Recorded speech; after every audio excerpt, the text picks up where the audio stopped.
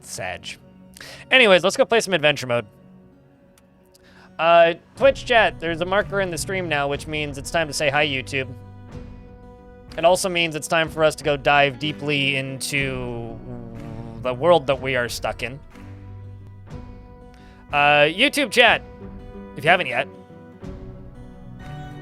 don't forget to leave a like on the stream. Likes make the YouTube number go up. Aries, thanks for the Prime sub. And for supporting your custom dwarf content distributed to you daily. Except for the days when I'm sleeping and not streaming. Because I do that sometimes.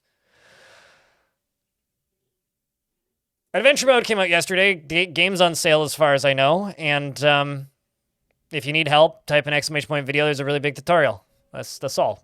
Twitch chat, can I get a round of beers for that brand new Prime sub? Thank you very much for those Prime subscriptions. You guys help keep this channel funded and free of unnecessary sponsored segments. Yeah, that.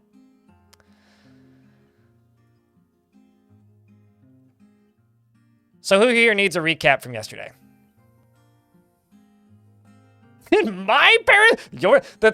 thing about parasocial relationships, though, Therotic, is you're sharing it with thousands of other people. So who says it's yours? It's more like our.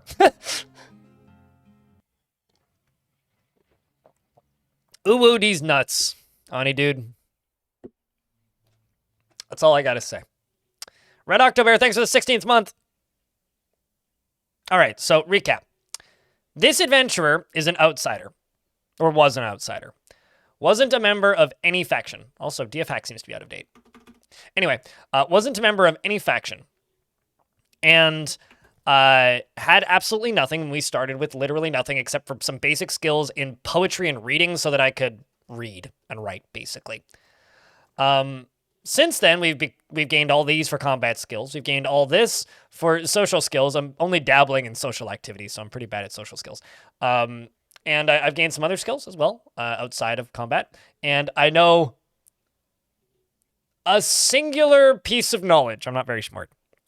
Now, if I open up the map, that right here is an army of like 1,000 people. That is like one person, and that is like one person. I need to go kill these two people. I've been tasked by a lady in this tavern who claims to run this city, who actually does, was previously a criminal, though. Check, can I get a round of beers for the 16 months from Red October, by the way? Who claims to run this city. This person has tasked us with routing that army.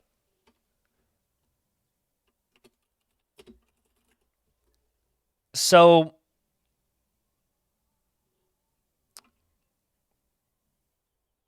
I need to figure out some way of getting strong enough to rout that army. That's my goal, hopefully for today. Currently, I do have some mythical items, or a mythical item. I can shoot bolts of ice, which is nice. So we need to go put together a bandit gang and raise an army. Now, I'm kind of considering this tavern my home base because it's convenient, and there's a lower floor down here. Also a bunch of... Oh, there's a fat crossbowman down here. There's also a bunch of random statues. Do you have anything in your inventory? Nothing crazy. So what I want to do is we're going to go wander around, not here, and try and get as close to legendary as possible, or at the very least better at combat skills.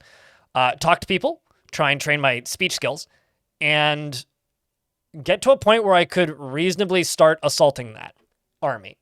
I'm thinking that maybe the best way to do it would be to get my skills up to above where they are right now, and then go recruit as many dogs and horses as I can find,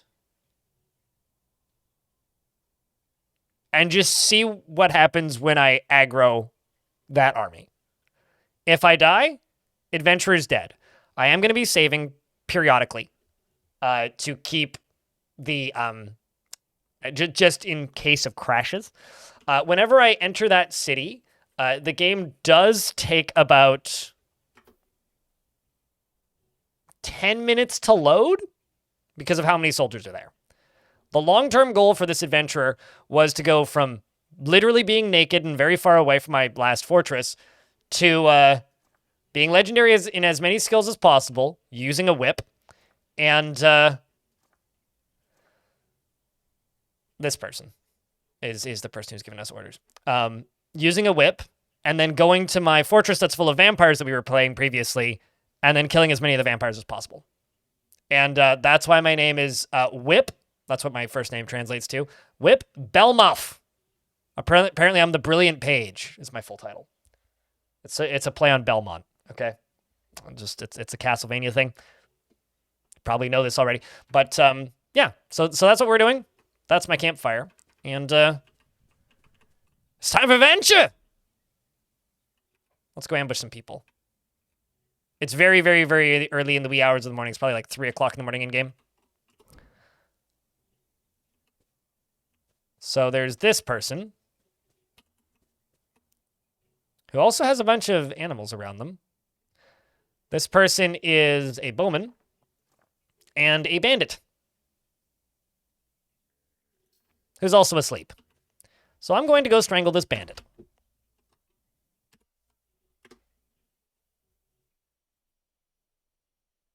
Good morning, idiosyncrasy. Excuse me while I grab you by the neck. Oh.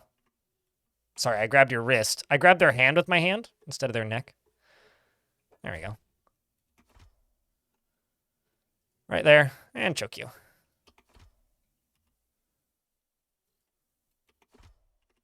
Just gonna break their wrist while I'm at it.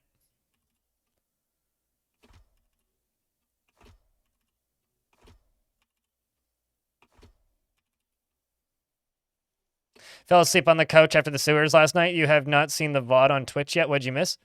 So I've been tasked to kill a very, very, very, very, very large army of bandits, and I'm actually going to do it. Or I'm going to try to do it. For clarity here, there's probably about 1,000 of them in the local town here.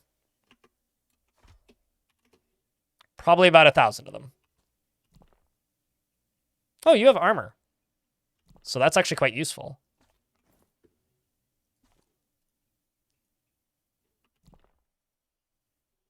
Is there anything else I need for clothing? Probably. Could use a new hood. I need new boots. Let's take these 2 boots. Let's remove my old boots. And drop them. More like hand breaking, actually. Oh, also, that's the skull of the leader of the previous leader of the bandit gang. So there's that. Okay, so where? Because I have new shoes now. Drop you. Drop you. What else do you have? You got an iron cap. Don't need that, me no think. I'll take your coins. Take your coins. Let's see if I can claim this horse. Ah. No, I can't. The horses are hostile. Well, I will leave the horses. Dog, on the other hand. You I can claim. Come with me, Pooch.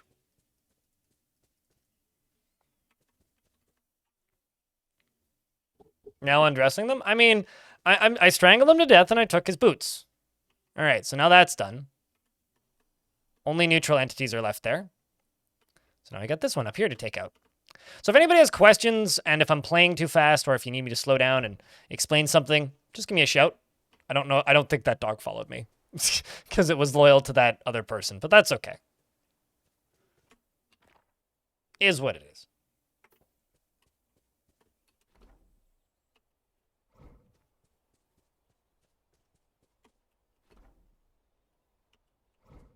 Oh, hello. What's in my hands? Oh. Coins. I should have pulled my weapons out. If you have your weapons out when you're picking up items, and you have no space in your hands, stuff just automatically goes, ah. So this is a bowman who I got into a tussle with earlier, who almost killed me, and the way that I removed their crossbow was I yelled at them and told them to drop it. No, not their crossbow, their bow. I yelled at them and told them to drop it. But now they're attacking me. I've tried to convince this person to join me multiple times, and every time they've ran away.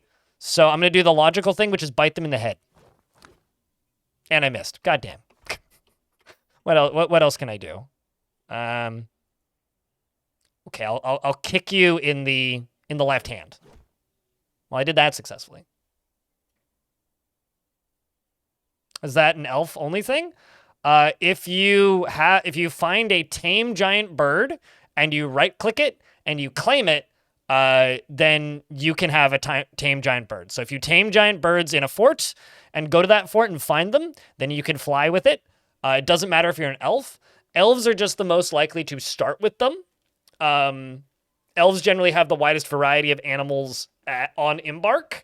Something you could do if you want to embark with a giant bird or a giant animal is make 2 adventurers and have one of them be the one that you want to play, and then the other one be part of the faction that has the giant animal, and then embark with a giant animal with that companion. And then when you start the adventure, tell the companion to wait here and then walk away and take the giant bird if you don't want to have that companion with you. Can you ride a giant eel? Not above water. It would drown. And if you're below water, likely you would drown.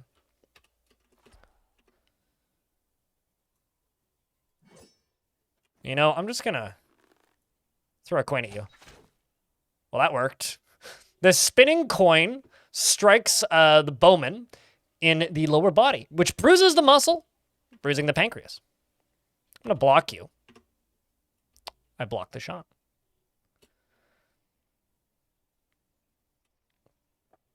Versus goblins?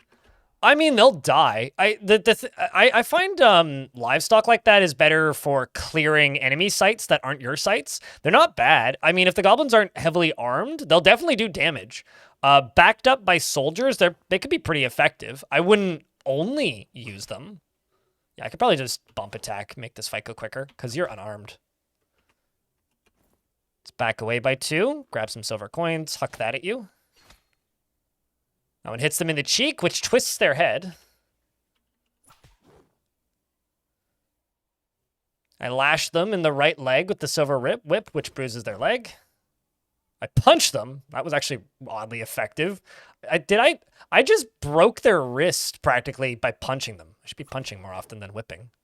I'm using a whip because I found one, and I'm not a Bellmouth, definitely. This is also not bad training. I can get a whip on their hand.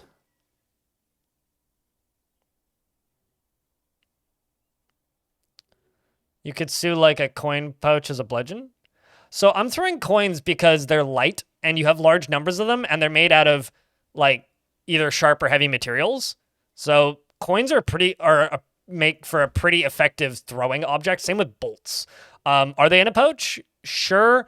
Yes, they are, but they're not actually that heavy individually. So unless I'm throwing them, they're not going to be that effective.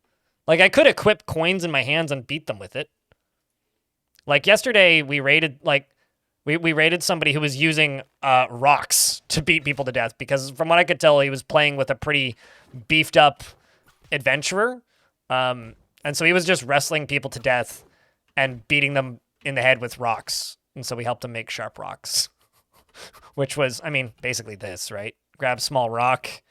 I mean, I could just throw rocks, pick them up off the ground and throw them. Come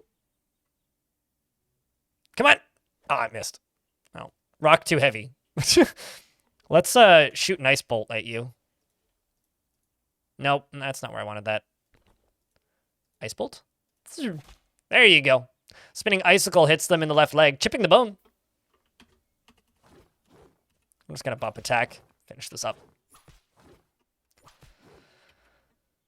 I once had an elven bard in fortress mode kill a titan by throwing a book at it. I also once had a elf kill a titan in fortress mode because the elf caught fire and its boiling blood covered the titan and the titan melted. So, you know, fun stuff like that. All right, so that's those two dead. Notice how I'm just leaving the coins. Man, these dudes keep spreading out.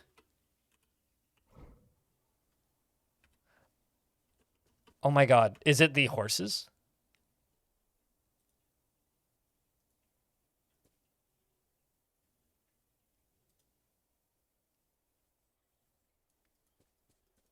So are you my horse now?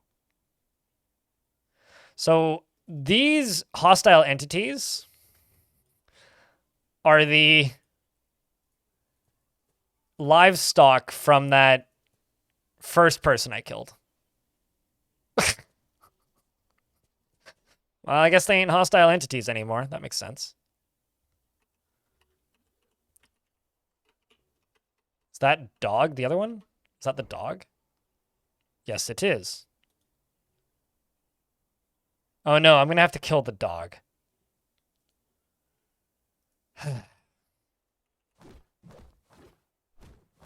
Which also makes the other animals attack me. Well, that's not good.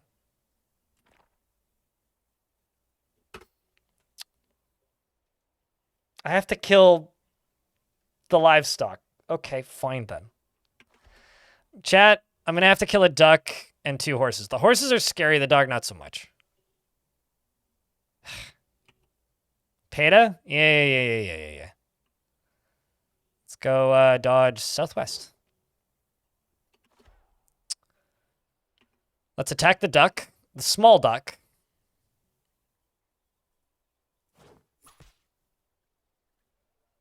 Small duck is propelled away by the force of the blow.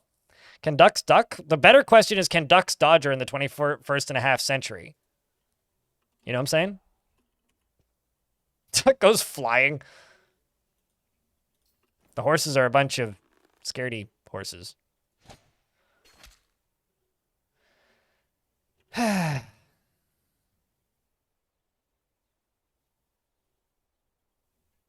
Let's hope this horse isn't Boo reincarnated. I'm sure we'll be fine. An ad's about to pop, so I'm just going to sit here and wait until the ads are done. Also, I do wonder... Ah, music's off. Something seemed off there. I'm just lucky those aren't geese. You know, there's a true story, Havoc. There's a photo of me on the internet lying down in a field completely surrounded by a flock of geese.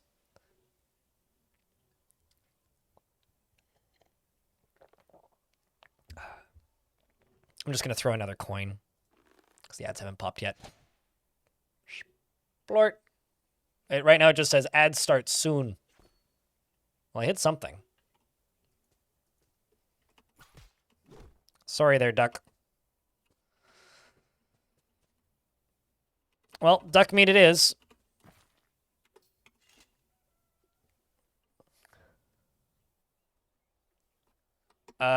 Sure. Carry kitty.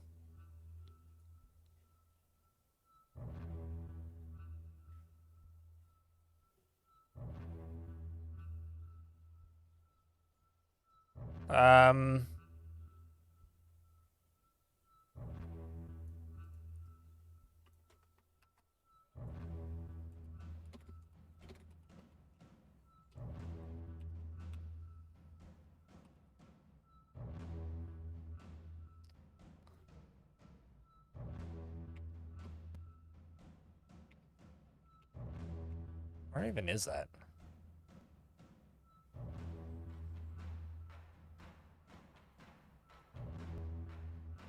Oh, huh.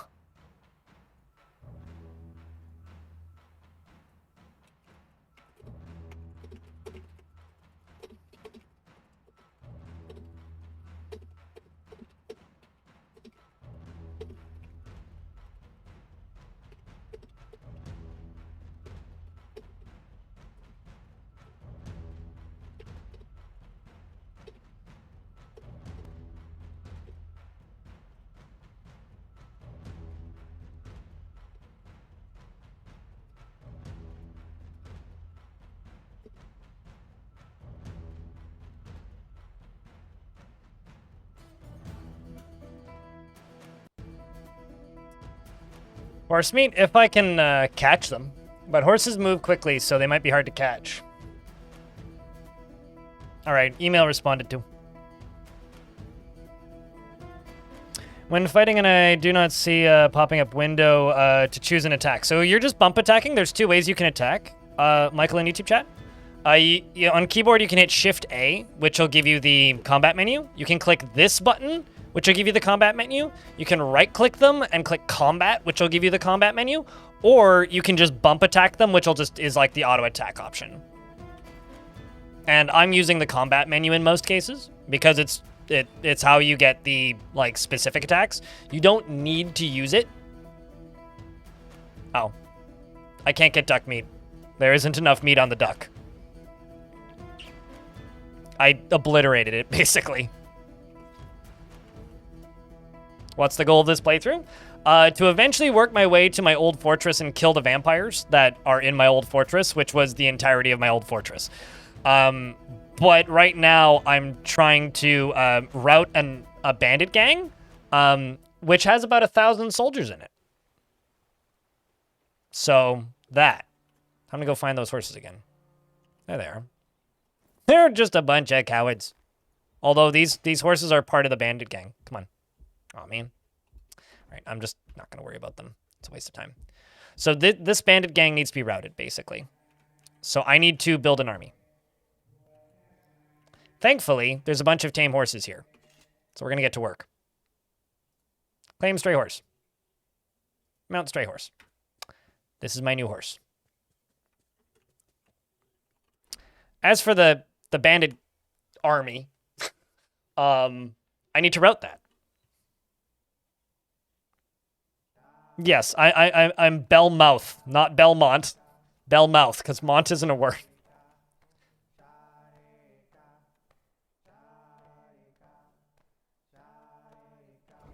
Let's just travel manually.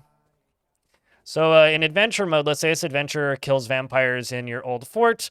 Once that's done and he like claim to the fort and create his old faction. No, it would be claimed as part of the faction that he's a part of, or you would name the group and it wouldn't be considered its own faction. Then when you reclaim it, you'd reclaim it as a new faction or as the faction that was previously there. Basically, new factions can't be created. New groups can be created, but a group isn't a faction and a player can't play as a group in Fortress mode. So the group title might remain the same, but the faction, like basically a new group, like dwarven faction would take over it. Omnius, thanks for gifting 10 memberships in the YouTube chat. Hey, Twitch chat, can I get a round of beers? YouTube chat seems to be carrying the stream today. At least so far. So I guess yes, but no, but sure.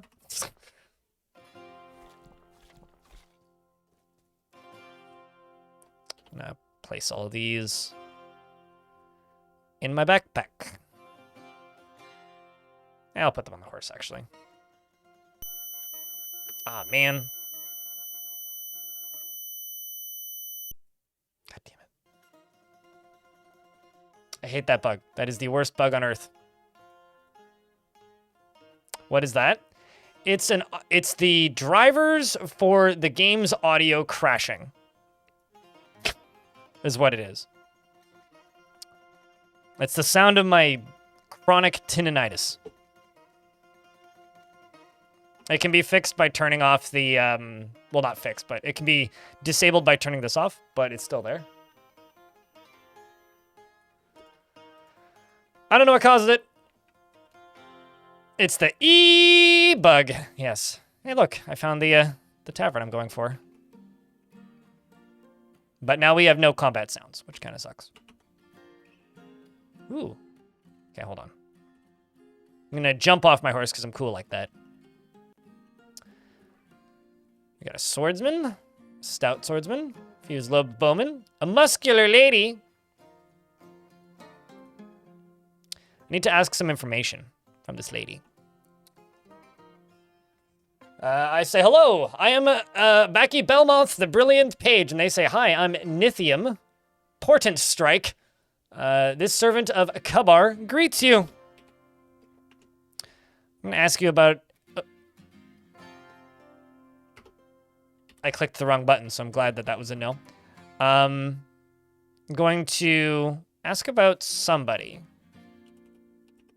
I'm going to ask about the person who I am the hearth person of. This is the person who tasked me with taking out that army. She is lady. Okay. Then I'm going to ask about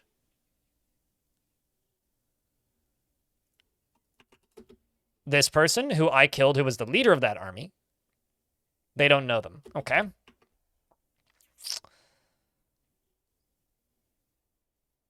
I'm going to ask about the area.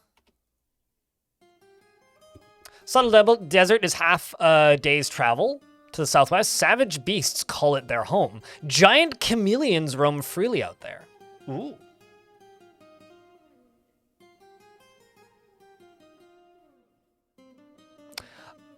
And avoiding the armor user skill to level up?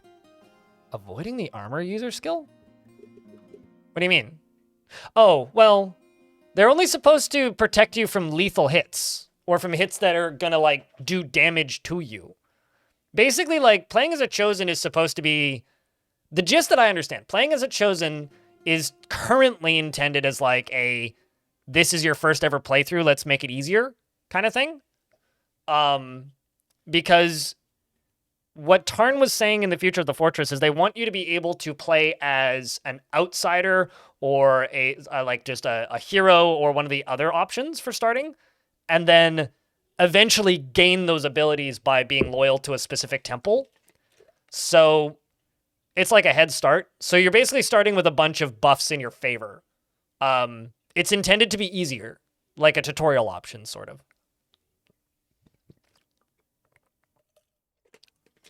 You didn't know you could just fix it in-game? Well, I mean, I didn't fix it. I just disabled sound effects. I think, like, I was able to fix it yesterday by restarting the game a couple times, but, like, it is odd that it happens.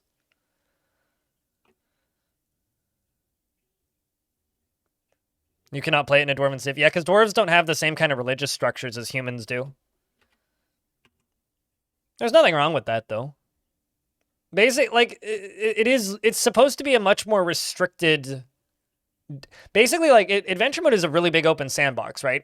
And the second you add guardrails in it to have a sort of structure in it, you are going to restrict your options pretty dramatically, right? So going in as a Chosen is going to restrict a lot of your options, but give you more direction. It's like, do you want the ability to do everything, or the ability to have some benefits and buffs, but stricter starting circumstances?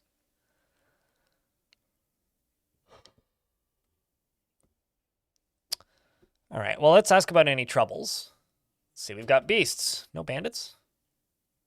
Let's ask about the beasts. The world is safer when this night creature no longer stalk the darkness. Tunneled died is in the Quesant Jungles. Seek this place if you hunt Tarim the Night Monster. Ooh, spooky. Maybe we'll have to hunt a night monster at some point. Where at? It's far to the south. You receive a detailed description. Well, thank you. Let's about the site's neighbors and trade partners. The people of Bullraced go to Courage Dyke to trade. There are 21 other villages which utilize the market there. Family. Let's ask about your family. I have a nephew named Adet Bulbous Babies. Became around. This is how the Bellmounts became a renowned monster hunters. Maybe in this dimension. Just popped in. Are you referring to this sound tone issue when touching the scroll bar? It's. I've had it. It just started without me touching anything. So yesterday, the first time I had it happen was while scrolling up through the announcement screen. This time, it just happened out of nowhere. So I don't think I scrolled anything when it started. Somebody could go back in the VOD and double check, but it's. You can mute it if you go into the audio here and just turn off sound effects because it's remix. It's that, right? So if you don't want to have tinnitus, just turn that off.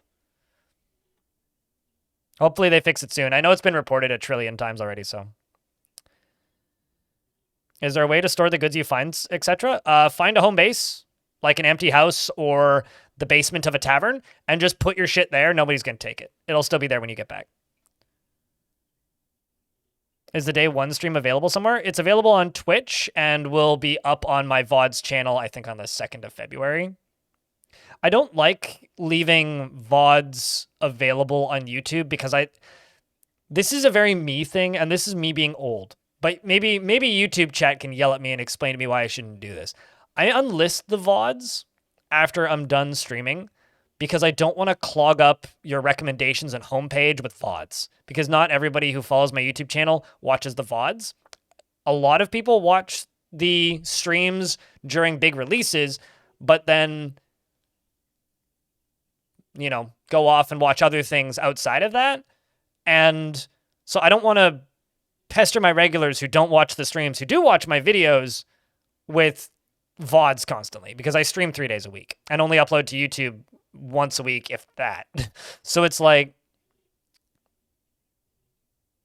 is it self-explanatory? If you claim a location, you gain a title, and that location is considered yours. You become the lord of that location if you do it successfully. But you can only do that if there isn't another lord currently residing there. But anyway, the VODs end up on my second YouTube channel, which is at Blind Extras.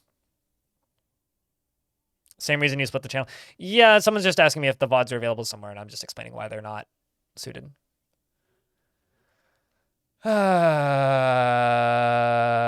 You're pretty sure you got to look at the world map. I think it just happens. I'm pretty damn sure it's just the audio drivers crashing in some way or overloading. It just happens. I don't know if there's like a direct cause. Like, I've seen a lot of people talking about touching scroll bars, but I'm pretty sure I've just had them happen.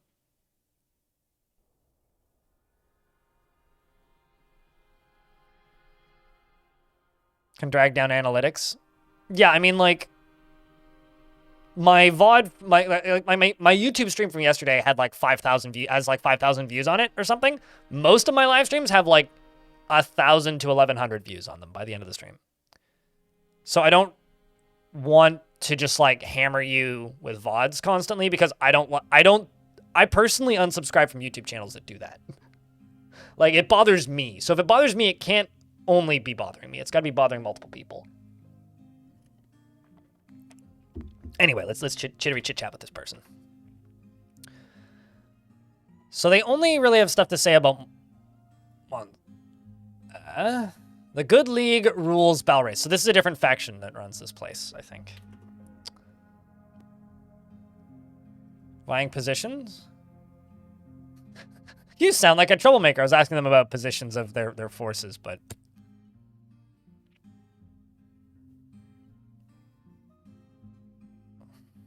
I'm also just training this stuff, so let's ask about schemes and plots. I have nothing to say to you. They appear unconvinced. Well, that's fine.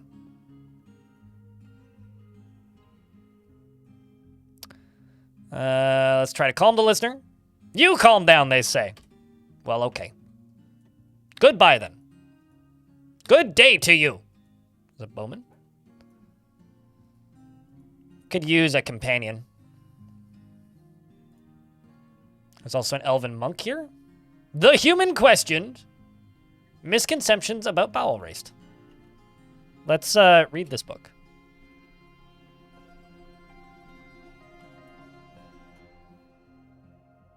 Read. It's a 32-page essay entitled The Human Question, authored by Aquios Memixkalu. It concerns the divorce of the human Sikwar and the human Aquios in 238.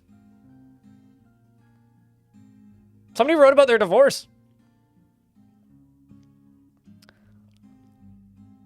Yeah, that'll happen with smaller animals. Vuckruck. You're Seeker on Twitch? Oh, yeah, I know who you are now. What's up, Brandon?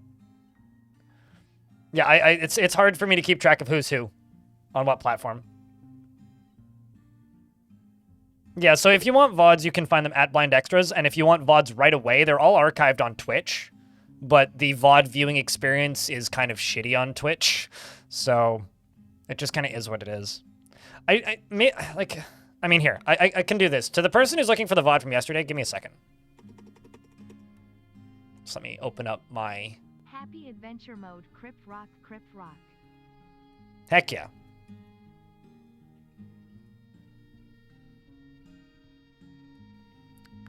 Just clearing something. I'm just gonna link it in the YouTube chat if you want the VOD from yesterday. I wonder if I can just pin it. For people who do want it.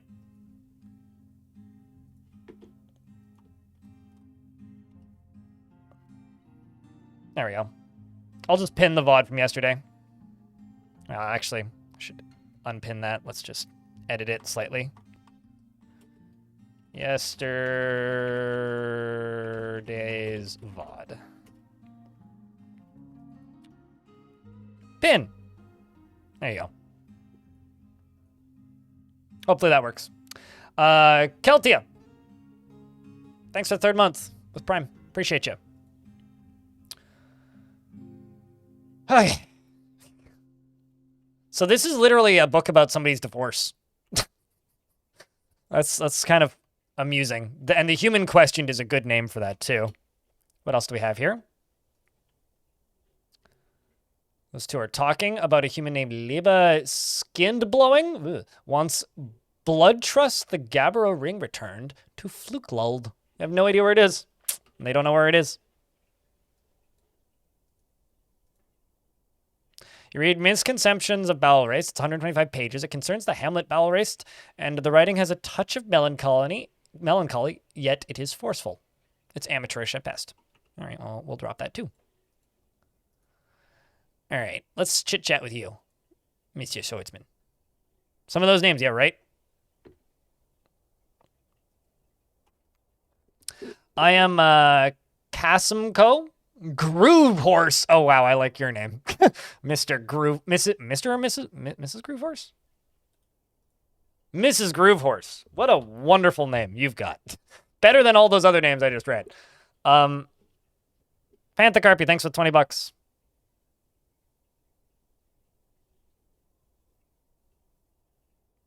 YouTube chat is carrying the stream today, Twitch chat. Hey, YouTube chat. Hit that heart button a bunch of times. Twitch chat, can I get a round of beers for the $20 YouTube super chat? Helping keep the stream funded. Let's ask you about troubles. It's just all these beasts. Nobody's worried about the army of 1,000 bandits, yet everybody's talking about these beasts that exist here. A force of evil has arisen in the world. Bean poked. I've heard about this one. Is in the Hill of Blowing. Seek this place if you hunt Cole Standard Ransacked, the soldier of Oldazat prisoner. I should probably actually go to that one. Can you join me on adventures, person?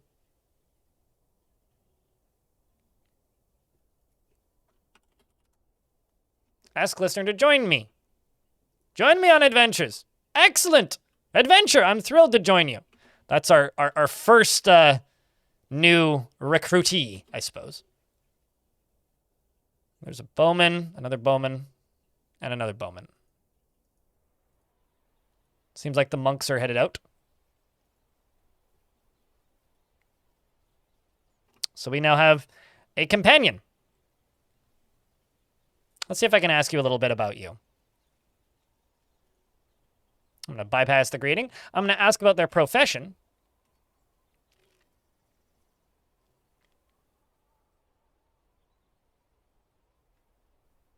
Make sure to recruit a healer. So there is no healers in Dwarfort adventure mode. I do have healing potions, though, so I can heal myself. As for our friend here, I could give them a couple points of healing potions. I don't know if they'll use them, though. I inquire about your profession. I'm a hearth person of the Lady Nitham Portenstrike. Somebody.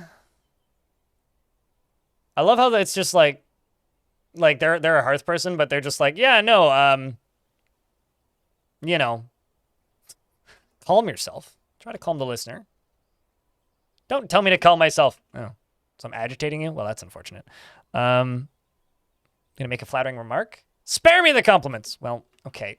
I'm sorry my social skills are bad. I'm just going to go up here and tell a story of I don't know. The person I killed, yeah. So I've annoyed this person, and now I'm telling the story of the guy that I killed who leads the bandit gang. You begin telling the story of the human Oz realm shells, of the killing the human Oz realm shells by me, with a silver whip, in the soaked desert in the mid-spring of 326.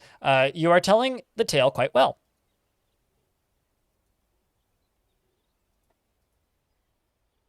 I tell the whole story, and I conclude my performance. Let's see what you thought of this. He's interested while watching a performance. Well, there you go. Also, you're an adequate diagnoser. It's funny. Like, you're just like, you hire bring along a healer. This guy's literally a healer. He's also got better armor than me.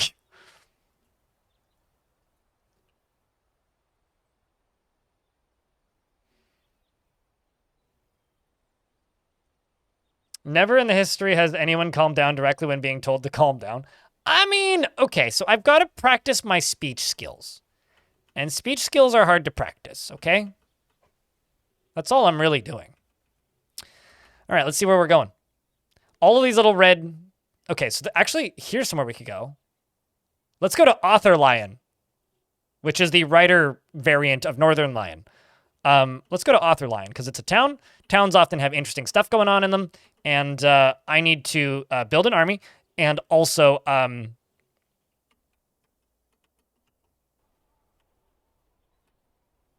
get better at speech and many other things. Well, this is very inconvenient. I can swim. I hope you can too. Sploosh.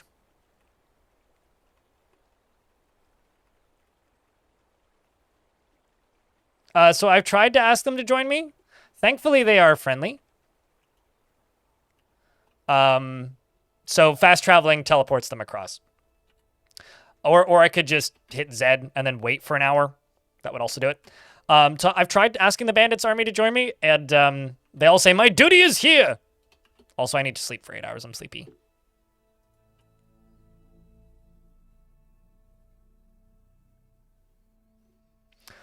What's up, Svenvik?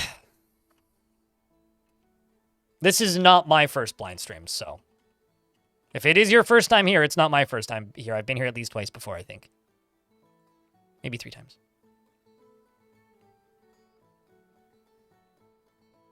It's out now. You can go play it, Brayden. Drink the water. Drink water. I'm going to fill my Electrum Flask. I'm going to eat some... Why do I have clay in my inventory? What?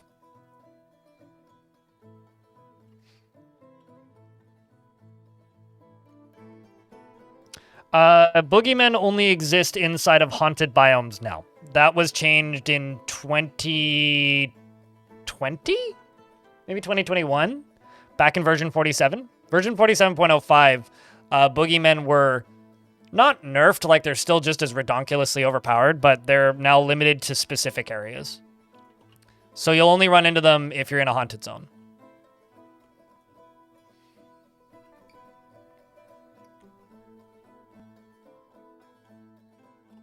You'll still get ambushed by giant animals in Untamed Wilds regions, though. And you can still get ambushed in non-ones if there are bandits in the vicinity. But adventure mode has become a lot more friendly.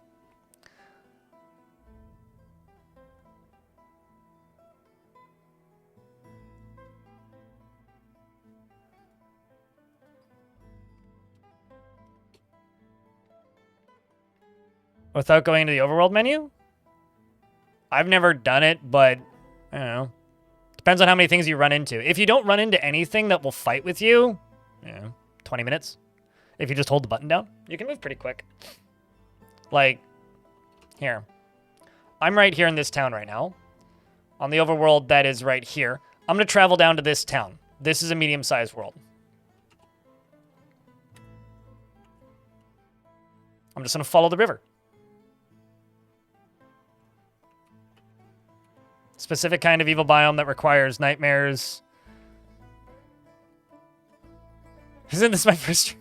This is yeah, I've never streamed before. This is crazy that so many people are tuning in.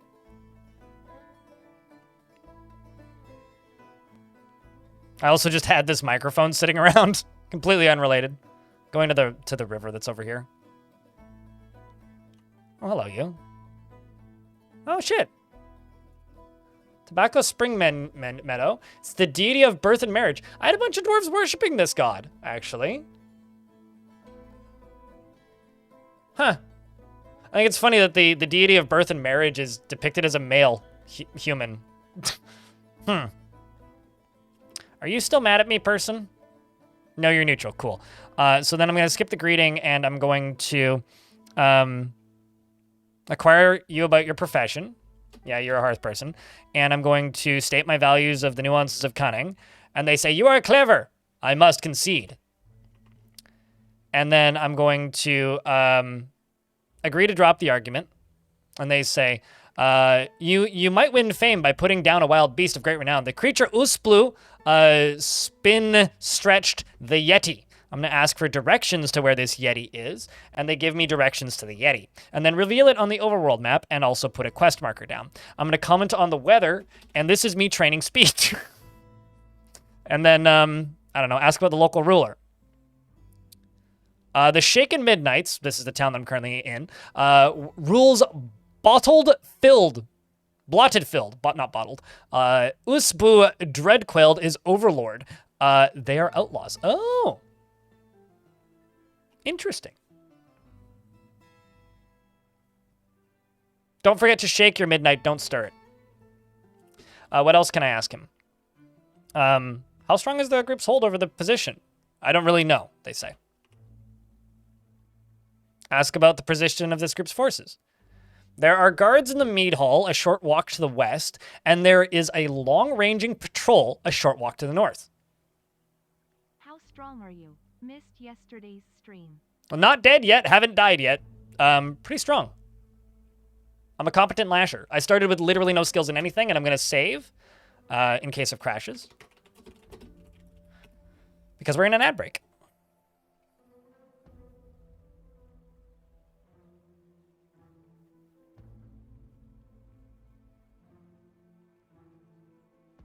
I'm happy. Wicked cool, Steve. It seems like I've nailed the need for, excuse me. I've completed the, like, desire of, here's a guide on how to get started, but, like, it's nothing advanced. It's literally just like, here's the basics that you need to figure out.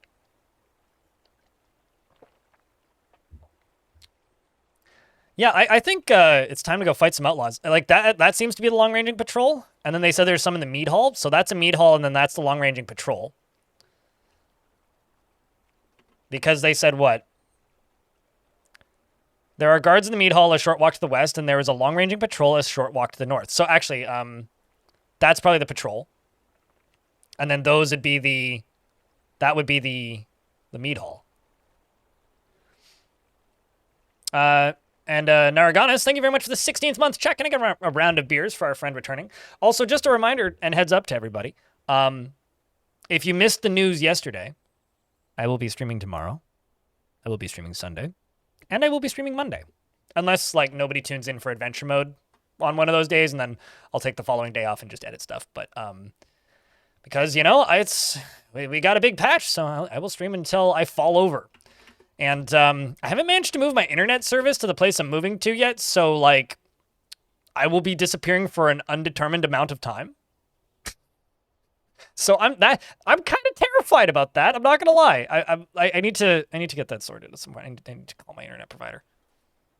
So let's find this road, which is right over here. See if I can. This is what I mean by how long does it take to travel across the world? Well, it depends on how many times I get distracted.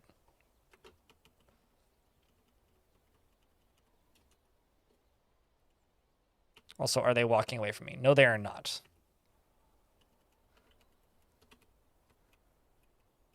So these are the bandits. Oh, wow, they are bandits. Goblins. Goblins, see? There's a lasher, a swordsman. They're skilled and novice. We can take them. The bowman's a bit of a threat. They may just attack me, but they may also not. It's kind of hard to tell with bandits. Oh, they're moving. They see me trolling. All right. Who's ready for fight?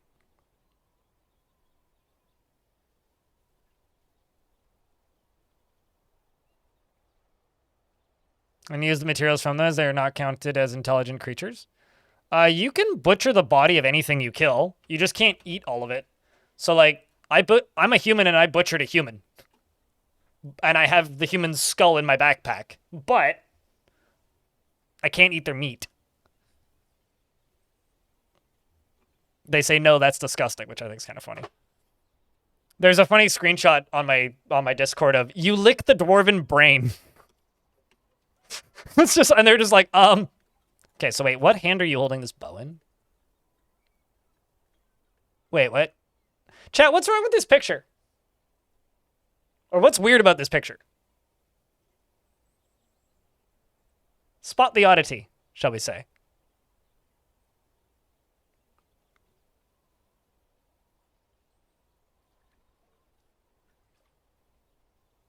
Double quivers. Yeah, dude's dual fisting quivers. I guess 40 iron arrows wasn't enough. He needed an additional 37. Sure, but I'm just saying, like, I understand what you're saying, Raging Moose, but you can butcher anybody anywhere. You just can't use the materials outside of that. But no, that makes sense. I mean, like, because the shrine creatures are currently placeholder. They're supposed to be like the angels eventually, where they're like a different kind of randomly generated creature. So wait, what hand are you holding your bow in? Right hand.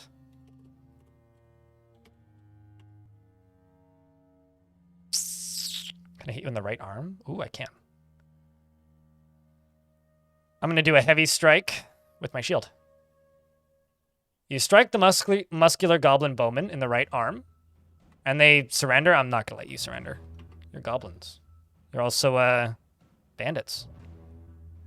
I can hit you in the right arm again. I'm going to go for a quick double hit, so I select this button for multi-hit attack, plus I'm going to quick strike them with my whip.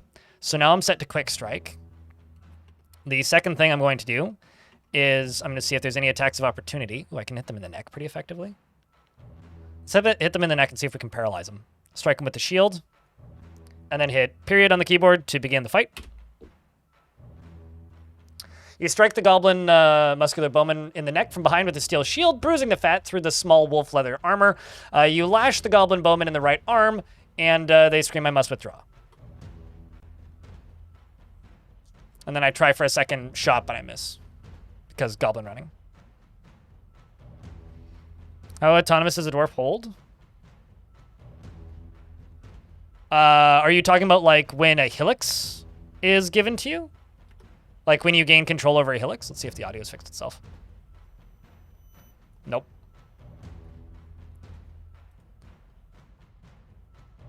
Like if you're talking about a helix, you don't need to do anything. But you can request soldiers from it if you want. Or not soldiers. You can request extra workers from it if you want. Wow! Hold on a second. Horse, did you just like immediately kill that dude? The horse kicks the skinny goblin lasher in the head from behind with her rear hoof, and the injured part explodes.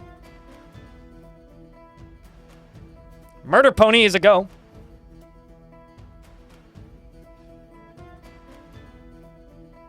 They are viable in adventure mode, Denista.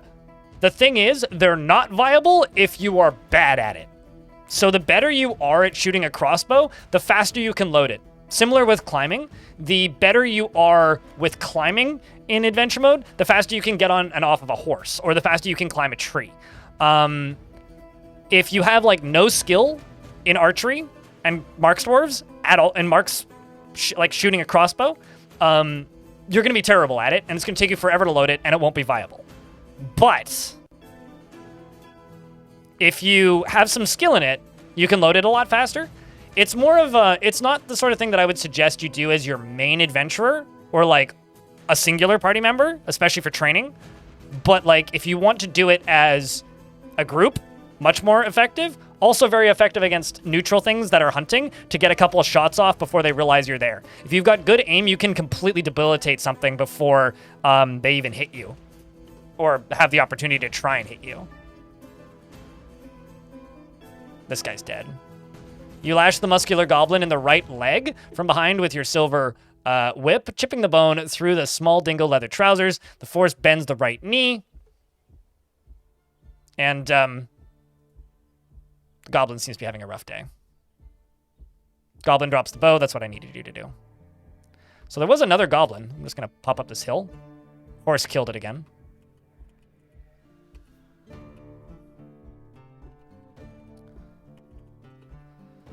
So that was their patrol. There's another goblin screaming, I must withdraw. Let's fast travel. Okay, so the goblins moved north. There he is.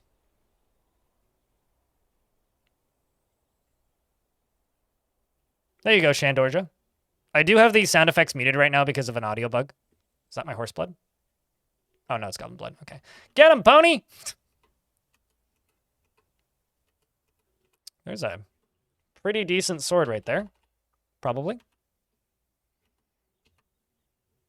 Teeth just go everywhere. Because I punched it. This is not even a fair fight now. You know, if you want to survive in adventure mode, get a horse.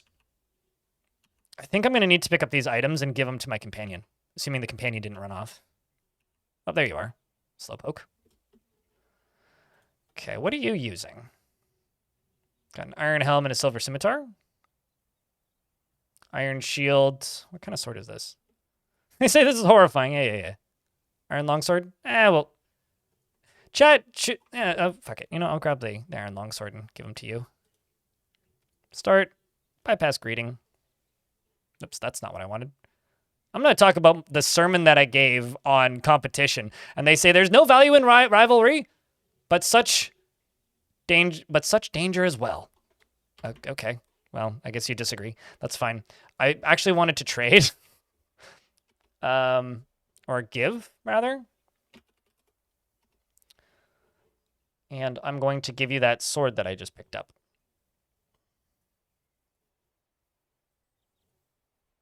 And they say, thank you so much. I'm not sure if they'll equip it, but if they do, they do. If they don't, they don't. Can leave the rest of that goblin there. Monia, thanks for the 20th month. Welcome back. Appreciate you. That was your first major crash, a horse kicking out every available tooth from a bandit. Oh, really? Yeah, save frequently and save often. I'm also just going to, real quick, restart the game and see if that fixes the audio bug. You can't get... There is no horse armor that I am aware of.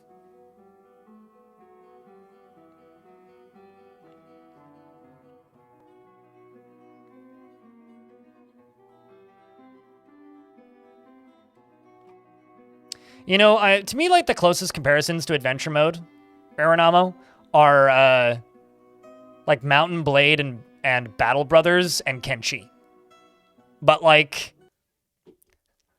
Everybody likes to point out how every single one of those games is more advanced in some ways, but everybody forgets that none of those games have the same kind of, like, advanced as in, like, mechanically varied, I guess, is probably the best way to put it. But I think that they all kind of forget that adventure, like, the reason adventure mode is interesting isn't because of the minute-to-minute gameplay. I mean, the combat system is great, but it isn't because of the minute-to-minute gameplay. It's because of the history and the fact that you can then go play Fortress mode in it, right? I mean, I personally think I wouldn't have a problem with the game having horse armor in it. That would be totally fine. Let's see if I can turn these on. Okay, so I can turn the sound effects back on. I'm just gonna leave them at 79%. And if the buzz bug comes, if the tinnitus comes back, then I will disable it.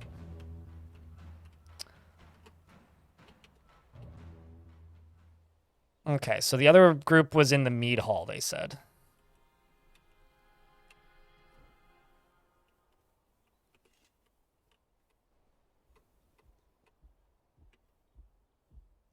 The Goblin Overlord. Oh!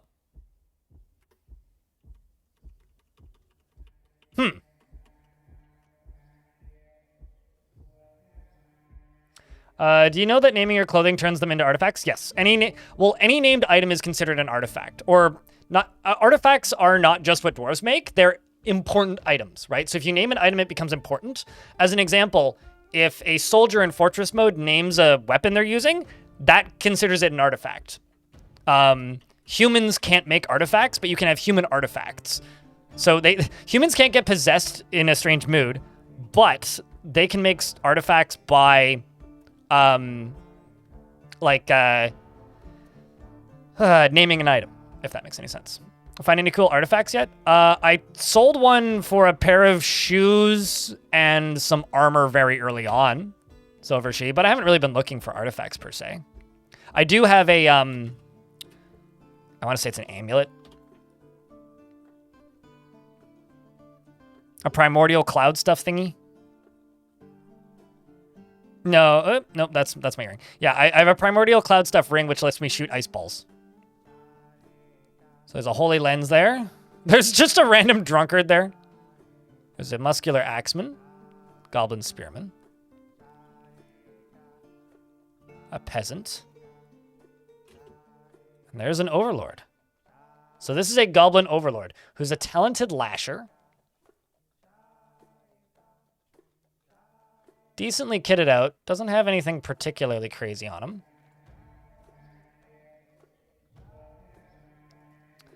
I'm gonna just start chit-chatting, I guess. So that's my ally. How do I know you?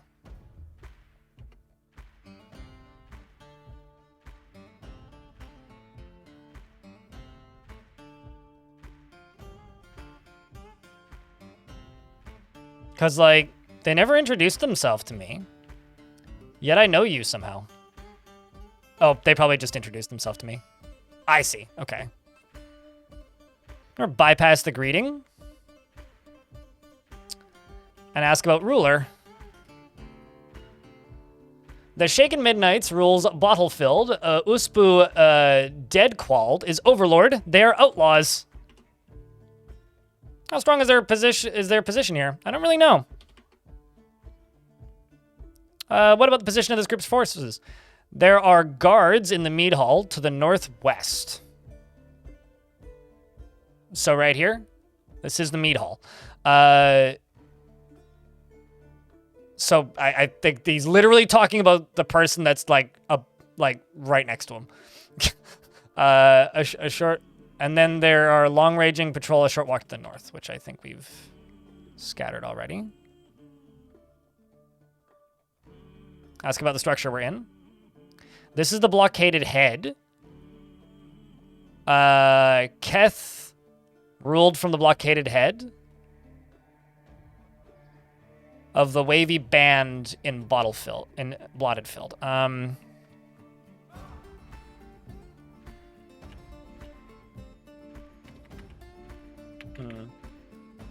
Silver She, have you found any cool artifacts? You got primordial dream stuff in your current world, and it throws people back from you. Okay, so that stuff exists in this world too, Raging Moose. The force push and force pull stuff. I want to say I think that stuff might be the strongest. Because, like, you can if there's a wall, you can basically stun lock somebody against the wall permanently. And it is ridiculously strong. Like, just being able to have somebody perma-stun locked on their back and exhausted because you're just repeatedly bashing them against a wall, very strong. You can also, like, just push people off of ledges, which is also really strong. They actually have to sell the horse armor for $8 on the Steam store. You know what would be great, Mountain Maker? If they shouldn't do this. If they sold the horse armor for $8 on the Steam store, but also you could just go find it in game. It just gives you the option to start with it no matter what. They shouldn't do that, but that would be... Mwah.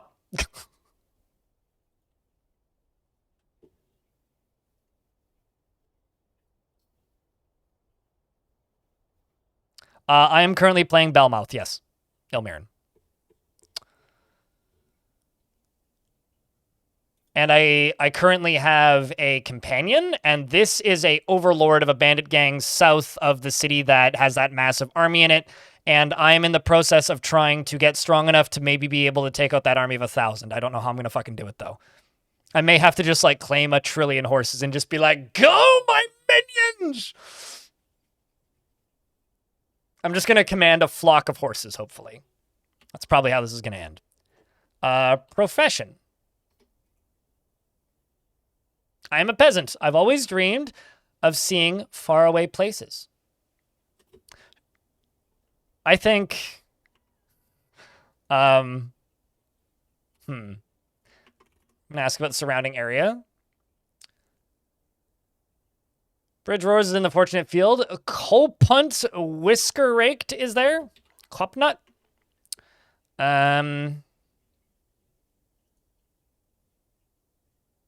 Yeah, okay, so you don't know too much about this location.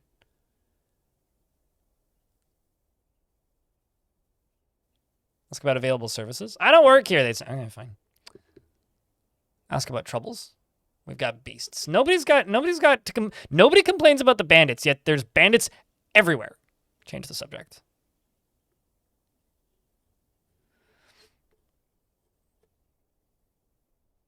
I'm gonna tell a joke. And they say, ha ha ha ha, you're funny. I'm gonna say goodbye. I'm gonna talk with you. Goblin Overlord. Identify yourself, he says. No, the only person you have to feed is yourself. So the character you're currently playing is the one that you have to feed and water. Companions don't need to be fed or watered. Same with pets. I want to say there was a mod in older in older versions that made you have to do that.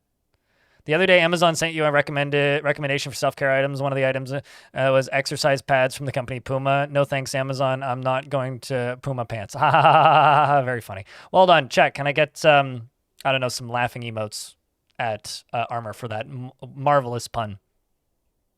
Appreciate you, Armor. Hope you're doing well, mate. So he says identify yourself. I gather you baddie then. I'm going to greet the listener. Hold on. There's blood everywhere suddenly. I don't know who Galifo is, but they're okay. So this dude, I think, is attacking the Goblin Spearman. The Broad-Ears Goblin Spearman says this. Okay, so the Wide Eyes Overlord says to the muscular criminal, "Hello, human. I am Uspu Dreadquald. Praise be to Kabar, and long live the cause." And so they're just attacking this guy. No, they're attacking this guy. I don't even know whose blood that is. The straight-haired peasant said, "There's fighting, I'm very uneasy." The peasant Gosoth says, "A battle, I'm very uneasy." And my friend says, "There's fighting, that's alarming." Everybody's upset. So who's the person who's getting attacked then? The Wide Eyes, the muscular criminal to the Wide Eyes Overlord said, "Nature can be enjoyed and used for a myriad of purposes, but there must always be respect for fear of its power." So the elf, I think, is getting attacked by this Goblin Overlord. I'm not sure. I didn't attack anybody. I think... Okay, hold on. Let me just hover around here. Oh, I see. My horse is named Galifo. So they're attacking my horse, is what's happening. My horse did it. Bad Lotus. My horse was like, "Oh, you baddie." Bang. So my horse is now bleeding. There's a goblin here. Okay, so my horse attacked this goblin, disarmed the goblin, who's now going to die, probably.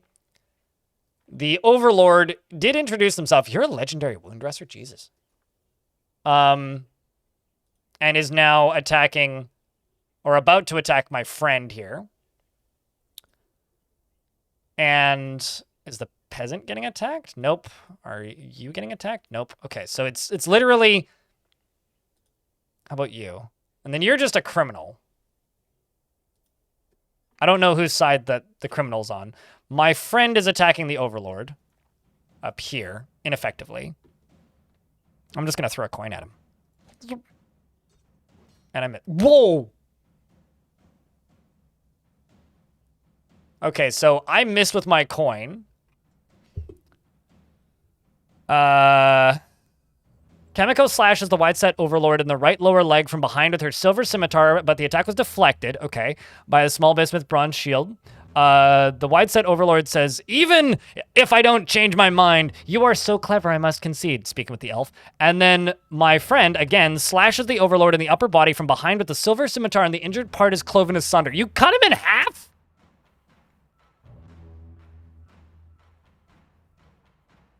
Dude! The broad ear, I really wish I could expand this, make it bigger. The broad ears goblin spearman says, gruesome wounds, I must withdraw. That's the one who's getting beaten up by my horse. And Galifo misses the goblin spearman. I think we have a good friend here. I'm gonna pull my weapons out.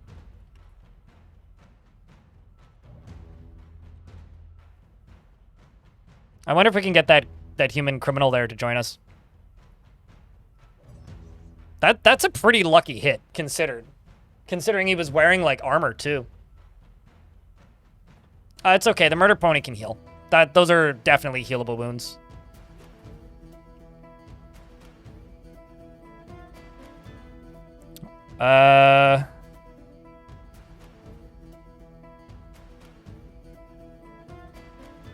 My human friend says, death, that's very alarming. And then the peasant says, death, it's all around us. This is truly horrifying. And then the muscular criminal says, I disagree. I consider your loyalties carefully. Adhere to them while they last and abandon them when you must. I don't know why you're arguing with that elf, but I don't think it's super productive right now, bud. This guy's attacking my horse. The horse started this fight, by the way. Remember this. Okay, so, well, since you're attacking my horse, I'm going to do a multi-hit. I'm going to lash you in the head. And what hand are you holding the shield with? Your right hand? Okay. Can I hit you in the right hand? I can't. Well, then I will just hit you in the back of the head with my shield. A heavy hit with my shield. Get him, bud.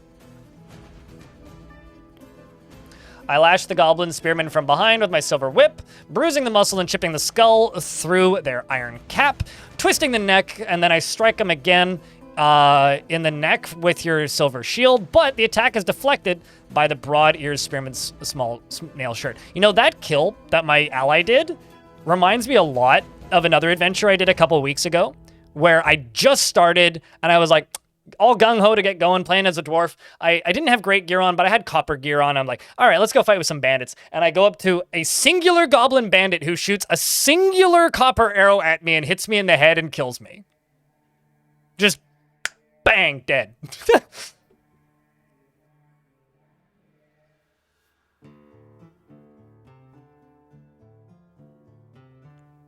So anyways, shoutouts to the war pony. Maybe I need a war pony emote. What would that look like, chat? I'm gonna parry you, because I gotta get better at parrying. Galifo bites the broad ears goblin spearman that's my horse. My horse bites the goblin spearman in the right ear from behind, and the severed part sails off in an arc.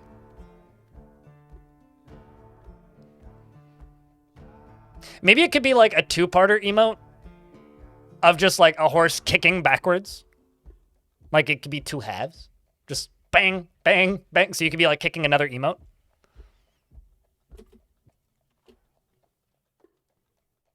The goblin is talking and also recovering from attacking with the shield. I'm going to start a conversation with them. And I'm going to express my emotions of a feeling of satisfaction at work. I finished up some work and I'm very satisfied. And my friend says, Usbu Dreamquald is dead. It is done. What's funny is this friend, Kasmko, was the one who told me specifically, yeah, something like that. Pieces of papers, exactly, something like that. This human, my companion, is the one who told me that these bandits are here. So now we need to figure out who rules this place. And the guy calls me an intruder after I talk to him, so I guess I'll strike you. We can just bump attack him now. As a reminder, if you want to attack quicker, you can also just do this. You just say attack. Or just bump attack by moving into the tile. Or literally just click on them. All of those will work. He's unconscious. The muscular human criminal is still just like, there's fighting, I feel very uneasy.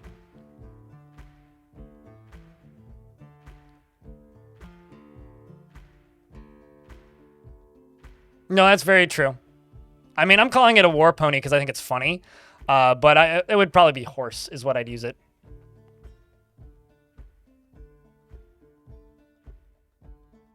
Well, we would already fought with people that were aligned with these guys, YouTube chat, so probably what happened was the horse was still aggroed against this bandit gang. So we walked in here, and they were arguing, and I was walking up to the Goblin Overlord to interrogate him, and then the horse was just like, criminals! And just like used his 17th sense to just like detect Baci and murdered him.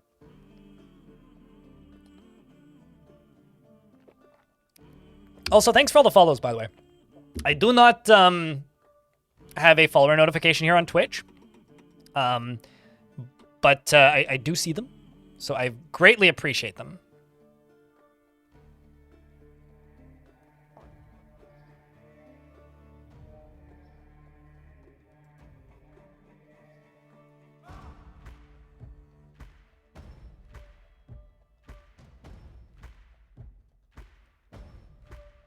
Was the Overlord in charge of this area? The Overlord was in charge of this town.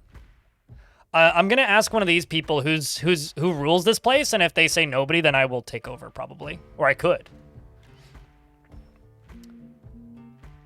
I'm receiving texts. My aunt is texting me. Why is my aunt texting me?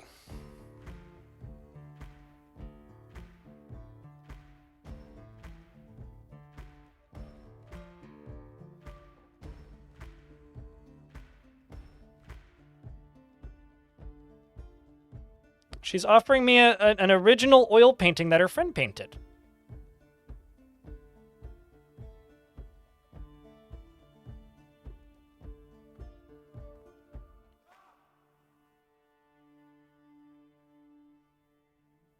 Wow. My aunt is a like hobbyist artist, semi-professional artist. I'm just going to skim through this and then just do a real quick save and continue playing because we are in an ad break.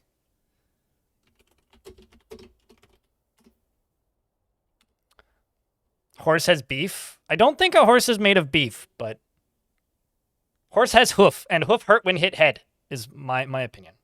Here, I'll show it to you if you guys want to see it while we're waiting for the ad break to roll through.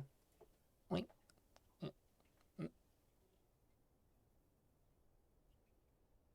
I don't think you guys... Oh, there it is. Not focused. It's been hanging in their living room for a very long time. So I remember seeing it for years. Hoy.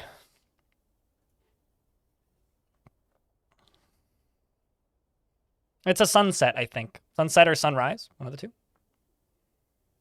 Yeah, if you need to figure out how many tickets you have, type in exclamation point tickets. Keltia.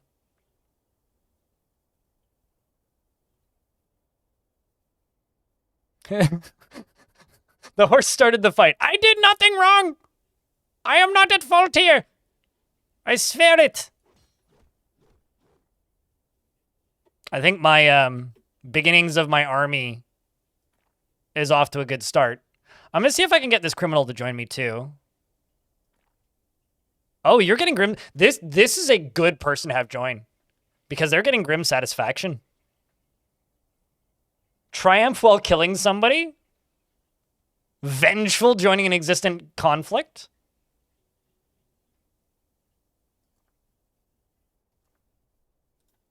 Also, am I sprinting? Holy shit, I am. I should stop doing that. Well, I'm just going to do a heavy lash on the head. I lash the broad-eared goblin's spearman in the head with my silver whip, bruising the muscle and jamming the skull through the brain and tearing the brain. And the muscular criminal says, "How fragile we are beyond fear."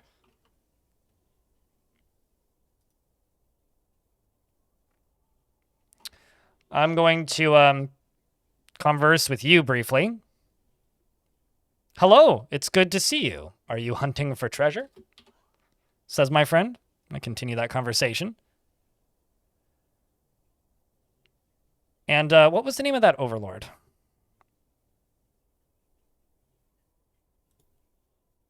It's Uspu.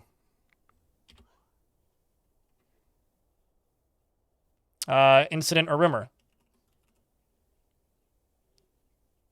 Well, actually, let's just do conflict fight, so it should be pretty recent, in which I slew. I can brag about killing that duck. Oh no, that duck was friendly. That duck was not hostile to me. Well, now I feel bad. Anyway, in which Uspu attacked Komatsu, in which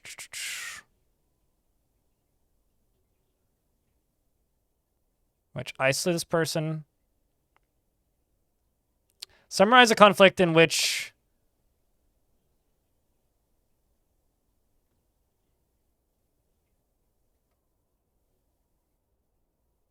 I think it's this. No.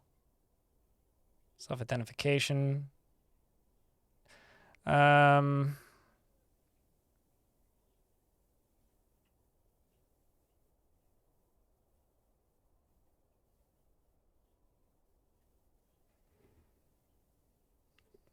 I guess it would be, yeah, this. It was inevitable. Uspu attacked me. You know, it's funny that they say Uspu attacked me. My horse attacked them, and then you cut him in half. And he's claiming he got attacked. She's claiming she got attacked. She's like, he attacked me. It was inevitable. It's like, you cut him in half unprompted. Anyway, I'm going to end that conversation.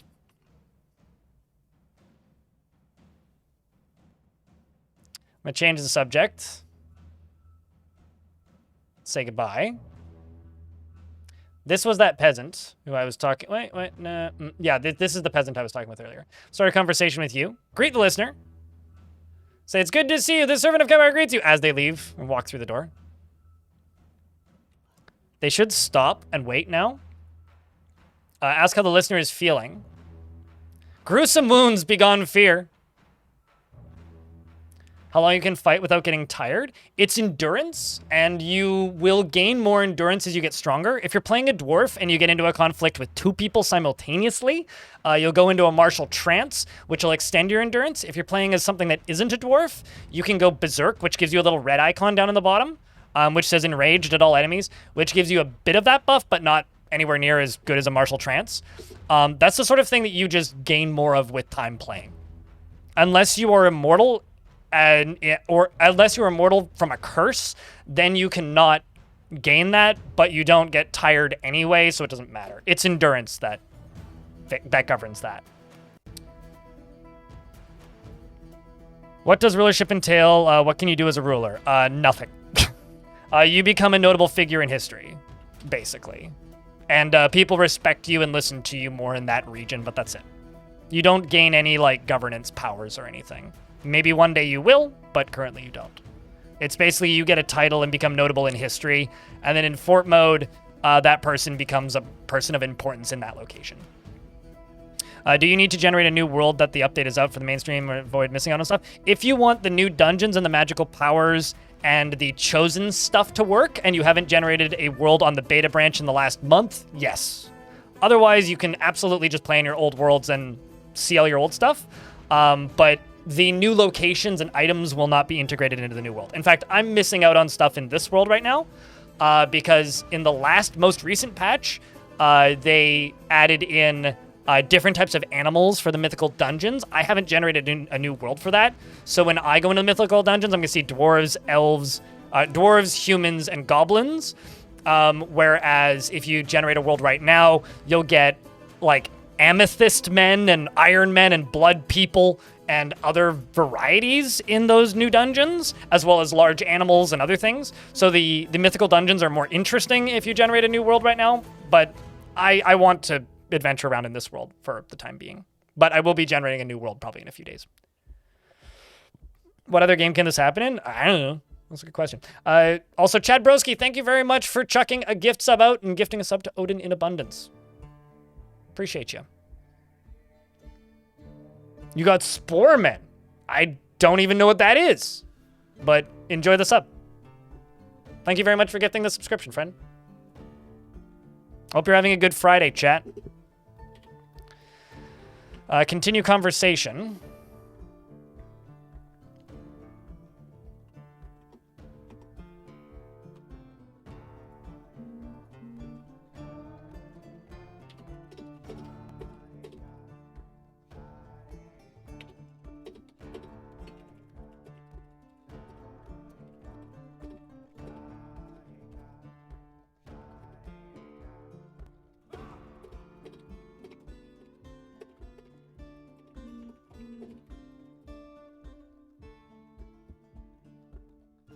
I'm also now getting texted by my mom.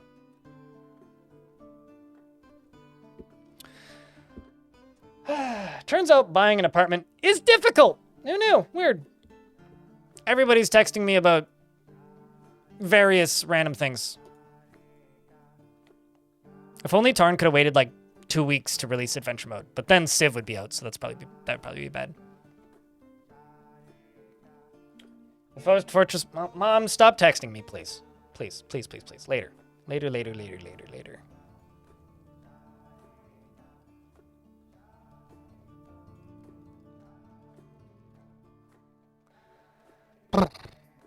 Okay. Careful, she'll hop on the stream. What, my mom? She can't figure out how to sign into her Twitch account. She might be watching right now. Hi, Mom! So, Stormwolf, don't tell anybody I told you this dirty secret.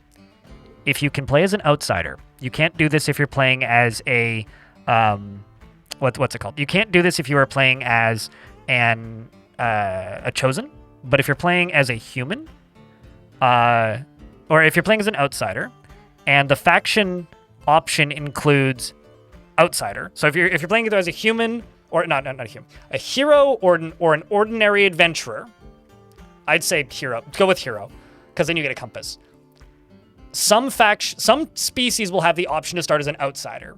Often animal people have the option to start as an outsider. Humans often have the option to start as an outsider, and so do goblins. I've never seen it as a dwarf, but if you can find the option to start as an outsider and not as part of a particular faction, every single animal that is alive in that world is available as a tame pet with varying points cost differences. This human is an outsider, for clarity. Gremlins are 1 point in the pet selection screen. So if you start on normal difficulty, you could theoretically start with 500 pet gremlins. The problem with starting as an outsider is you get no gear that you can start with. So all the gear selections are empty. So all you'd get is 2 weapons. So you're naked, basically. But if you're a normal sized character, it's very easy to find gear for that character. You could also start off with a giant sperm whale. Basically, you're the random naked person that shows up in your tavern. Where are the demon rat? In my inventory. Usually sits on my head. So like as an example, you start an adventurer, yeah? You play as that adventurer for a little bit. You become a necromancer. You retire that necromancer adventurer, all right? Then you start a new adventure as an outsider. And that outsider, now my aunt is texting me again.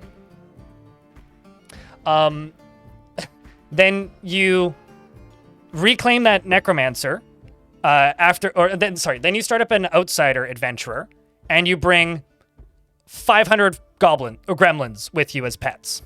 Okay? Then you bring that necromancer with you as a companion. I'd be willing to bet you could probably have a zombie gremlin army. If you just kill them one by one and resurrect them. Because I think that gremlins can be resurrected as friendly undead because they're technically intelligent.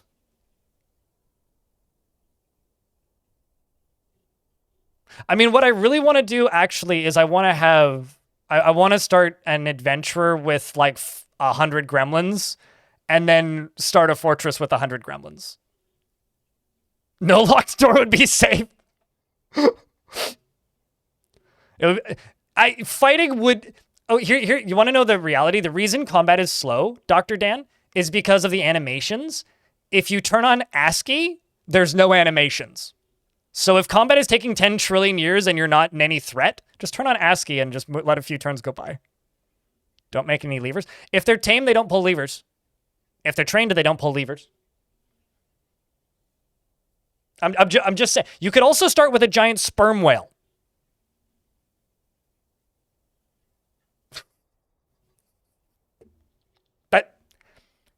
Just so that you're aware, you could start with a giant sperm whale.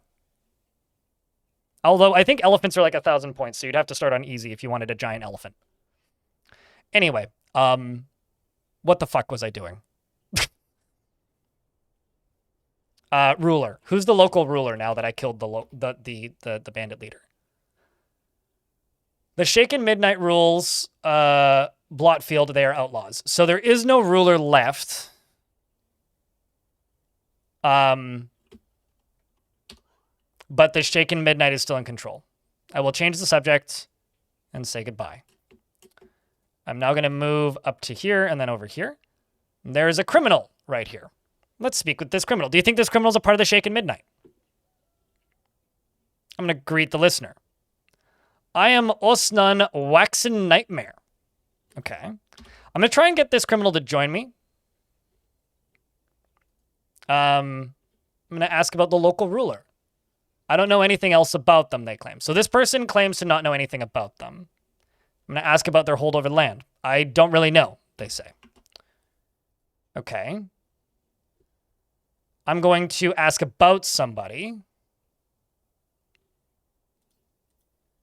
Specifically, Uspu, the person who was just killed.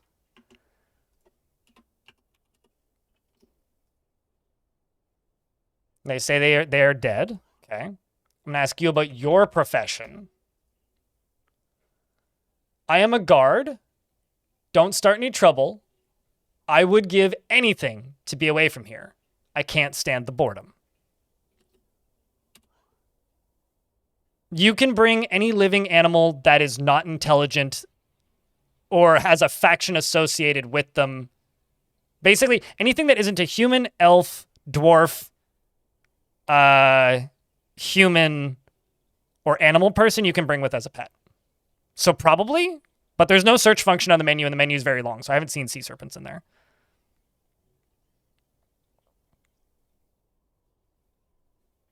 Goblins can make pretty awesome no-need nobles. Gremlins can, I think is what you mean, Bakerton. Also, fun fact, Havoc, did you know that ghosts can open locked doors? Even if they're locked with a lever? Now you know. And also, did you know that giant crabs can pull levers? And equip weapons? All right, so I can't stand the boredom.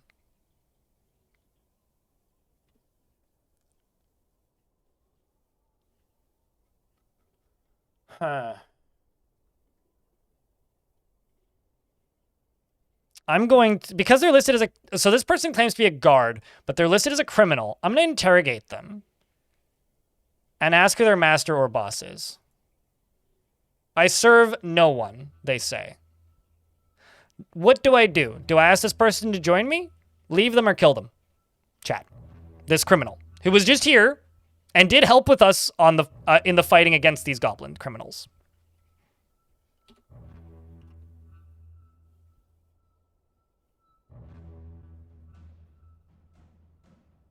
They seem bored. Well, they claim that they're bored. Ask the listener to join you. Join me on adventures. Excitement! Adventure! I'm thrilled to join you. Okay, so what do you have equipped? Basically, a copper halberd. There's a copper spear on the ground, copper shield. You have a silver whip and a bronze shield. I'm just gonna pick up the... I'm gonna put these weapons away. Grab this whip. And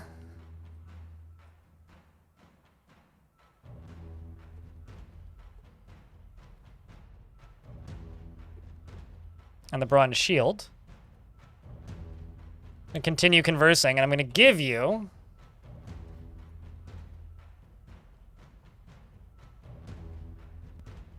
the bronze shield and the not as good silver whip.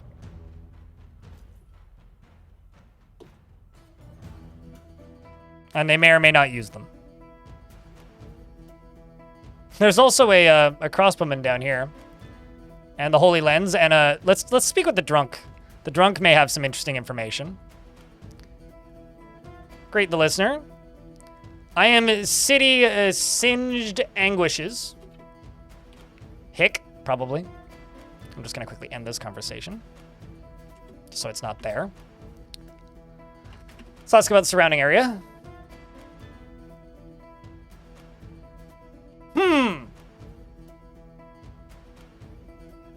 You know, it's funny. I know for a fact that adventurer is dead. But we just heard tale of one of my adventurers from before. Winterthrone is in the Finger of Oracles. Also, Winterthrone is my end goal. I want to get to Winterthrone, and I don't know it exists yet. That's my fort. Cinna, Mande, the beetle woman is there. Let's ask for directions to Winterthrone, possibly.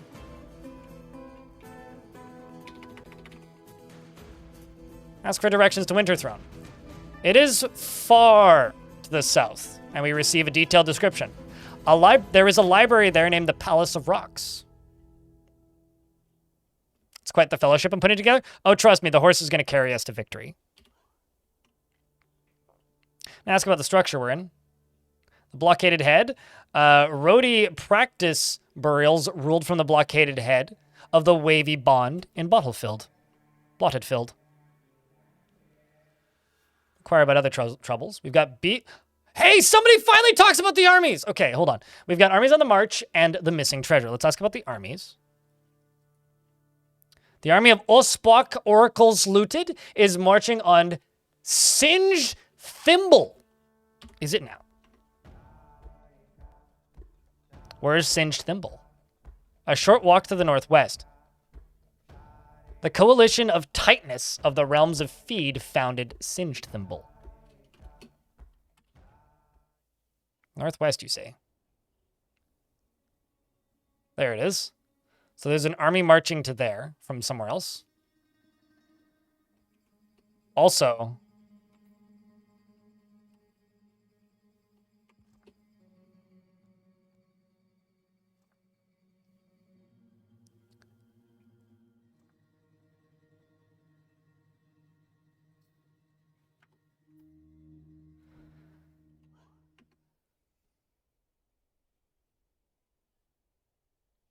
you need a larger cabinet for to accommodate the new DF mugs.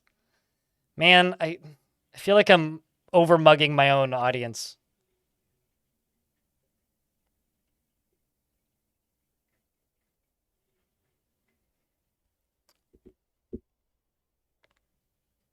Can you intercept those armies? Not only can you intercept them if you can find them, Oglo Koog, sometimes you can find two armies fighting actively in the overworld.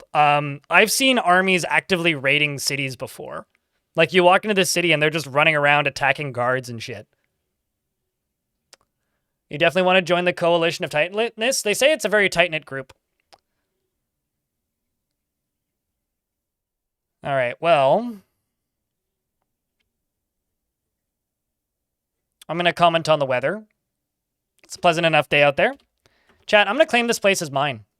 You ready to become a lord? Ask about your family. My cousin Urgrad play couples. And I got married to somebody named Weaver Patterns. And let's ask about that treasure. Oh, there's more armies on the march. Who else is marching? The army of Geno Rockclam is marching on Merge Doom. Oh, that I should also learn about. Directions to Merge Doom. It's far to the east. Beauty the Easy Way was created in Merge Doom by the dwarf Stacked Crystal Shades. Okay.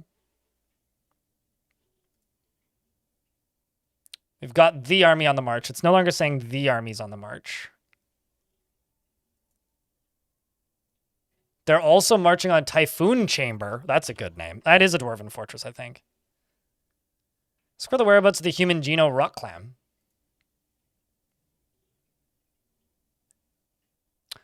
Oh, okay. So Geno Rockclam is attacking a bunch of dwarves. So the place that we started at, or the place that we were at last, Bridge Roars, is actively at war with a bunch of dwarven factions. So that's exciting and interesting. See, we've got the missing treasure. What about the missing treasure? The human vampire Jasmak Colmtop wants the pursuit of the year, the Tanzanite-bound Codex returned. Last I heard, it was in Twilight Clouded. So I don't care about this book, but you said vampire? Where is Jasmak Calmtop? In Bridge Roars. Oh. How did I manage to make the game not blurry but zoomed in? If you go to settings, there's a bunch of different scaling modes. So nearest neighbor, automatic. I have it set to this one, which looks the best on my monitor and on my setup. Fiddle with that. Fiddle with that. And then also restart your game in between fiddling with it. Because if you change that setting, save it, and then don't restart your game, it'll always look like shit. In YouTube chat, I actually spawned in a town that was being raided. Yeah, sometimes you'll start in a town that's actively being attacked by bandits and shit, which is fun. I've always wanted to like send out one of my armies to attack a village, retire the fort, and then start an adventure in that location and see what happens, if anything. Well, I'm just going to say goodbye to you, I think. Now let's become a lord. I'm going to shout to everybody, greet the listeners, and say hello to that person down there, the drunk. And I'm going to claim this site for myself. What do we name this place? What do we name the group that rules this place that I'm in charge of now? Quick question, if anyone knows, you're just starting an adventure character, and I can't change my dream goal off of raising a family. Is that species-based thing or something? It's faction-based. So different factions have different goals based on the gods they have, based on the leadership they have, based on their history. Sometimes you'll have certain things available, sometimes you won't. It's for the same reason why sometimes you'll have, if you play fortress mode, you'll occasionally have fortresses where everybody wants to master a skill, but sometimes you'll have fortresses where it's like 50-50. I want to be a legendary warrior, or I want to raise a family. It depends on the faction. Every faction has their different culture, and it's not super obvious in fortress mode, but it's much more obvious in adventure mode. Can you explain a little bit about cave dweller scaling settings and attack size? So in the difficulty options, you can set the number that they can attack at a time and the maximum number that can be on the map. The maximum number that they can be on the map is per tile, per layer. So if you're doing a 4x4 map, every single tile that touches the edge of the map, all 4 of them, could potentially have up to 50 enemy invaders attack, and they will naturally repopulate as you are doing things in the caverns. So if you're chopping down trees, harvesting stuff, farming, digging, they will move into this from the sides of the map. You could wall up the sides of the map to get rid of them, and you can rebalance them in the difficulty options. I think the default difficulty is ridiculously overpowered, and I usually set it so that they can have 3 to 5 dudes total per tile, so they're just like tiny little skirmishes instead of like massive invasions, because I think they're just ridiculously overpowered.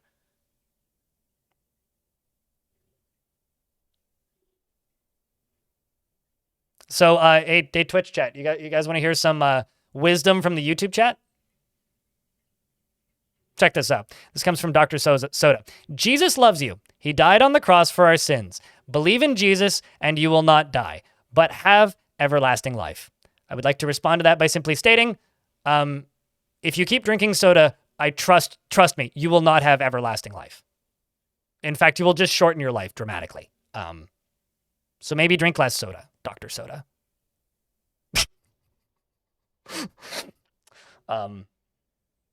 It's lovely sometimes to have some, made up Earth lore.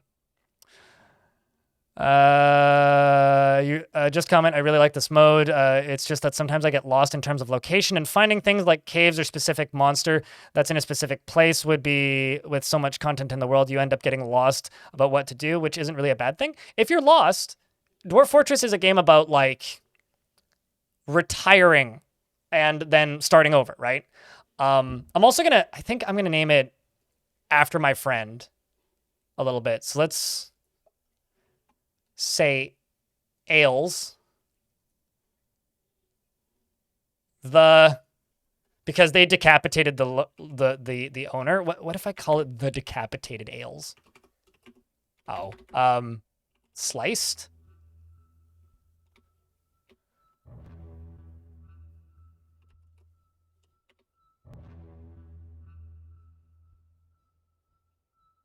What if I call it the Sculpted Ales as our group? Ooh. Nope, can't call it the Headless. Or the Dead, maybe? Cut isn't a word.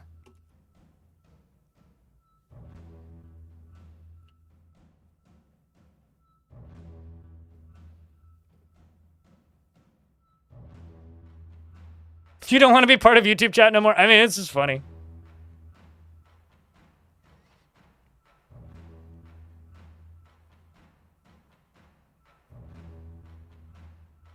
How about, can I call it the short ales?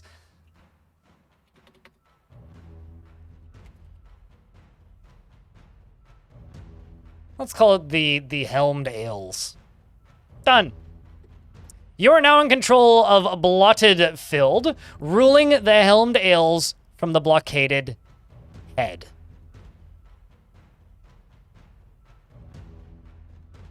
So an ad break is about to hit, and I'm a little hungry. I'm actually getting hungry early. I had a small breakfast today. I'm going to go grab my lunch. I will be back momentarily. I forgot to eat it yesterday, so I'm trying to be a good streamer and take care of myself. I'll be right back.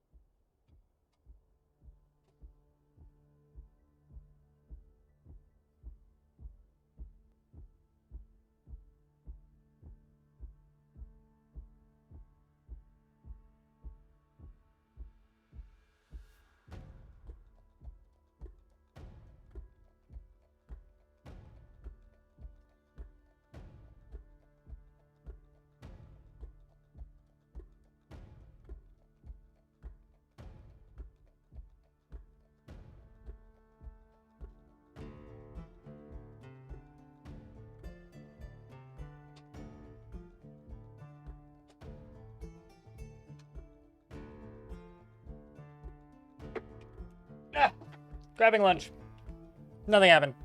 All right, sandwich is next to me. Can I have a roach as a pet? Yeah, but they don't do much. All you can really do is throw them. So they're saying it was inevitable. I don't know anything about that, says the drunk. All right, so I am now in charge of this town. This is now my town. And I should have a title. I'm now a lord.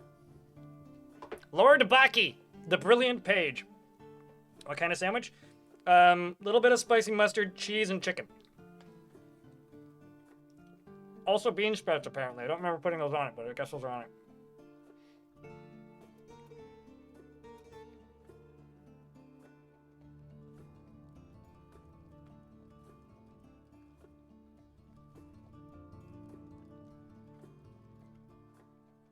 They're probably a bot, Prometheus. I just think it's funny.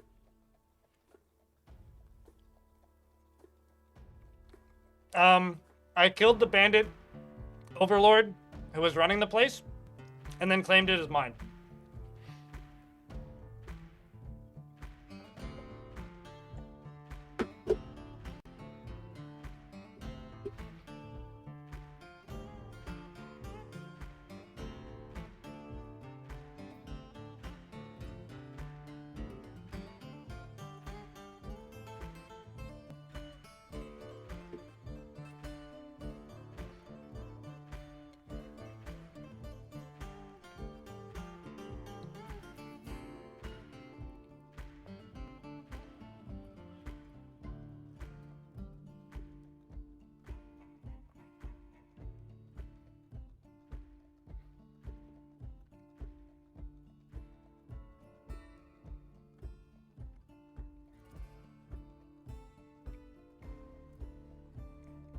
Oh, there's more population here.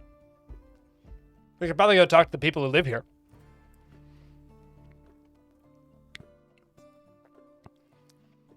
For striking and unarmed skills? Oh, probably. I really like spicy mustard. Spicy mustard is great with tuna? Of course, yeah, I believe it. How you doing, Celesty? Afternoon.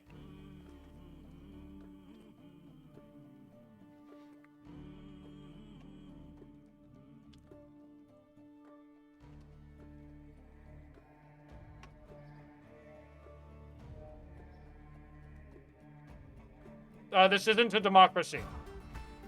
Hog jockey.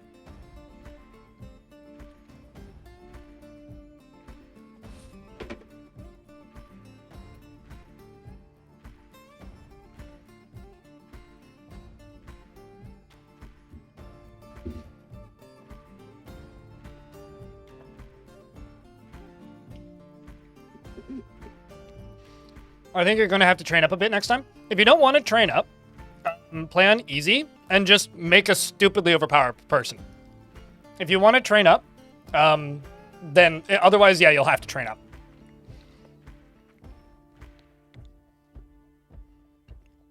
Is what mustard doesn't go with? I think there's bad kinds of mustard. So there's some mustards that, in my opinion, don't go with mustard. Like, I need to be able to see the mustard seed in it, or I don't want it.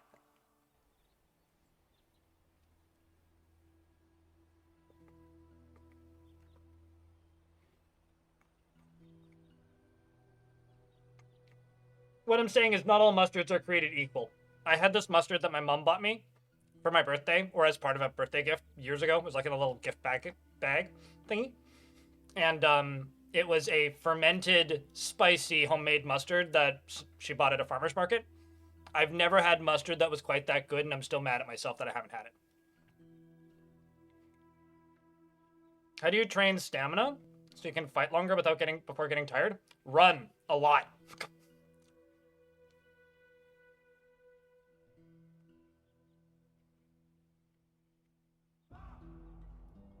I mean, I can throw coins at debilitating speeds already, so yes.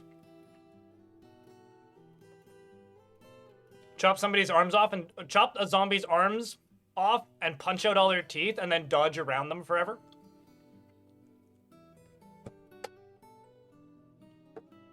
Acidic yellow number 5? Acidic yellow number 5, Prometheus, is my new experimental hip-hop group.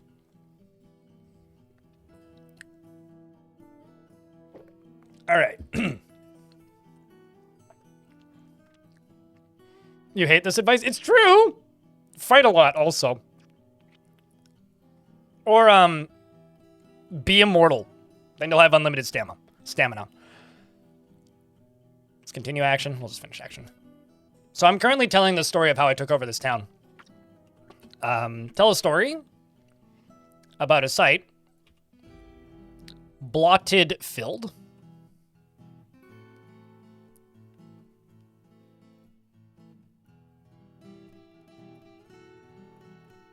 And then the seat of power of the human, Baci Bellmouth.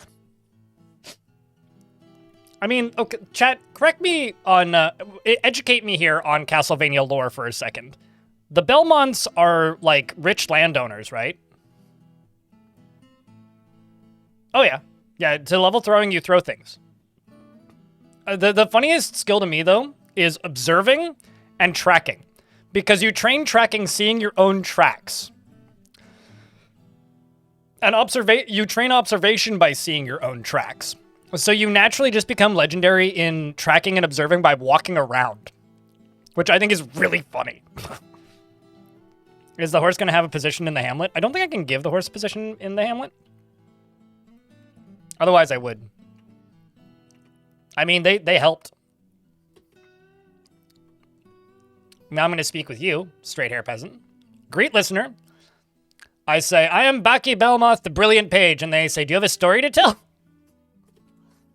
I am in charge of here. I can invite people to become my hearth person now. I don't actually know what that does. I'm going to have to ask my friend here, who helped in the takeover of this location, to become my hearth person. Start a new conversation. Create the listener. Are you hunting for treasure? They say. Treasure, they say. I'm gonna invite them to become my hearth person. I will be your hearth person, Lord. Gladly. I have a hearth person now, chat. Hold on. Can I invite my horse to become a hearth person? Great listener. Hey, Pocket Splash, thank you for all you do.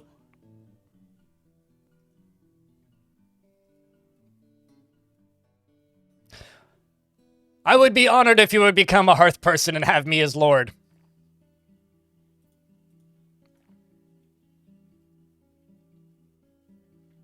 No response. I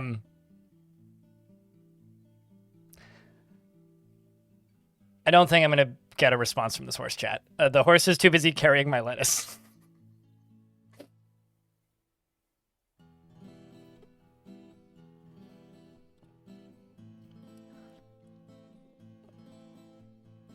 Wasn't there a town like in the last couple years, like the last decade or so, that had a dog elected as mayor? Or am I making that up? Okay, so I've got to go this way. This is my town. You got ambushed by a cheetah and decapitated it with so much force that the head is now stuck in a tree. Excellent. You are playing the game correctly. Oh, I should probably save. Sorry for all of the AFK-ness just like sitting here and chatting, but lots of questions. The horse will always say, nah. Yeah, you're not wrong. You're not wrong. It is probably my most effective soldier right now, though. I will say that. Also, I have to say a real quick thank you to everybody who's tuning in, by the way. You know, like, adventure mode is a weird thing. Dwarf Fortress is a weird thing. And thank you for, you know, tuning in. Taking the time to swing by and say hi. And I hope that you're enjoying the stream. Appreciate you guys. It means a lot. It really does. And thanks to anybody who's watched the tutorial that I released. If you have watched it and you haven't left a like or a comment on it, likes and comments are very, very helpful and help the YouTube machine go around because, ironically, it's doing really well for views. Not getting a lot of likes for how many views it has. So, you know, if you haven't given it a like yet, do give it a like. Same with the YouTube stream. That does help more people to go watch it. I've got unknown material doors in my town.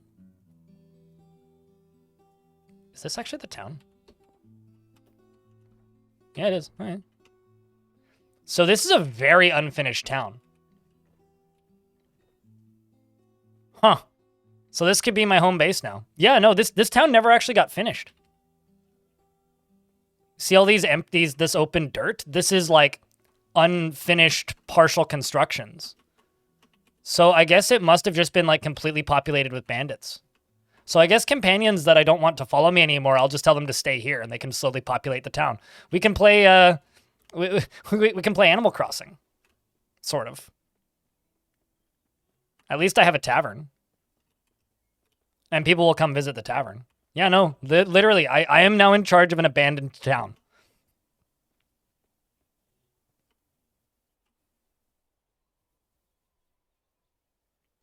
All right, then. Yeah, I think North Carolina is the one that I was thinking of. Ice Blue. So that's pretty cool. I need to eat some food, though. Looks like we've got massive carrot fields, though, so somebody lives here. And garlic.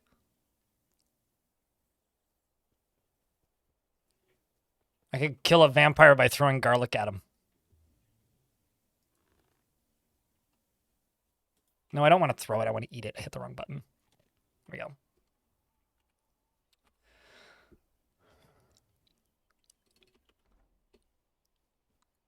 All right, this is probably bandit associated with this. But let's just jump up to the quests real quick. Oh, hold on a second.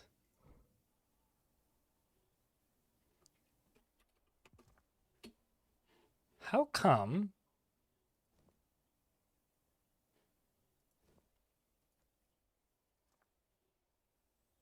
I wonder if because I'm a lord, I no longer have the need to, or I'm no longer required, rather, to take over that army.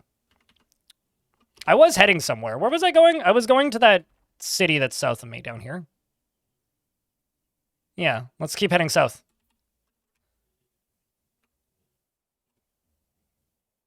It was selected for a second term. Oh.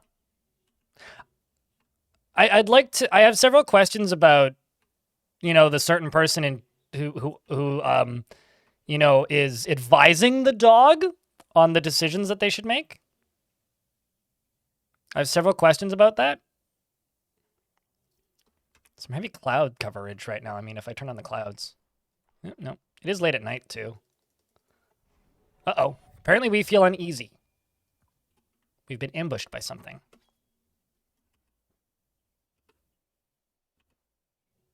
Ah, we are being attacked by dingoes in the snow. Very undingo-like.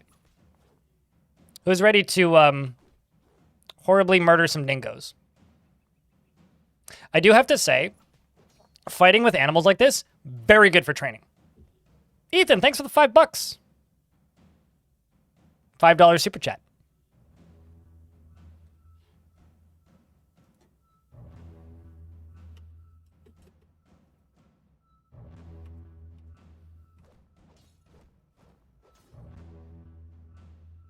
Dingo bites the axeman. I'd give them healing potions, but I kind of doubt that they'll use them.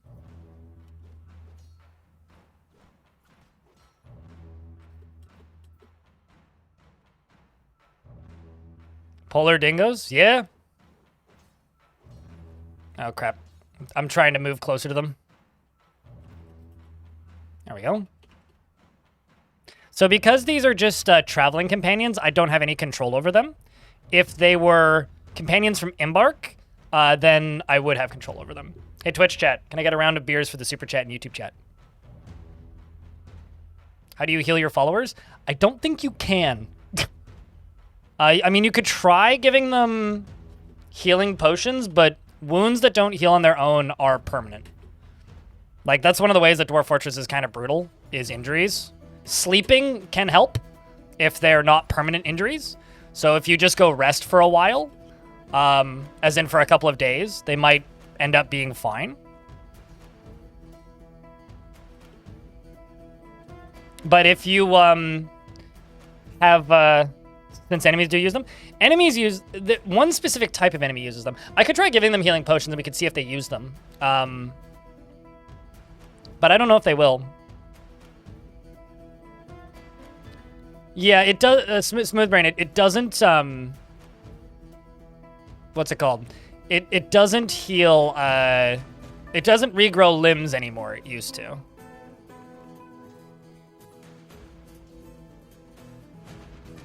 You lash the muscular dingo. There's a lot of dingoes here.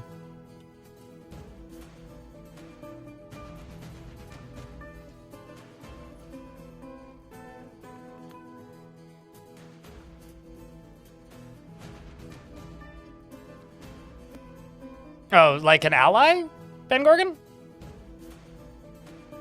You tried, they don't. Was this an ally or an enemy, though, Ben Gorgon? So you had an... Okay, well, I mean, according to Van Gorgon, they had an allied small kangaroo woman use it several times in a row, so...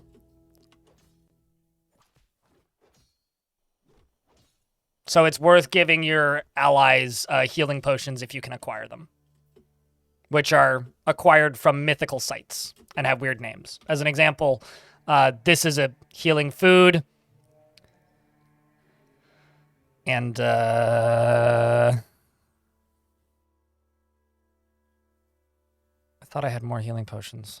Ah, they're there. These unusual solutions are also healing potions. So I guess what I'll do is I have to find, like, 2 more backpacks. And then put healing potions into the backpacks. And then give it to my allies here. Is probably what I'll do, and we'll test that. Like, you got some cuts on your ear, but that's fine.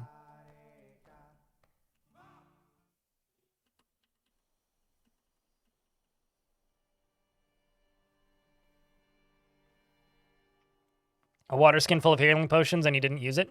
Yeah, there's definitely going to probably be some oddities with it. Or it definitely seems like there's some oddities with it. But, you know, more science must be done, right? Although I have a question. Was your ally Goracuris? Did you embark with that ally, or did you convince that ally to join you? And also, actually, same question to Ben.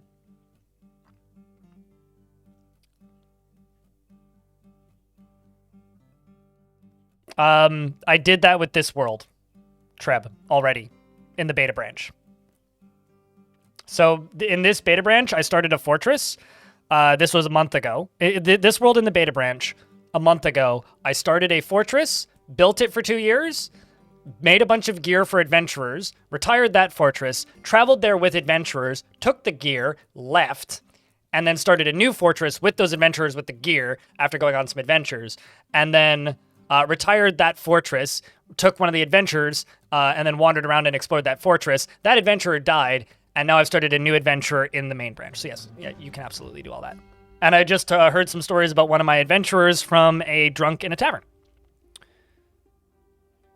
You saved her from night creatures. I wonder if there's a difference between embarked allies. Okay, so if you embark with an ally, you have to take control over them to make them do something.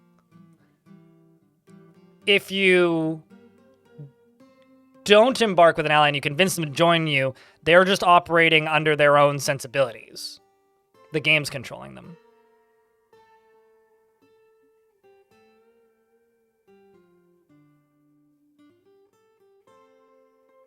Adventure mode's so cool. Yeah, and a lot of science has to be done because it's been a long time for a lot of us too. How do you start a new fortress with adventurers? Make an embark, Treb, retire it immediately, make the adventurer party, either out of new or old adventurers, travel to that new embark, and then retire them in the new embark. When you reclaim that embark, so you'll have to retire those adventurers where your fortress is, then you can start a new game in an existing world. I'm getting texted by more people.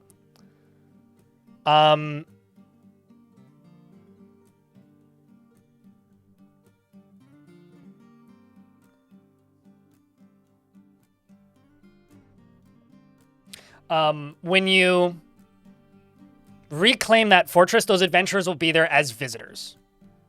It sounds complicated, but it's not, basically. So start a fortress, play it for a bit if you want, don't play it if you don't want, retire it, play some adventurers, walk to where that fortress is when you're done with those adventurers, retire them in that fortress. If you reclaim them, they will be in that fortress. I think I've explained that in a way that sounds more straightforward than the way I was saying it before. You know, I've gotten more text messages today than I think I've got in the last 6 months.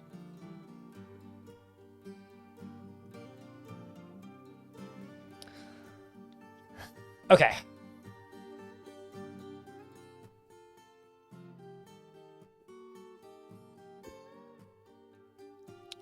Believe it or not, you understand what I'm saying? Yeah, there you go. Okay, so this is a slightly bigger town, but not the town I'm going to. Do I need to rest? I do need some water. Oh, no! I think game crashed.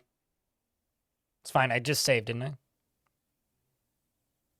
Is retire / abandon distinction important? Yes. Oh, no, I didn't. Okay. I thought the game crashed. It just cut out the music and what? Are we at war with somebody? It felt like the game crashed because it seized for a second there, which means is there an army here?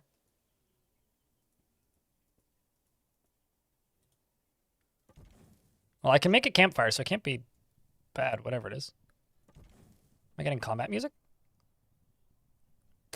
Yeah, it must be fine.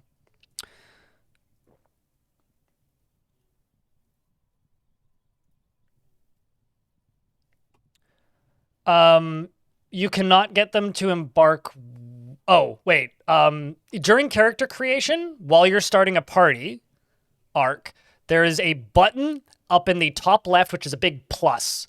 When you're finished building your first adventurer, you can click on that plus, or at the bottom when it says you're ready for adventure, you can click add a new party member and you can build a party from embarking. If you had another adventurer in the world that didn't die, that you retired somewhere, and you go to start a new adventure in that world, there's an option at the bottom of factions or at the bottom of species that, or like the character selection, that says specific person. You can click that and then bring an adventurer from a previous adventure into a new party or start playing as that adventurer again. Is part 1 available to watch? It's pinned in the YouTube stream chat, but it'll appear on my VOD channel, Hahu, in YouTube chat.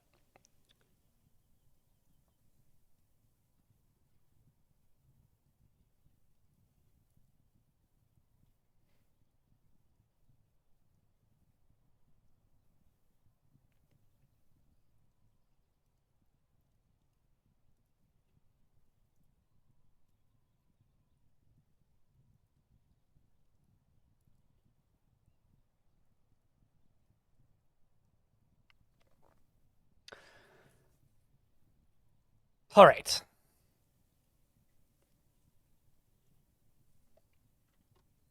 You were just about that, yes.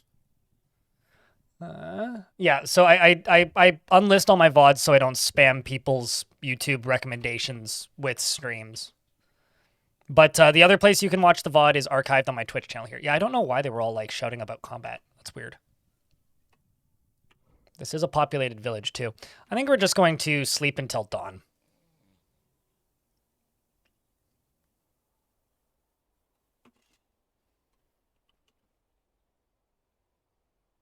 Cave Nose Bridge Monk becomes rage, and my friend screams never. Never what?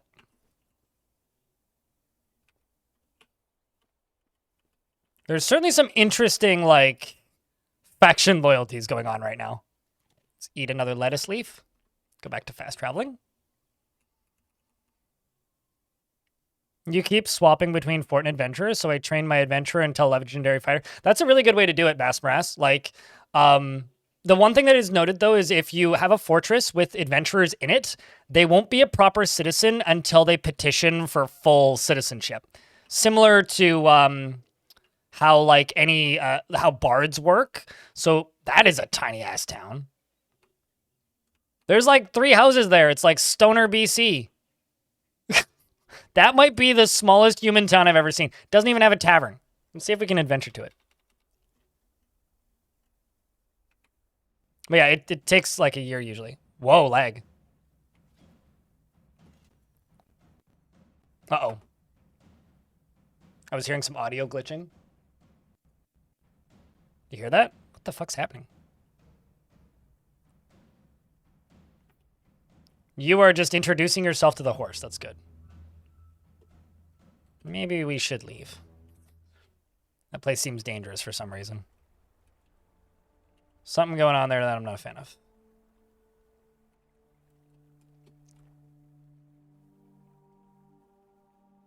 Wait, was that the town? Wait, was this town destroyed and then a castle was built here? Hold on. I think that town was destroyed and replaced with a castle.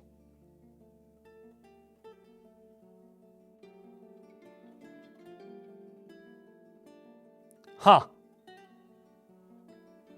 There's also another huge army right there. Why don't we just head down to that huge army and see what they are?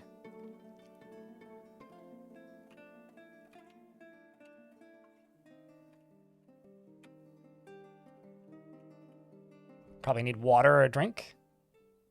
I do.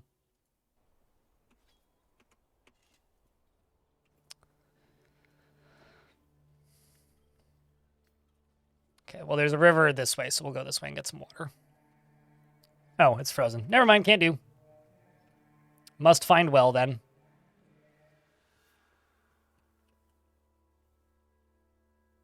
But yeah, it sounds like people are enjoying adventure modes. So that's good. It's good to hear that people are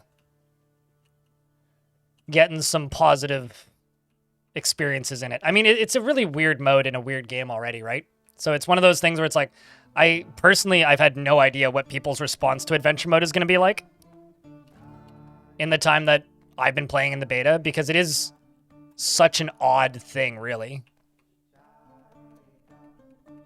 What's this of?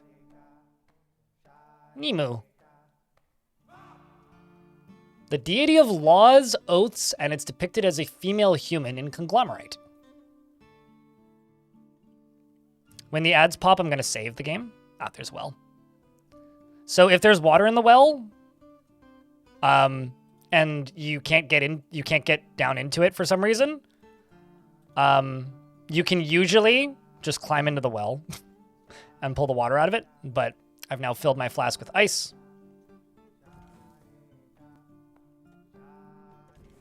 We're going to heat the flask, drink the water, and refill it. So I'm in an ad break now, so I will save the game.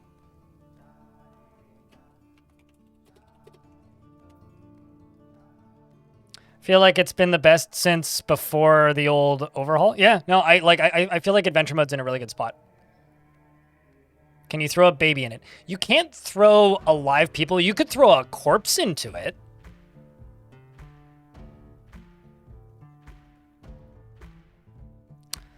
So we'll get into adventure mode later in the year. Played too much DF last year. No, that's the best way to do it, man. Like, don't just play games, right? Like, if you just play one game, like I do, and you're not getting paid to do it, you'll go nuts and get bored of it. Like, that's just how video games work. So take breaks. Go play other games. Can you throw a vampire blood? So, is Mountain Maker still here? Mountain Maker was messing around with vampire blood a bunch earlier and was having some mixed results with things. So I don't know. Maybe? I don't actually have a direct answer for that. I do not know. Also, thanks for the likes, YouTube chat.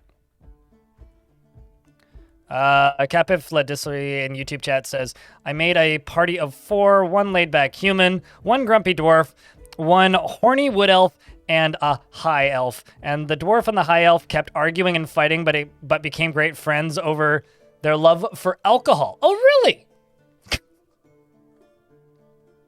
It's funny having like two companions with a very heavy need to argue, because they just sit there and argue with each other the whole time.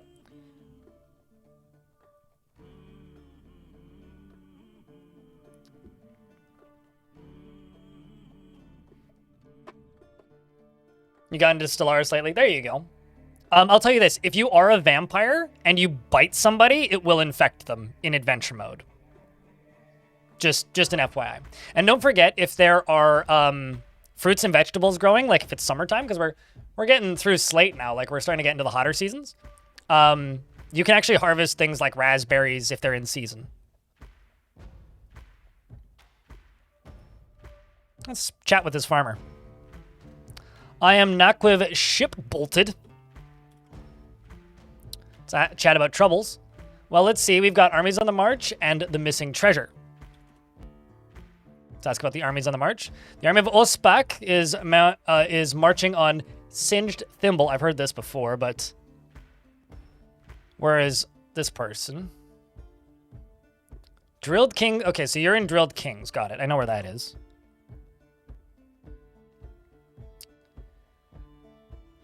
Inquire about other troubles. Let's hear about the treasure. Okay, so the Olm woman Kuros Drilled Aged wants the primordial cloud stuff amulet returned to Clasped Thin. Last I heard, it was held by the dwarf shaman Gales Bottom in Scorched Fur. I think I'm wearing that right now.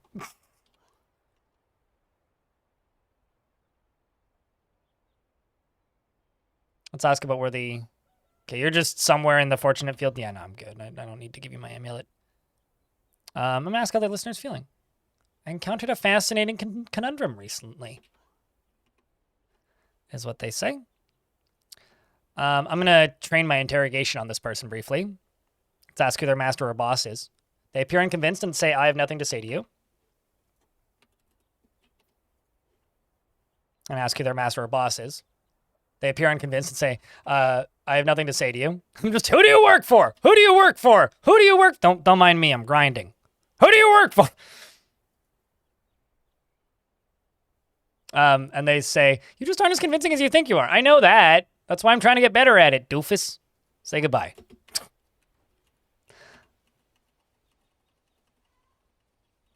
And then if I check my social skills, I mean, okay, we are slowly leveling up persuading.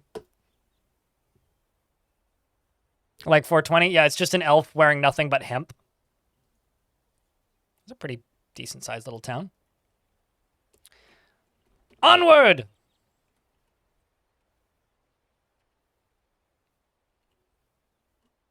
So that's another really big army over there.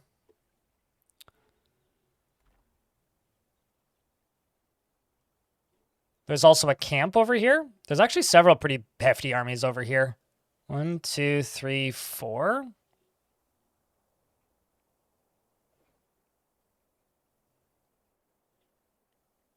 Also, Slap Packs is a really good name.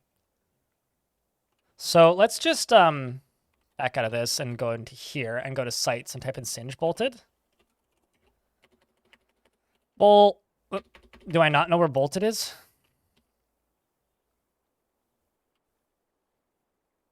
Oh, Singed Thimble. That's it.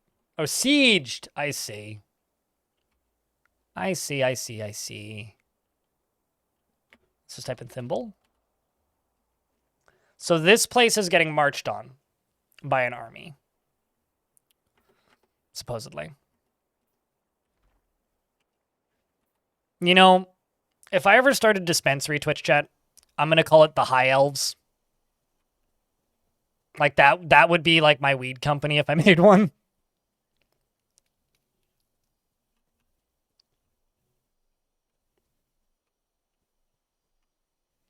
On hemp fields for clothing and food. Incidentally, one of those dwarves was fairly chill and relaxed. Gotcha. I mean, I've said publicly many times that one of my biggest complaints about Dwarf Fortress is that it doesn't have one of the most dwarfy pastimes, which is smoking. Which is funny, because whenever I bring this up, there's always somebody in chat who's just like, but it should piss off half the dwarves. Chat, I'm going to be a hopeless romantic. No one is going to, this isn't actually going to do anything. But I'm going to do it anyway, because I think it's going to be funny. Ah, shit. I was worried about that. Sorry!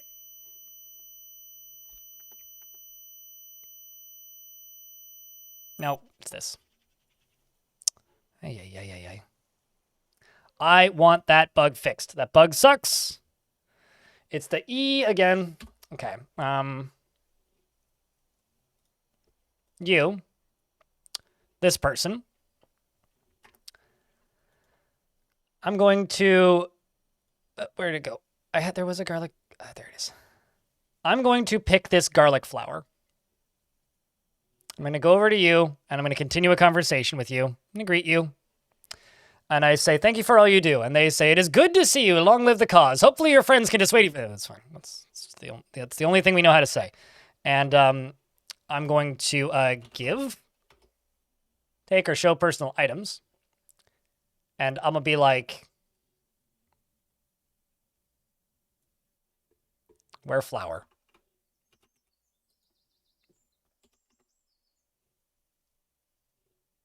Meanwhile, the other person's trying to argue with me.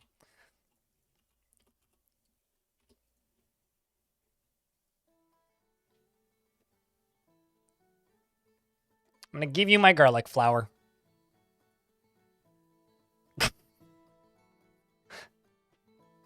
Sounds like C flat. It kind of does. It kind of does sound like a flashbang. It almost sounds like, you know, the tinnitus sound in Call of Duty when you get flashbanged. You're not wrong.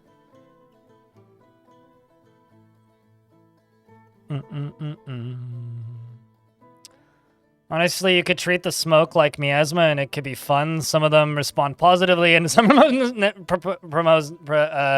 and some respond negatively. Yeah, I mean, like, it could be fun. Like, I wouldn't... It bothers me that, like, Gimli's favorite pastime is just sitting there puffing on his pipe the whole time. Same with the hobbits. Yet, like, dwarves don't have hookah.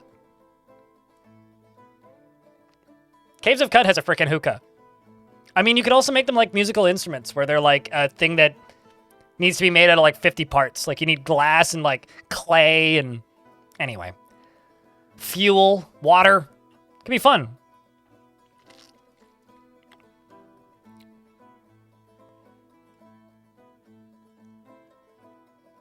It could be like it could be another zone, like an offshoot from like the dining hall or something.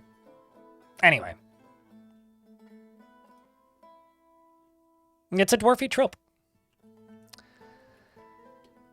Okay. Well, we've done that. I gave you my flower. Let's see. What was the other person trying to argue? This person was trying to argue with me about something. Do I not know your name?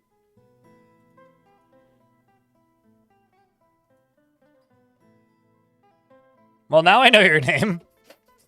Literally, like, you've joined me on a journey and I didn't know your name. That or I just forgot it. Well, then. No. No, it is not.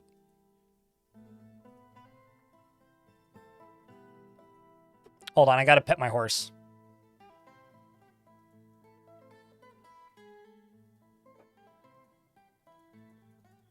Why'd the water stop flowing there? Huh. So there is a... What do you call it? A monastery south of me. What? Oh shit, a turtle! It's a common snapping turtle. And my horse is gonna go murder it. Get him, pony! Oh, for you to learn it? Oh.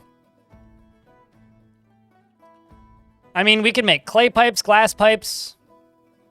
Be a good time.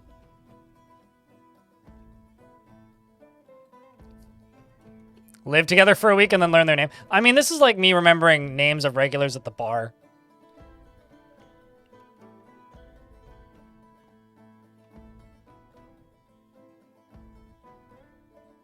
She had some spikes of leather.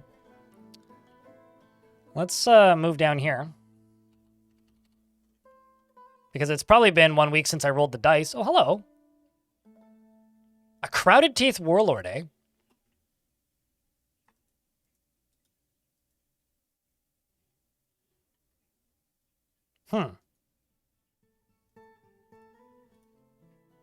Start a conversation with this warlord and greet him. Watch my horse just murder him. Your name's Joel.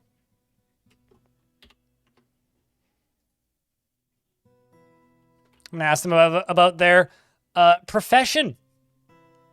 I am warlord.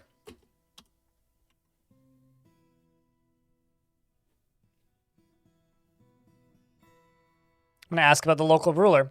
The coalition of harvesters rules owner amaze. I am warlord. We are right in all matters. Uh-huh. I'm gonna ask how strong this group's position is over these lands. I don't really know. You're not a very convincing warlord. You seem more like a scam artist. I'm gonna ask about the position of the group's forces. You sound like a troublemaker. Are there any patrols or guards?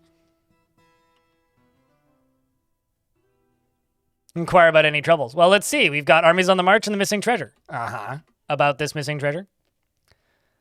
Gino, the Realms of Feed wants the Quartzite-bound Codex returned. Untitled, the Quartzite-bound Codex returned to... last you heard, it was in the Grave of Prairies in Hound Clash. Well, where's that? Where's the... It's far to the north. Okay. Interrogate or investigate. Let's, what about your schemes and plots? Appears unconvinced. They have nothing to say to you.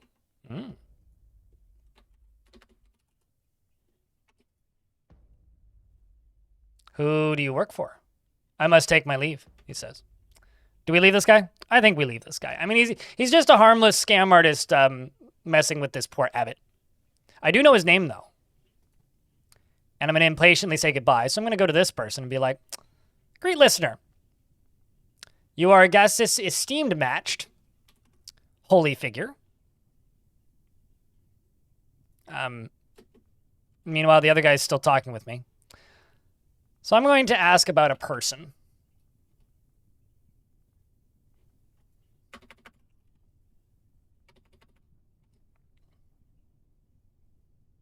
Ask about somebody. Let's ask about this person nearby us. He is warlord. Okay. I'm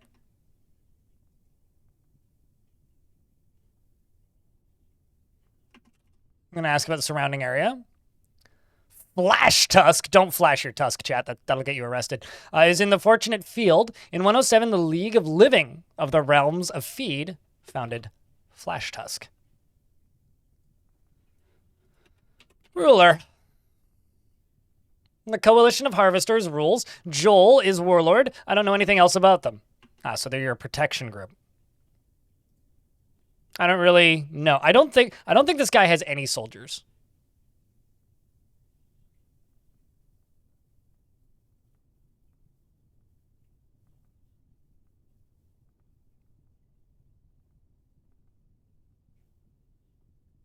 I could, in fact, recruit him, yes. But if I start to fight with him, my horse is going to kill him, so. Change the subject.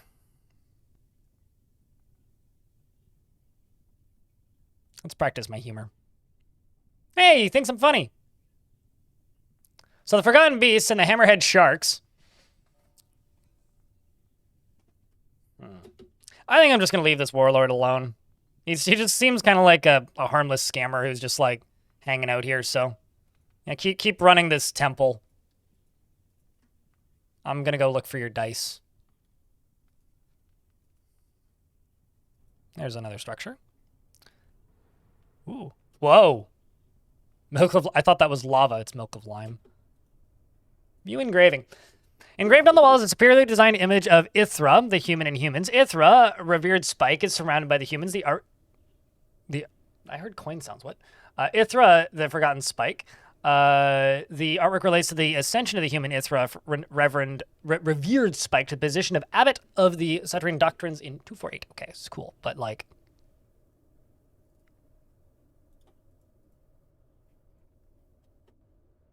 Bunch of statues of whoops. Seiko. Okay, so this is a... cool... Man, you get such weird material statues and such in adventure mode. I wonder if those could be made in artifacts and are just like super uncommon. Yellow Cespertine. Secret Abbot. Strange Abbot. Mystery of the Creation. The True Abbot. Did the Human Falter.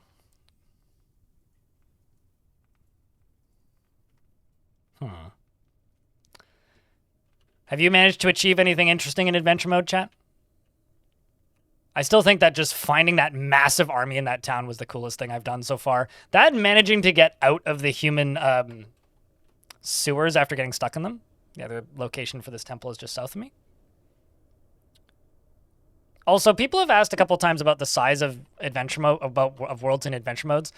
In adventure mode. I'm just gonna mimic a thing that Tarn said once, which is a large world is roughly the size of New Zealand, but won't take that long to travel across because you can move faster than a person can in real life. But if we're talking square meters, it's roughly the size of New Zealand.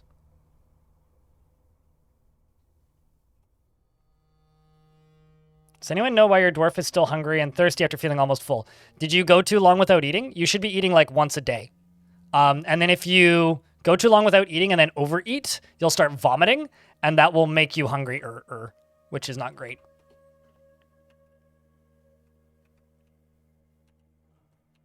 Oh, there's a cave here. I don't know what's there, so I'm scared. So that's the edge of the world. We're not even a third of the way across. What direction do we go, chat? What do you think?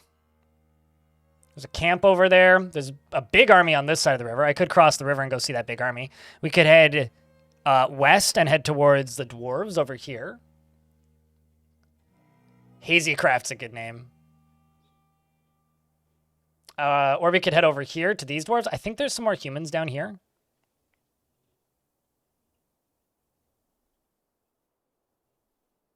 One last quest before retiring to make your first fort in this world.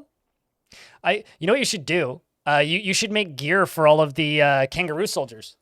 Like make them kangaroo person size. Like just make like a little forge fortress and make them kangaroo person-sized weapons and armor, and then when you reclaim them, you can get them all geared up. You can have them all geared up. Spy on the army. So go down until we can cross the river, and then spy on this army.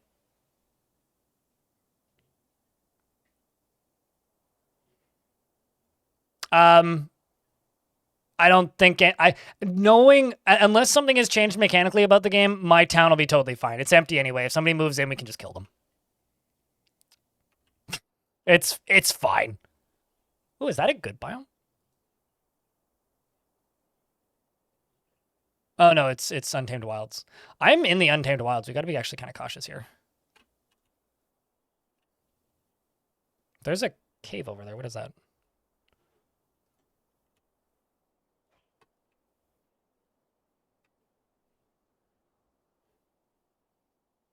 Don't know yet. Not close enough.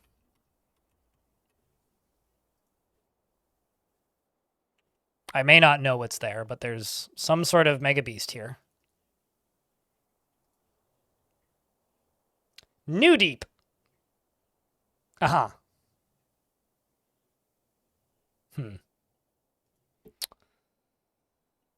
I don't want to chance it.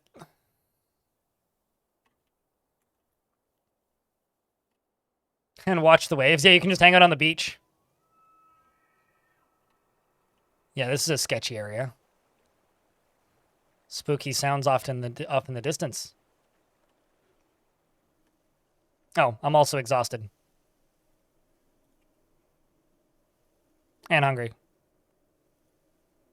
So we're going to sleep in the Untamed Wilds. What could possibly go wrong?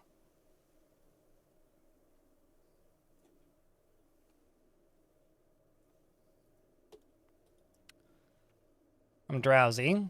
Let me check something. Is the tinnitus still a thing? Oopsies, that's not the right setting. Yes, it is. I'm going to save to title menu and restart the game real quick. Get rid of the tinnitus, because I do miss the sound effects when they're not playing.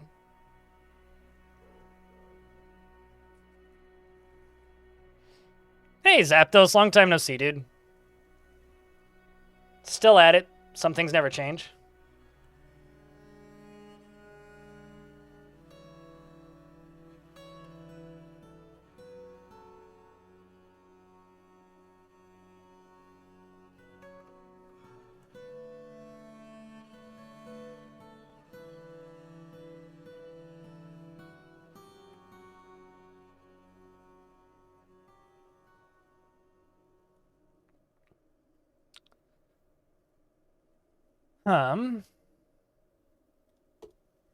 Just gotta fully restart, relaunch.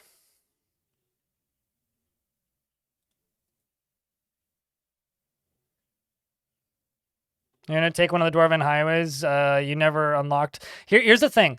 If you are on a Dwarven highway, it should give you an overworld map. If you fast travel on a Dwarven highway, it should, or at least it did in previous versions. You know, Zapdos. First off, long time no see and good to see you. But I can't remember what it was, but there was a bot ages ago on Twitch that would promote like a weird bit.ly link that would just say, a lot of respect for the something. Keep it up. And it would just be like a random word connected to it. And it was very funny. And for a second there, when I looked at your name, I thought you were one of those again. I was like, wow, those bots are back. Holy shit.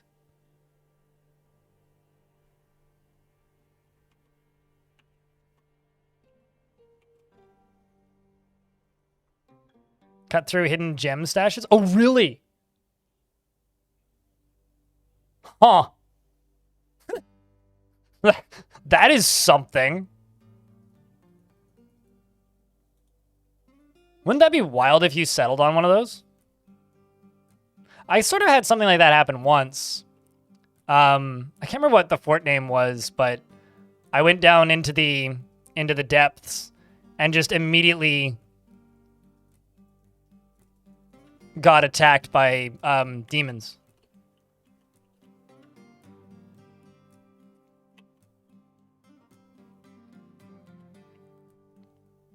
You might also find a treasure of the gods. This is true. Valid points.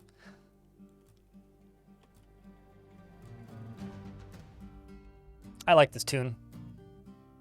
Do do do do do do do do do.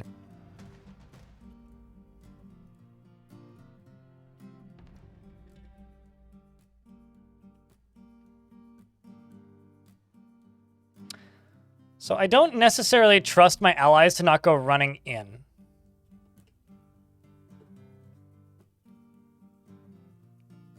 I'm gonna ride the horse. In case the horse decides to go full.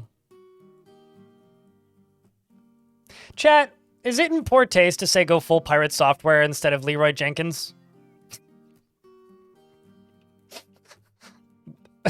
I guess that's like the inverse of a Leroy Jenkins. Leroy Jenkins is running in. Pirate software is running away. Too soon? Don't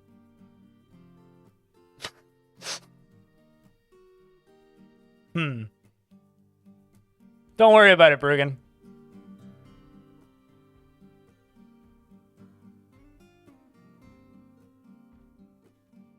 I think it's kind of funny, but...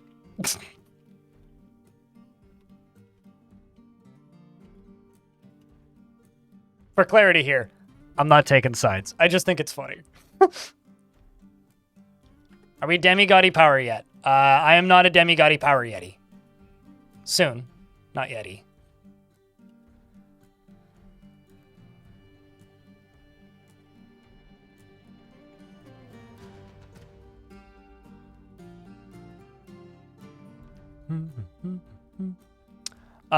You can't use tactical mode unless there are other adventurers. So if they're companions that you convince to join you, you can't use tactical mode. If they are other adventurers, you can use tactical mode. Man, this horse is way faster than my companions here.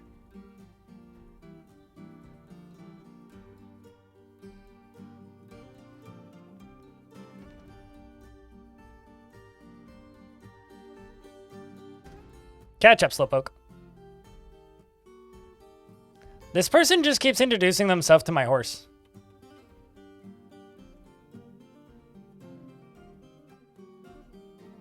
I've never had a crash when I did that. Because I've also never examined the body parts of a lion. Someone in YouTube chat apparently had a crash when they examined body parts of a lion. Okay, so I'm directly on top of this army, supposedly.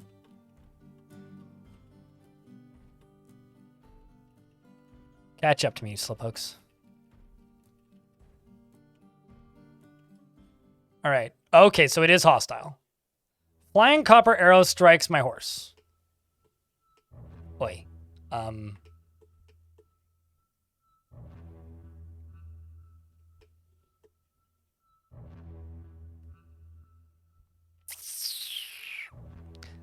Good news is,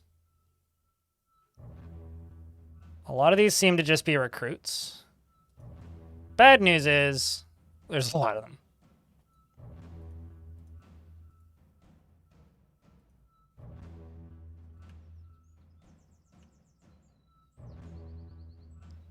In the midst of conflict, I feel no terror.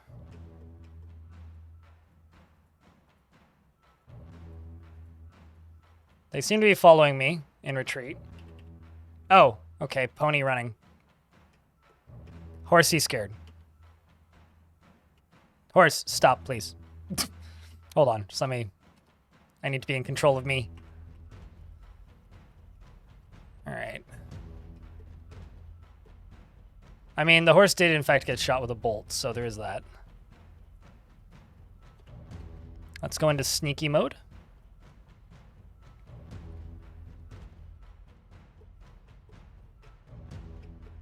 Maybe I should rename the horse from, like, the Terminator to Sir Robin.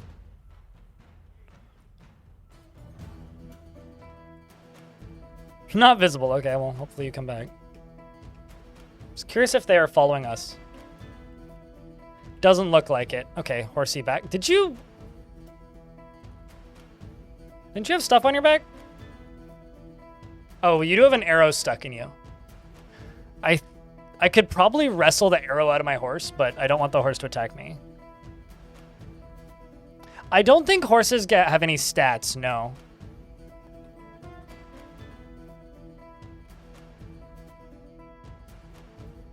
Okay, so they are in fact coming to us. All right, the fighting's beginning. I've got a recruit attacking us, but everybody else seems to be outside of line of sight. The reason this is here is because I have stealth turned on.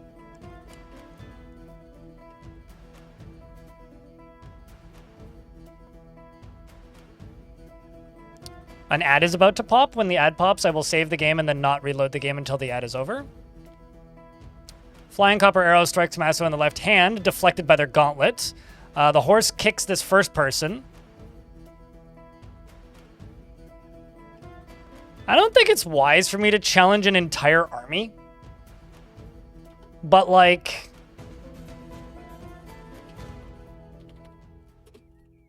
what could go wrong? Right? You know? Do you think we got this, chat? If you think we got this, give me a round of beers. If you don't think we got this, Vile Force of Darkness.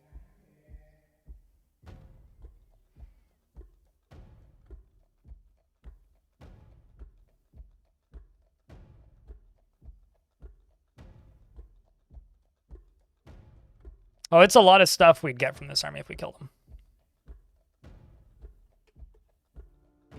They're not that well armed.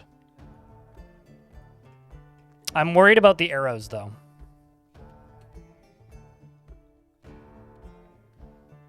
How strong are you? Stronger than them.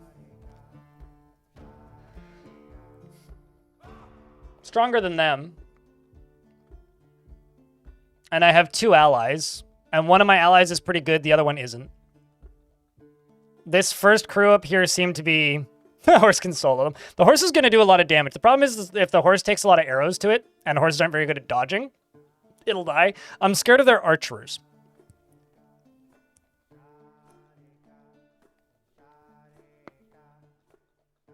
Win or die, I get a story. It's positive either way. True.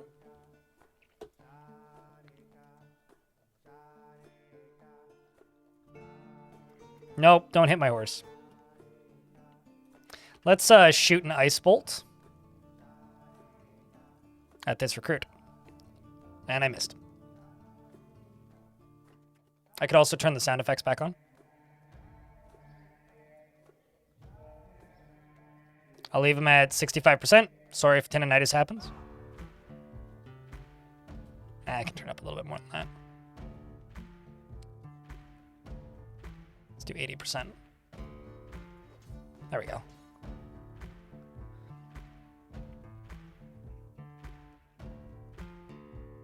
Thaddeus okay, so he's already stabbing that recruit. Doing pretty good work.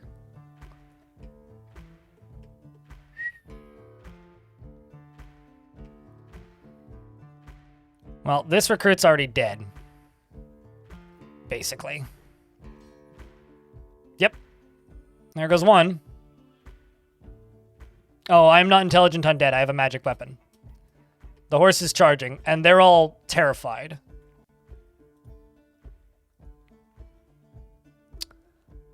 Death, it's all around us. This cannot horrify me. How fleeting life is. This does not scare. Well, they're all terrified.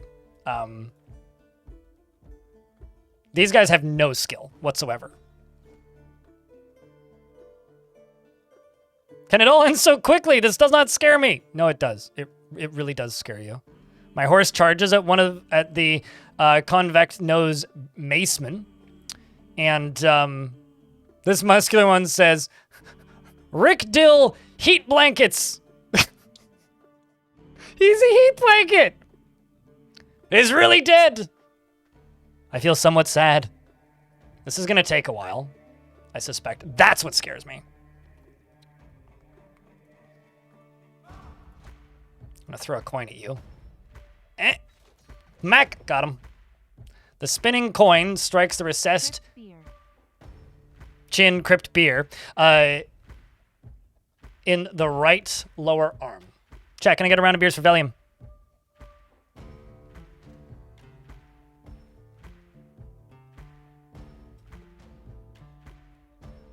My horse is still shrekking people. I'm gonna launch some ice at this person. Nope.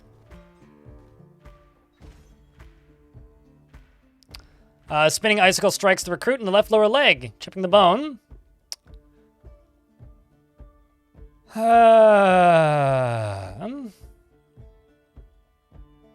See how my ally's doing over here. It looked like you got hit by a bolt. No, you didn't.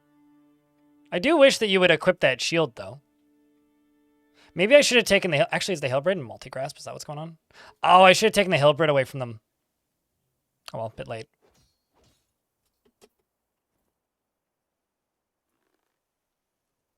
Let's throw a coin at you. I hit the person in front of you, which bruises the muscle and the liver through the rope reed shirt. More fights are going through. A tunic breaks. So this is one of my allies who isn't going to live much longer. I think I should head south. My horse is still fine, but can't stand, so not fine. I'm about to lose one of my allies, but that's okay. It's the less good of the two allies. Let's throw a coin at that archer. The spinning coin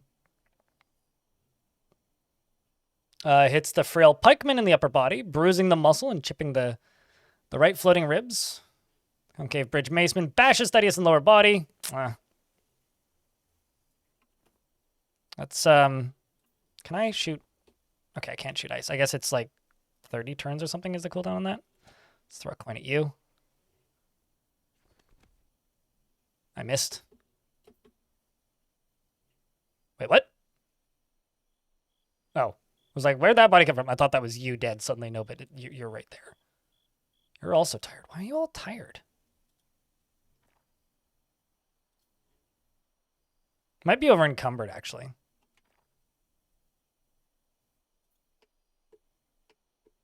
So this army doesn't seem to really be aggroing too much. It seems to mostly just be the recruits. This one is part of the main army. This bowman is part of the main army. It's the archers and the bowmen that are scaring me. Spinning icicle strikes the frail pikeman, which chips the bone. Hold on a second. You grab the recruit by your tongue, or no? You grab the recruit by the tongue. Yeah. Coins are pretty devastating. They're basically bullets, dude. They're like, it's like throwing arrows or anything. I'm gonna try and stay next to this person because this is the ally who I value a lot more. Okay, horse got another one. And now the fighting begins for real. So I'm just fighting with their recruits. The short lasher says, death is all around us.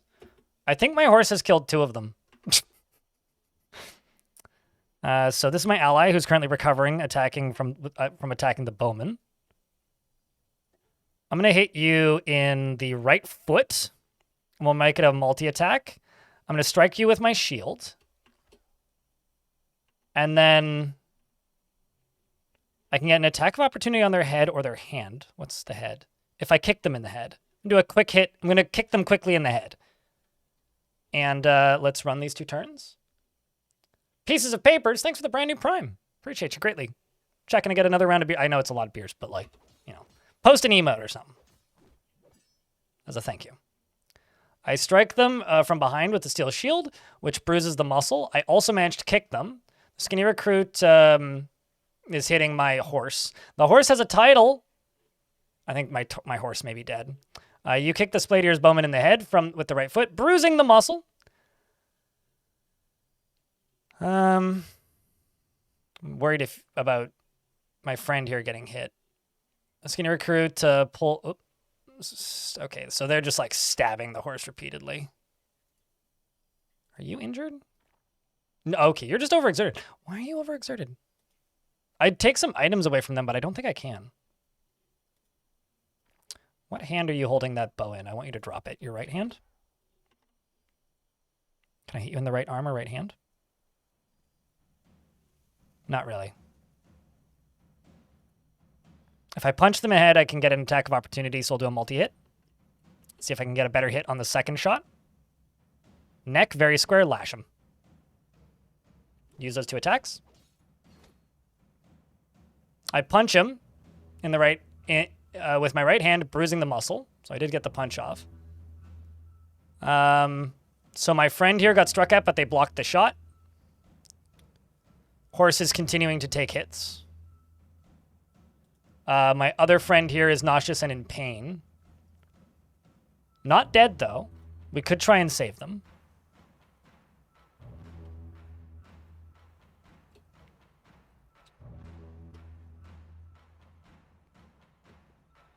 I would actually say that the horse is the least valuable ally and the most replaceable of the allies. I'm going to shoot the pikemen with ice and see if I hit them. I hit them in the head, which bruises the muscle and chips the skull. I think coins might be stronger than the ice.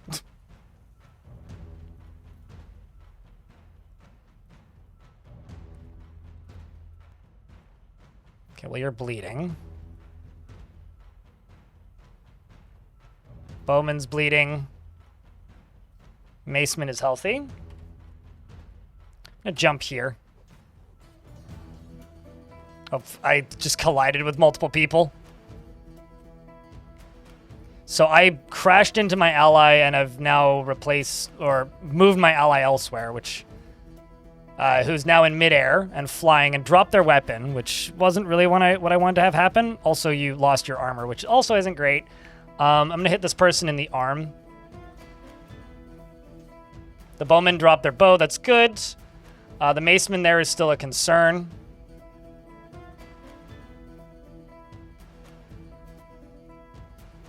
I started saying, not today, not today, I think is what you're trying to say. Soldier's report, probably. Soldier's report, definitely. You lash the Spladier's bowman in the lower arm with your silver whip, jamming the bone through the left elbow and chipping the left elbow's bone. How are you doing over there? Yeah, you're just exhausted is the problem. Thaddeus is my other ally who's bleeding out. You can't stand because your leg is bruised. How threatening are you currently? You're just bleeding. Can't stand slight pain, nerve damage. I'm just gonna go for the top person. And you're attacking me. That's fine. I'm gonna bash you in the gut with my shield. And see if I can go for a second hit. And I will go for your lower body and lash you. And then we'll just run those 2 attacks. I think I got them both off too. Oh, I missed. Oh, well, that's great. And then they scramble away from the second one. So they dodge the second one. Thaddeus gets hit with the Morningstar. I need to go hit this person. This person needs to be stopped. I'm going to throw a coin at them. Let's go for... Hey, do I have any gold coins? There you go. Throw a coin. They block it. Oh, wow. Okay. So I'm now standing on top of them. I can now fight these 2 people. One of them's attacking me with a shield. The other one is behind me and not attacking me. If I go for a multi-attack, I can fight them and then avoid them. Right hand, I can get an attack of opportunity if I do what? If I scratch it? Okay, sure. Go for a multi-attack. And then I'm going to parry them. So I'm going to try and scratch them in the hand and then parry them. Having a whip and coins is like having a short-range and long-range gun. It's a shotgun. Probably. I think it's weight-based, Crane. God forbid you end up with a Slade coin.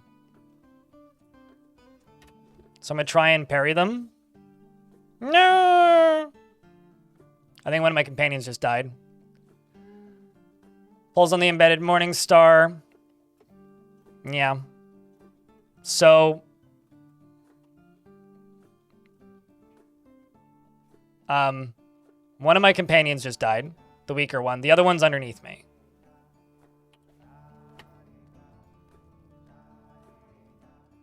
But basically all of these dudes here are injured. You're injured.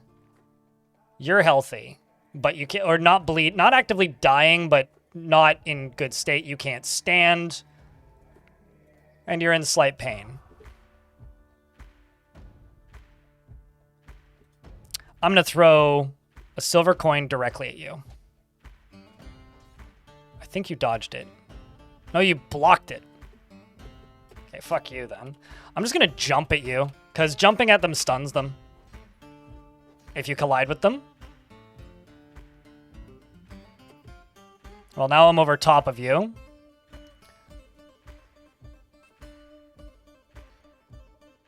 What hand is your Morning Star in? We need to remove that from your hand. Left hand? Okay, so I'm going to go for a double hit here, I think.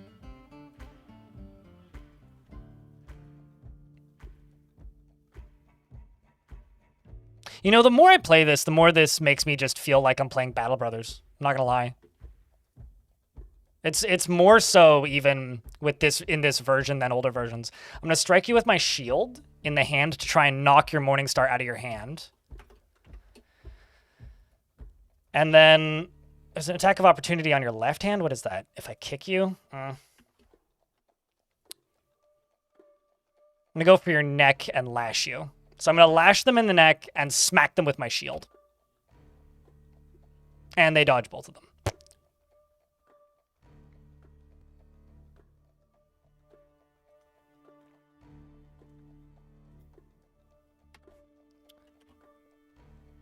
I'm going to throw myself directly at this person. I knock them over, and a limb goes flying. Whose limb was that? Masco strikes them in the upper body with their shield, with the muscle. What sailed off in an arc?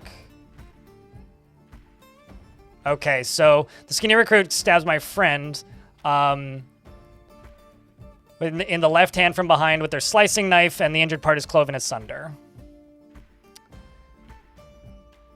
Oof. I'm going to try and move around this. And all of my allies are dead. So it's just me.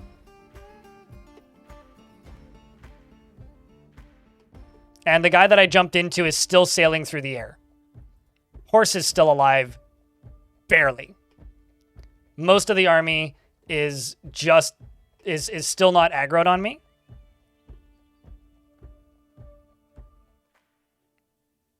I think we got this, chat. I can get more companions.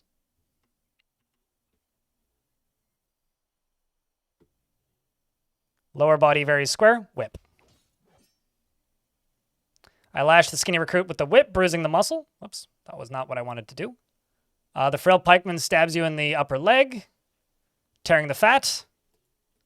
But this is actually not a bad practicing spot to get an idea of how strong that other army is going to be. Because this is like a 50th the size of the actual army I need to rout.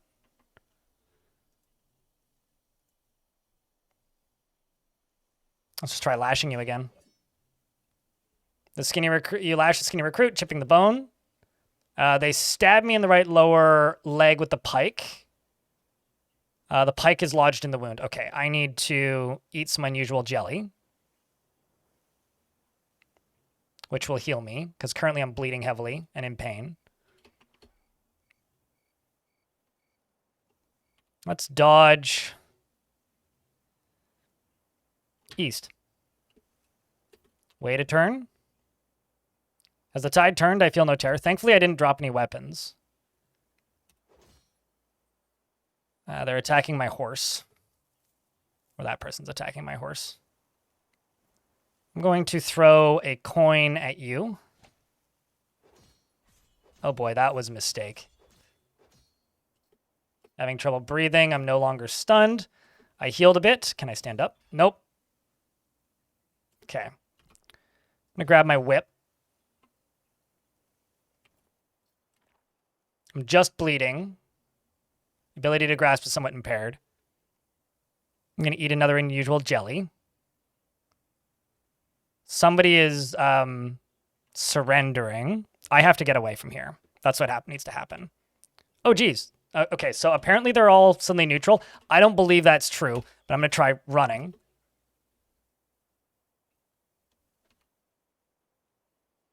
Oh. They killed my horse, and now they're all suddenly like, it is done. We're not fighting anymore. Am I naked? No. Huh.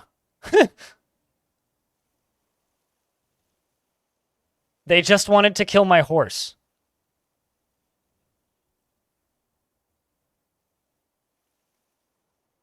Recruit them?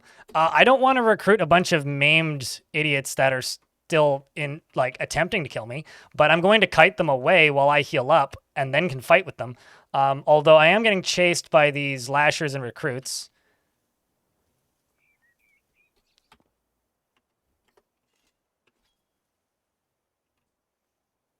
There we go.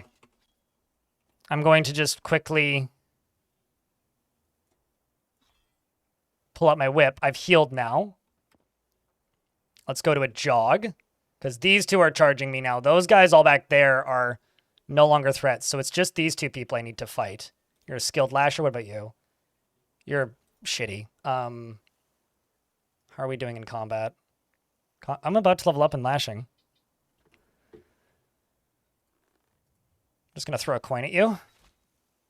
Spinning coin strikes the short lasher. So with the healing potions, they do heal you, right? They will regrow limbs, they'll stop bleeding, they'll fix all of that. What they don't do is they do not fix exhaustion. So if you're exhausted, you're kind of fucked. I'm going to throw another coin at you. So I'm just trying to conserve my energy right now. Okay, so you're bleeding. I'm going to wrestle with this short lasher. I'm going to grab their whip. I successfully grabbed their whip. I pull my shield back out. And I'm going to strike them with my shield in their neck while holding their whip. They punch me. But they deflected it somehow. I'm going to gain possession of your whip. I have your weapon now. I'm going to strike them.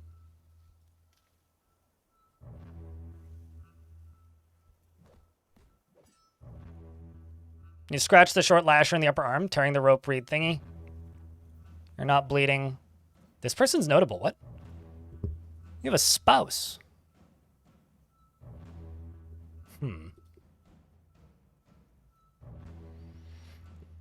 Is there a way to see how much energy you have until exhaustion? You're not exhausted until you get tired.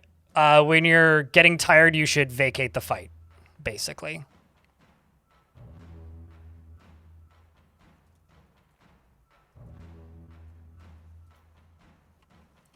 What do I have? They're both recovering from attacking me. I could probably attack both of them.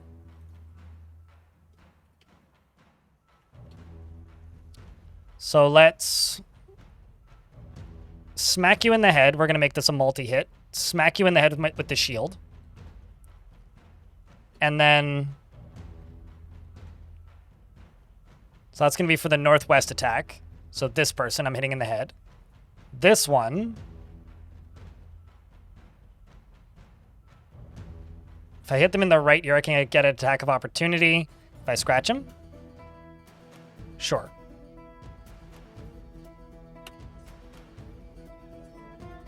I missed both of them. That's fine. They're both recovering from attacking me. What hand is your knife in? I think it's in your left hand, it looks like, but yeah, left hand. I can hit you in the left upper arm, do a multi-attack.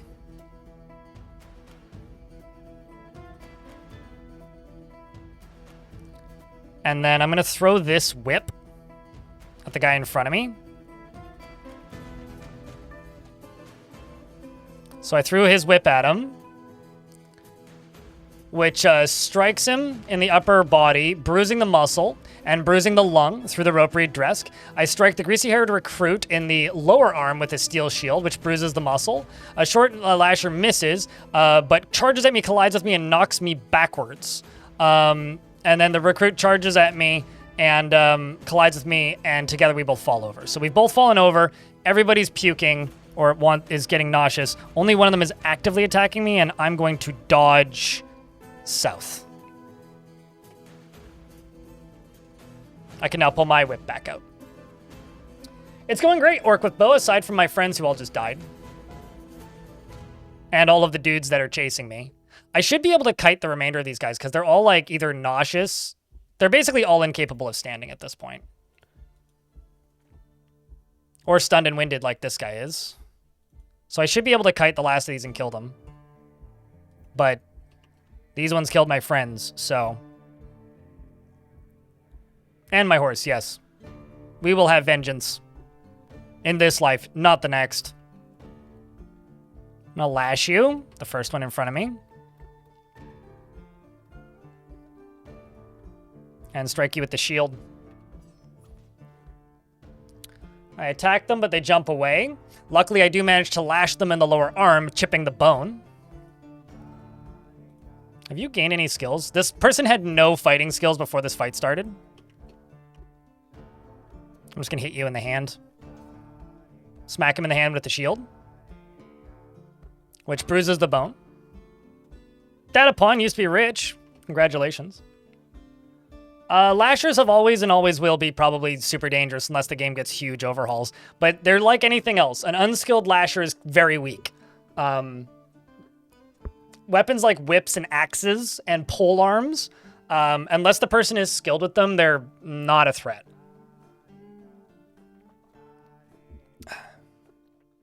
Let's go for your hand and do the multi-attack again. Strike it with the shield. And then I'm just going to throw a coin at this one.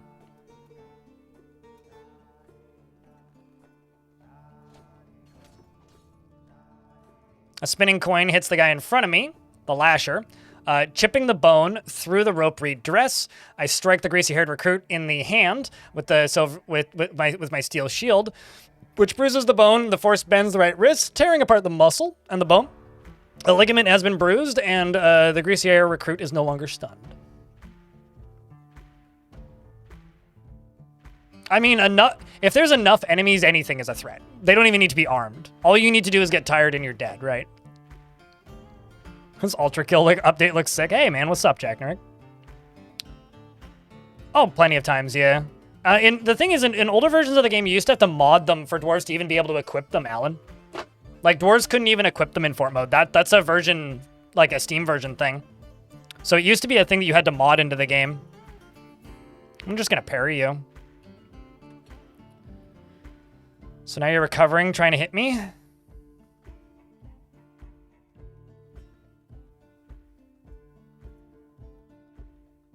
just going to go for a heavy slash in their upper body.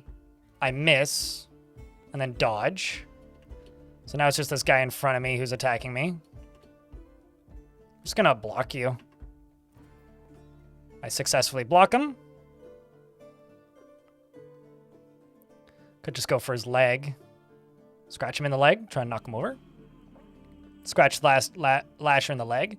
Basically, like, you just don't want to get surrounded in any situation. Because it doesn't matter how weak or strong something is. Can you spar in adventure mode? Yes, but not if you have companions. So if you just walk up to somebody and start punching them, that is considered like a brawl.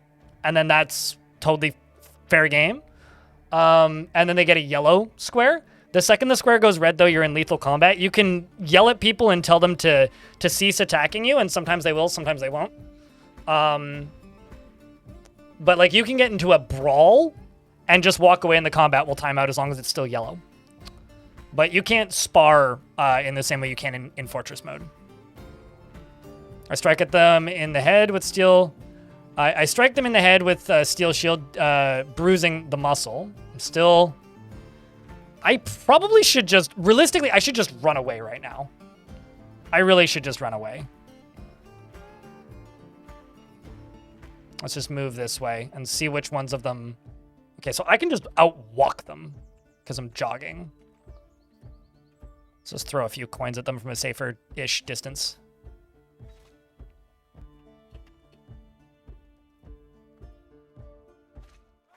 This recruit needs to die. They parried me, really? That's offensive.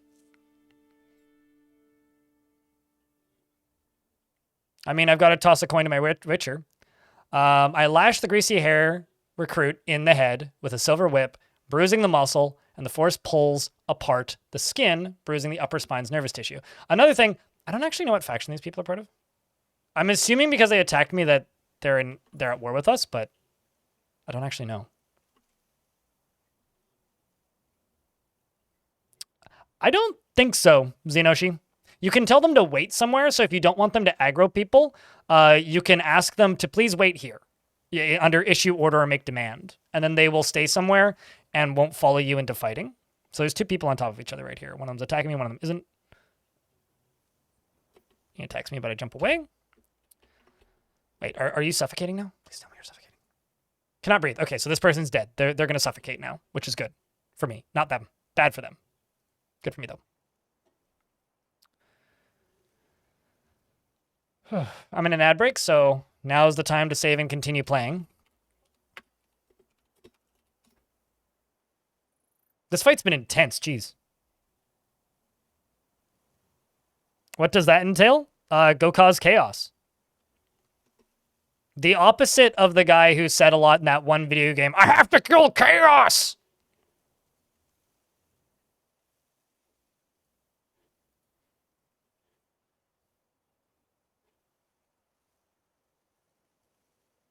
You gotta do that. The opposite of that.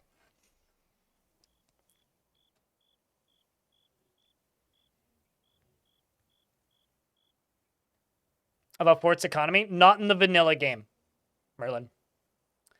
Not in the vanilla game. Earlier, someone in chat was talking about a DF hack script called Adventure Fort, which enables all Fortress mode mechanics in Adventure mode. Such as crafting and whatnot. It's kind of buggy and used to crash the game quite a bit. I don't know how it is now. But if that gets ported to DF hack, then you could use that. And then theoretically, you could just live as an adventurer that just rotates from workshop to workshop. The thing is, fortresses won't be productive on their own. Really.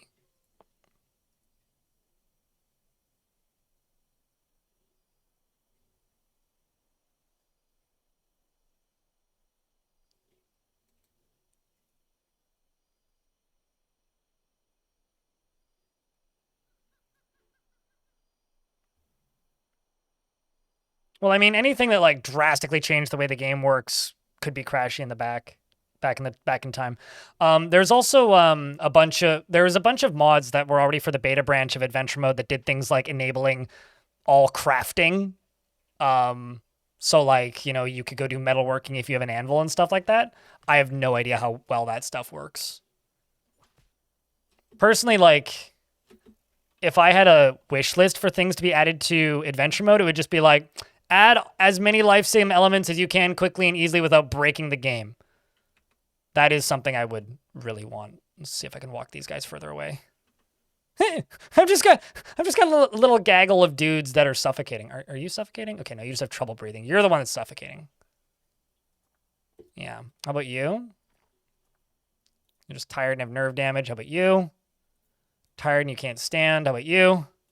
Okay, well, all these recruits are going to die here, as far as I'm concerned. Let's just wait for you to come a little closer. I'm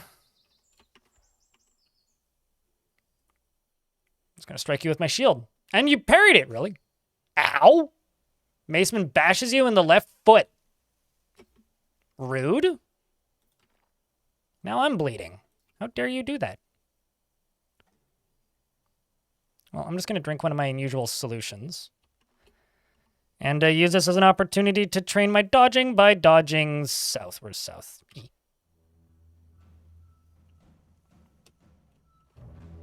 And dodge south. Wait. Let's launch an ice bolt at you. Ooh, that was a mistake. Okay, so did I block all of that? Oh my god. Okay, the spinning icicle strikes them in the head, bruising the muscle and chipping the skull. The force bends the neck, which hits their spine. I managed to block every single one of those hits. Holy shit. Huh. They're all recovering from attacking me. I'm just gonna keep dodging south until I heal.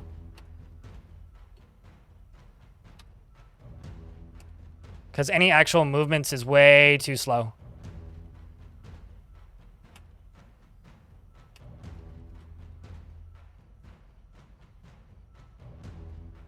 You're dead. Yeah, I've heard that, like, some, like, inspecting body parts apparently crashes your game. All I'll say is, like, it's a recent Dwarf Fortress update. Save frequently. And report crashes when they happen. Your crash log should be in your game install folder.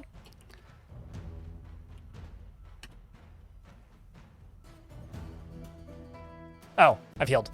I missed it, but... Yeah, okay. You have fewer damaged wounds and fewer damaged tissues. There we go. All right, there's a tall pikeman in front of me. Are you injured? You're just tired. Okay. What hand are you holding that pike in? Multi-grasp. Okay, so let's put my weapons away. Wrestle. Wrestle! I'm gonna try and pull your pike. You grab the pike, gain possession of the pike.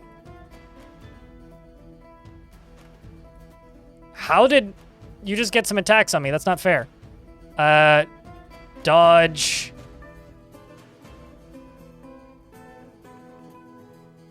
Northeast. I need south. South. Then throw.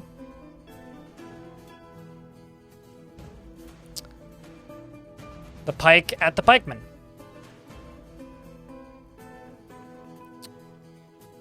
Pull my weapons back out. I'm not somehow I'm not tired yet. Throw another coin at you. Spinning coin hits them, which hits them through their dress.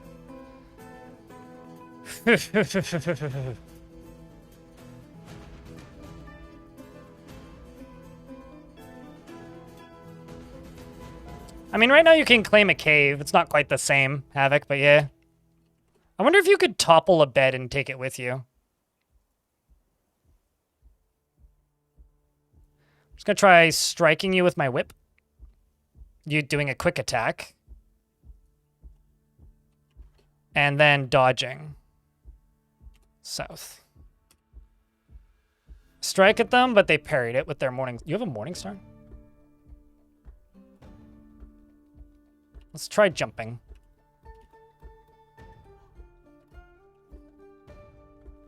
Throw a coin at you. Hits them through their dress. Throw another coin at you. Pikeman scares me, so we'll hit you.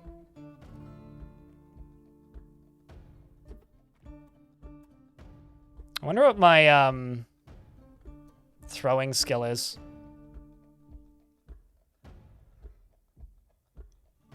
I'm a skilled thrower, apparently, and now an expert fighter and a skilled lasher. So I'm getting up there.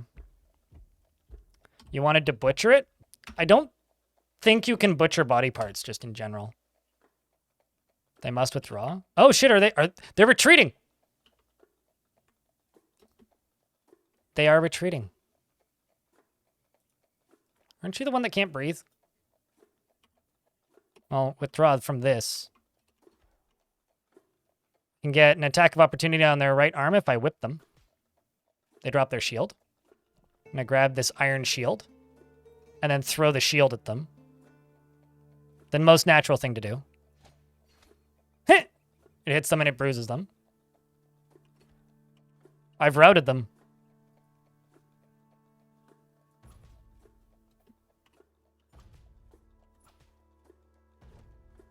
You killed my friends. Prepare to die. That's one down. Holy shit. I'm genuinely shocked I won that fight. The one who killed the horse is dead. Or, no, not the horse. My friend is dead, which is that one up there. I'm going to yell at this one, because I'm going to see if I can interrogate that dude.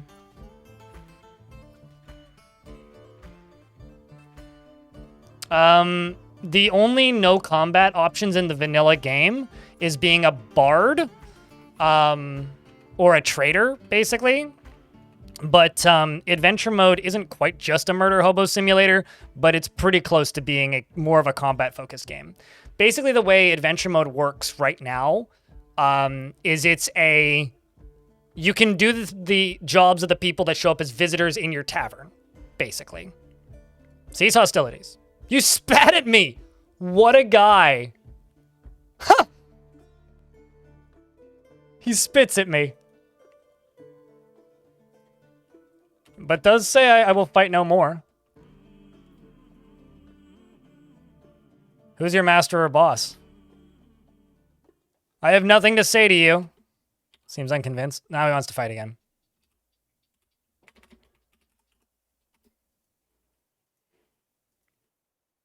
Spits at me again. You're not as convincing as you think you are. I don't think he's... Let's try and calm him. You're right. I need to relax. Yeah, you do. I have the weapon and you're lying on the ground. This is madness. You should... Like, we should trade. And he's like, you should try a shopkeeper. Yeet. What's up, hobo? How are you? Let's ask who their Why are you traveling? Spits at me again. I'm on an important mission. Cheese Yes. for everyone. I tell them to be my hearth person. They say, I will be your hearth person, Lord. Join me on adventures. My duty is here. Uh-huh.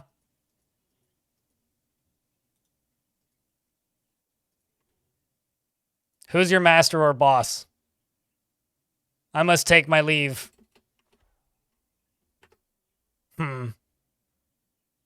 How goes the venture? Venture pretty good. Impatiently say goodbye. Now he attacks me again. Okay, fine.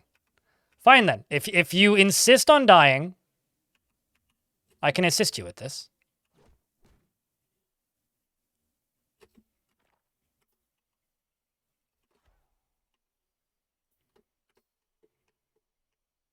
I got a bunch of I am not uneasy, so I was kind of concerned for a second that they were going to come and attack me.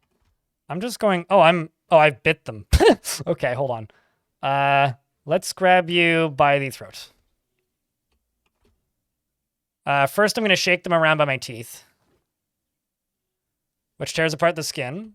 And someone else, like, they're noticing the bodies up there now.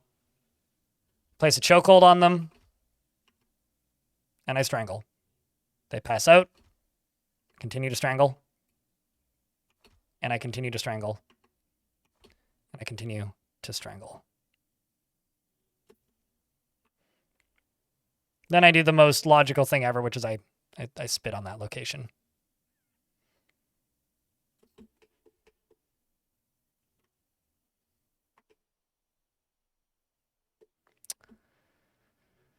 Well,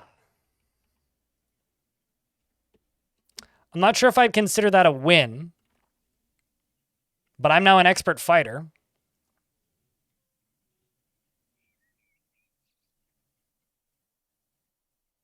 Is one more coming? I'm not sure.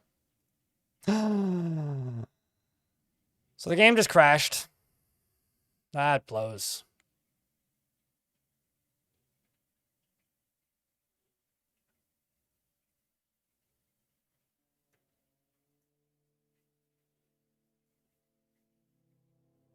I think the last save was mid-fight.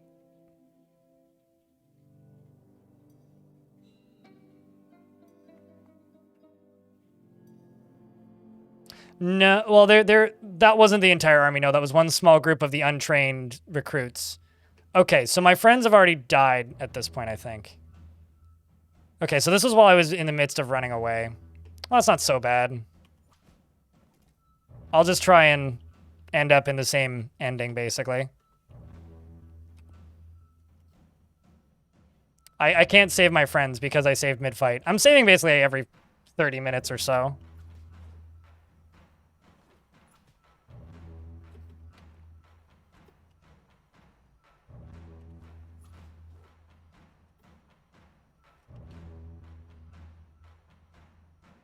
Let's dodge south.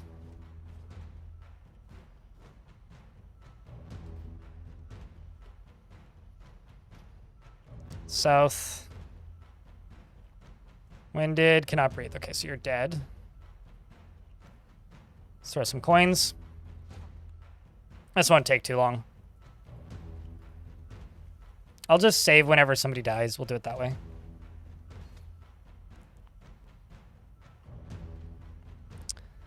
This person here.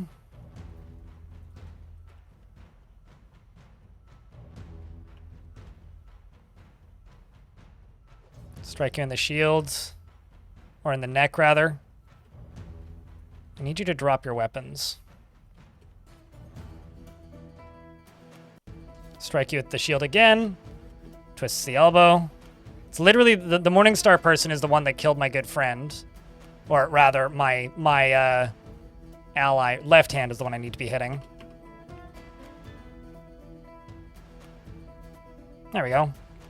Let's lash you in the left hand. There you go. They dropped their Morningstar. There's two of them. So I'm just going to dodge. Let's dodge south. Throw a coin.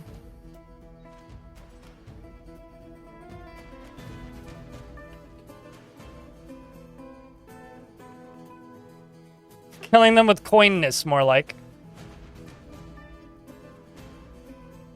I'm not doing that, Havoc, because if I die, I die. So I am going to like end this character if I die. So I'm not doing that. But it wouldn't be unwise to do if you're a more normal person. If you value your time in any way.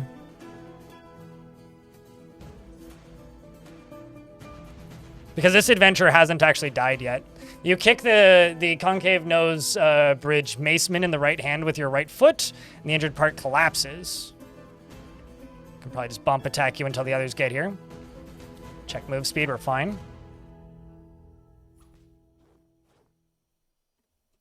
How are you doing? Overexerted bleeding. Okay, that's another one dead. Concave bridge maceman. I hit them in the skull, which jams the brain through the brain, tears the brain.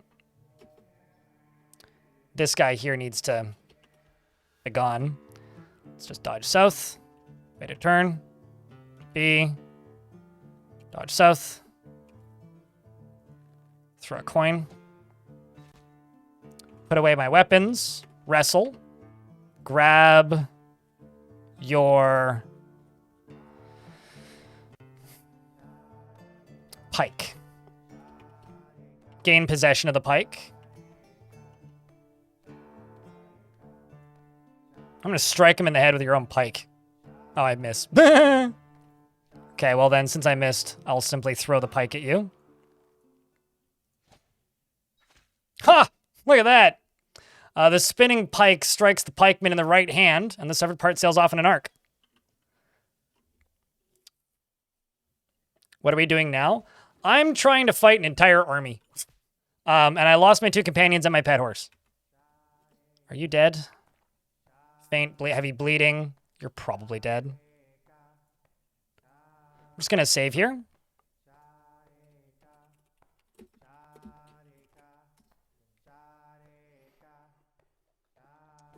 But the game crashed when I won this fight the first time. Oh, also, this is only like maybe a fifth of the army. I'm not wrestling that much, Snatcher in YouTube chat, because if I wrestle is the most exhausting thing you can do in combat in Dwarf Fort. So it's not super safe to do that right now, because what will kill me is becoming exhausted. So if I become exhausted, I'm basically dead. I'll be right back. Give me a moment.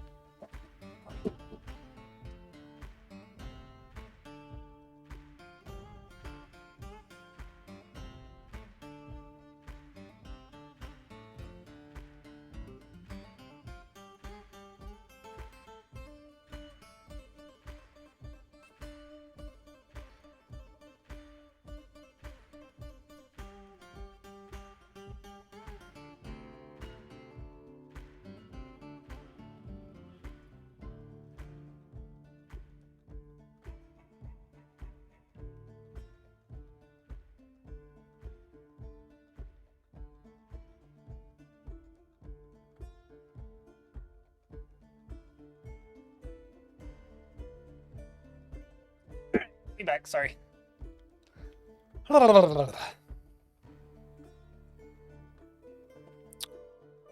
You got this bull and he just runs off killing innocents? Well, they're clearly not innocent. If you have a familiar animal and they're attacking things, they're clearly hostile. Also, it looks like I routed them now. So it's time to not allow them to run away.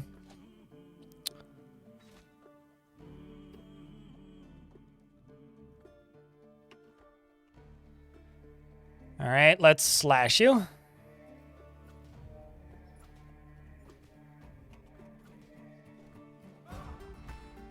So another one dead. I bit them and I'm shaking them around by the 5th toe on their foot. This is really good training. There's another one down. You died of suffocation, I presume.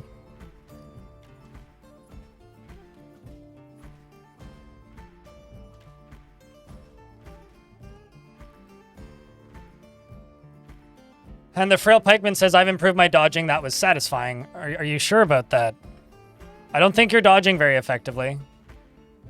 I am, however, improving my lashing. And I'm satisfied. I don't think this guy is.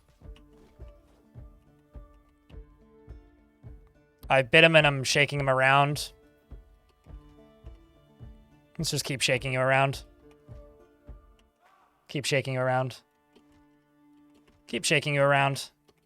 This is very exhausting to do.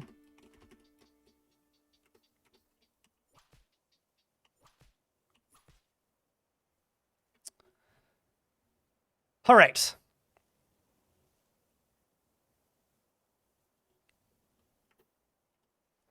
I'm going to save, or no. 0 to hero. All right, who's ready to go recruit some more mercenaries, chat? Or get distracted by some completely unrelated local adventure. I really hope that these streams are helping you guys. I have no idea. It depends on what we can find, Stormwolf. You know, we should probably try and find some dwarven mercenaries, actually. Because they can go into a martial trance, so fighting with large groups of people, they'd be much better at. They can also use goblin gear, which is useful.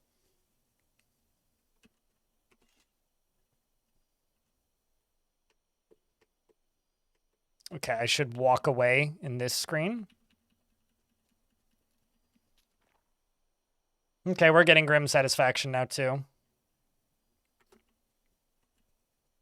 How do you dismount? So you mount using climb or hold terrain, which is H, right? Or right-clicking.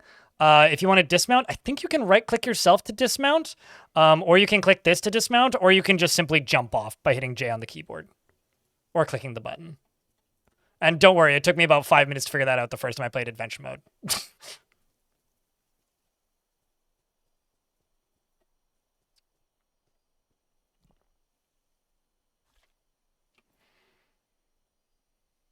Am I injured in any way?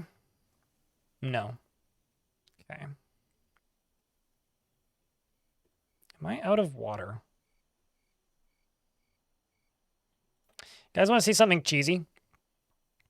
I'm going to drop my unusual solution, which is a healing potion. It's now on the ground. I'm going to pick it up and put it into my pouch. You pick up the llama wool. Wait, what?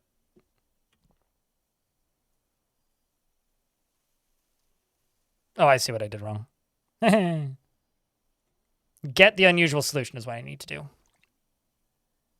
And I put it into my backpack. Now, if I go into my inventory...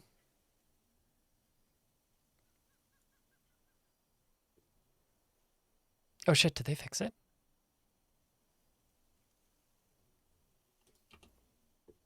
I wonder.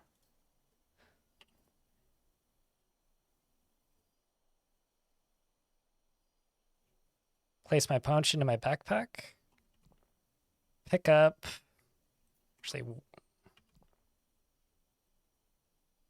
pick up unusual solution. Well, maybe they did fix it. Good to know.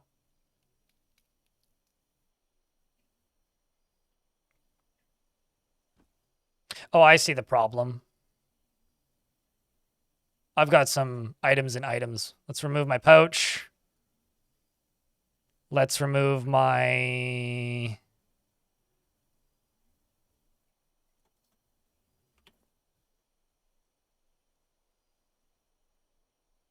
water skin. Right click. This is what I need to do. Fill cat leather water skin with unusual solution. Go into my inventory to... let's check this.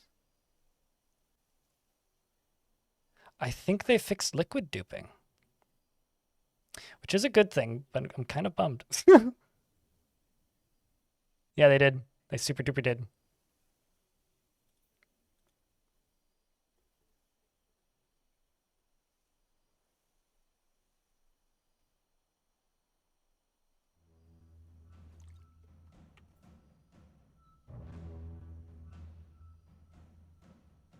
Oh, no, they didn't. Oh, no, they didn't.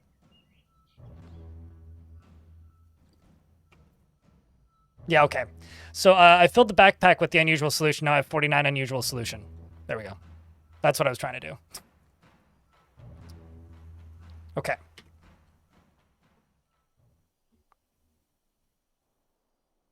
What's up, Mihai? Holy shit. Long time no see. Are you still in Europe? Or are you back in the great NA? Last time I think last time we spoke, you were about to move. Fixed exploit? No, I just have my items jumbled up. I need to drop a bunch of stuff on the ground and reorganize my inventory is what I need to do. All right, so supposedly there's a camp down here. Maybe they're friendly. Maybe they're not. We'll see.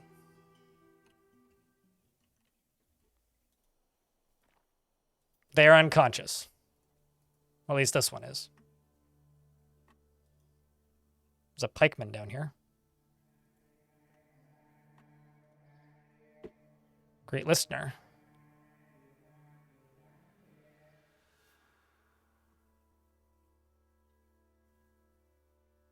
Oh, well. Hope things are well, mate.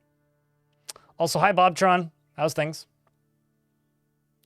I'll be honest, Blind, there's one thing that I envy most is your ability to design really awesome fortresses. You try to pull off epic builds like mine, but they never shape up. You know, for whatever it's worth, Stormwolf, I am perpetually bothered by... the fact that I am unable to make awesome fortresses the way that Deep Space does. I really like the way Deep Space's fortresses look. So I think it's a perpetual case of something that somebody else built is cooler than what I built because I see the imperfections in my design. Most of my fortresses, I don't like the look of by the end of it. The last one I built, I really liked the look of and I thought it looked awesome. And I've certainly built fortresses in the past that I think look awesome. But more often than not, I end up looking at it and going, man, this part bothers me. This piece of it bothers me. This portion of it bothers me. So I think that that's just like a state of the human condition more than anything. Because like try sharing screenshots of a fortress that you built that you're unhappy with and see what other people think of it, because it's likely that they'll think it looks awesome. Back when I used to do the community forts series on YouTube, I would often get people saying, it's like, man, this fort has some imperfections. And I'd look at it and be like, this is amazing. I could never build anything like this. I think that's just called like I think that's just part of the human psyche at a point.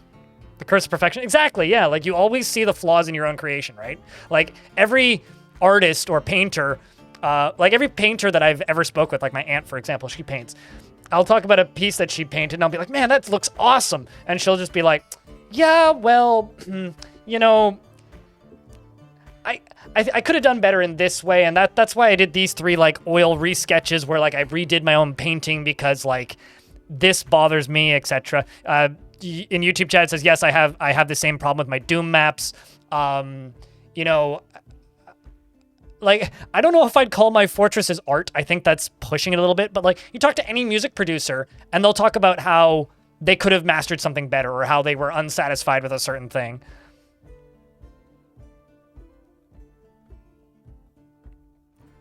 Yeah, no, you see somebody's painted 40K minis and it's like, wow, that looks awesome. And they're like, yeah, but that paint blot is like slightly over the line there. It's like, yeah, but I didn't, I looked at it for 90 seconds and went, cool. I think it was Heatstone that you were really taken by. I can't even remember what Heatstone looked like. I need to go look at those VODs again.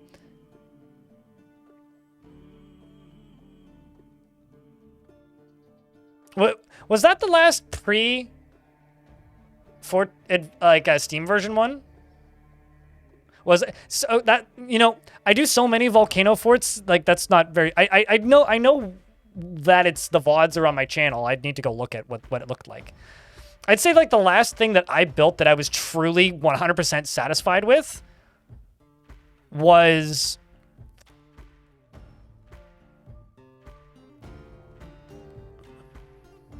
yeah, your cotton ads. That's what I was worried about. Even happens with software engineers and UI and graphic designers. Yeah, no, it happens with game developers too.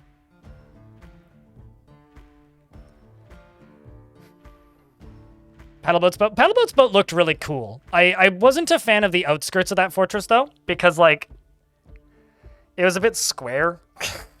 I think that like at the right angle, Paddleboats looked dope. I think at the wrong angle, it kind of looked terrible. Like there were certain layers I was really happy with, but certain ones that I wasn't with. But I also didn't focus too much on aesthetics in that fort outside of the boat. Just checking my email real quick. Cool. Oh, hey, Dwarf Fortress has almost 2,000 players. This is the highest player count Dwarf Fortress has had since October, when it had 1,961. Right now we have 1,927. The high from 2024 was when the beta came out, which was 3,406. So we'll see if we can get back up to that. I kind of I will be surprised right now if we get back up to those numbers. I think we need a fortress mode, a big fortress mode patch for that to happen. But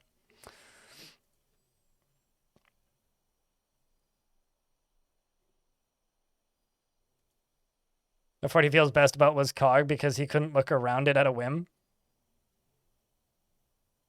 I mean, Which had a throne room in like the middle of the river. I know which one you're talking about. Also can't remember the name of it. No, the fortress that I feel best about probably recently was Fire Orb. I really, really, really liked the giant demon fishbowl. But the rest of the fort was too fucking green because it was all just green glass. But I really liked the giant library and tavern, just a multi-layered thing like surrounding that giant circular structure with lava and demons in it. That shit just looked awesome. So, you know, I think it's just a personal perception thing. Okay, so let's see who you are. So this is a goblin named person, I think. Strusto? Speechless Trades, I think? It looks like a goblin name. I could be wrong, though.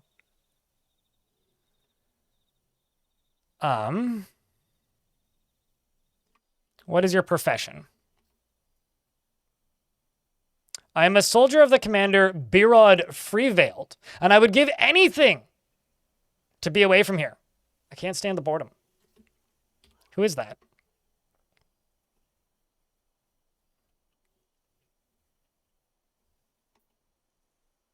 Ask about the local ruler. The obscure loots. Birod Freeveiled is commander. We are in the right in all matters. Okay, so but like who is that person though?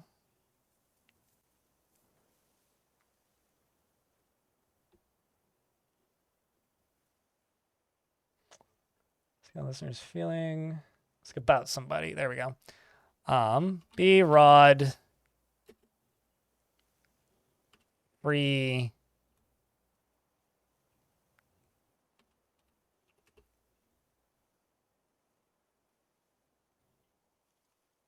Okay,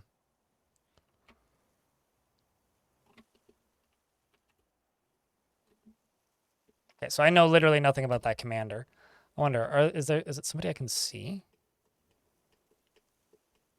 I don't see anybody there.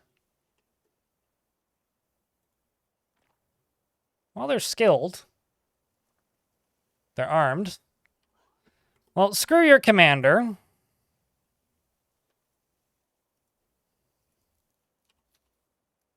Join me on adventures.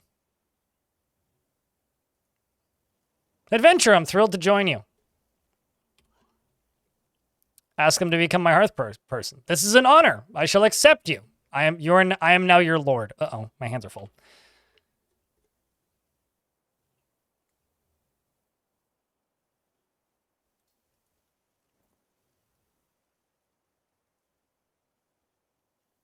Apparently I have a cat leather water skin. I think I have a bag, which is a problem. Do I think that bag? Played DF for decades now, and you have yet to play adventure mode for longer than 10 minutes? Why is that? You should give it a shot. I think adventure mode's really cool. It's a silver pike you have. Is there anything in these bags? Ooh. Ooh, shit, copper high boot. Bronze high boot and copper high boot. Grab that. Grab that. Am I still wearing the leather ones? I think I'm just walking around in socks. Oh, no, no, no, no. Still wearing the leather ones. I'm going to wear these new boots. And then drop. Let's just step over here. Drop you. And drop you.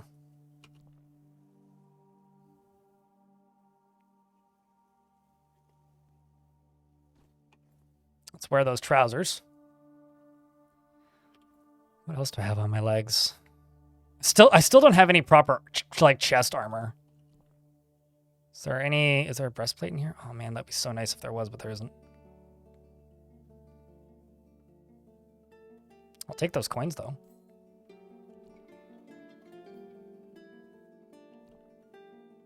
Well, I can get the new leather armor, so that's something.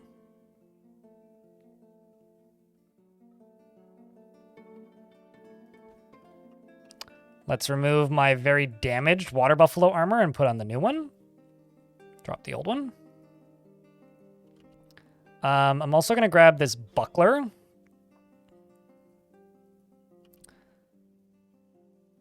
I'm kind of tempted to see if I can... Although I don't want to completely negate their skills. So let's drop that buckler. Let's check my inventory real quick. Make sure I equipped both those shoes. Yes, I did. Let's grab the bronze cap. Start a conversation with you. Bypass greeting. Trade. No, give, take items. Give or take, exchange personal items. I'm going to give you 2 unusual solutions. I don't know why that's doubled in this screen. That seems buggy.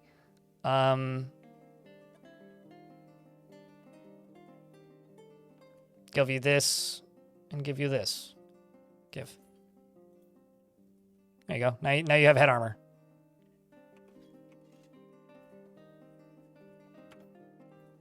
What's in my hand? Leaf. Put that in my backpack. Put that in my backpack. There you go.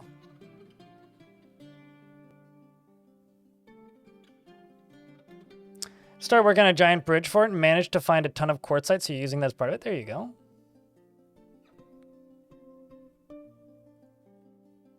All right, so I think we're now in an okay-ish spot. I mean, hello. Ooh, there's the commander.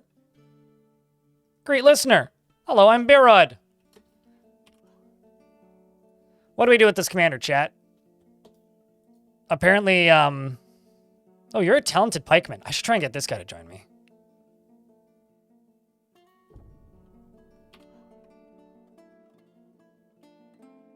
Profession.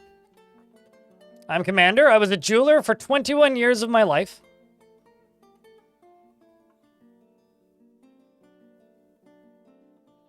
Invite listener to become a hearth person. Join me. I cannot accept this honor. I'm sorry. Ah.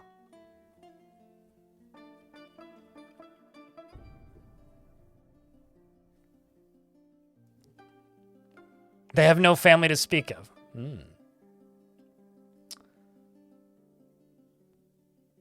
And never fighting. There isn't much option for crafting in the vanilla game. You can make sharp rocks, you can make a makeshift axe, and you can carve bones. That's it. That's what's stopping you. There isn't much that you can do. Like, it's not a particularly varied path to take. I think I'm just going to leave that guy. I see no reason to kill him.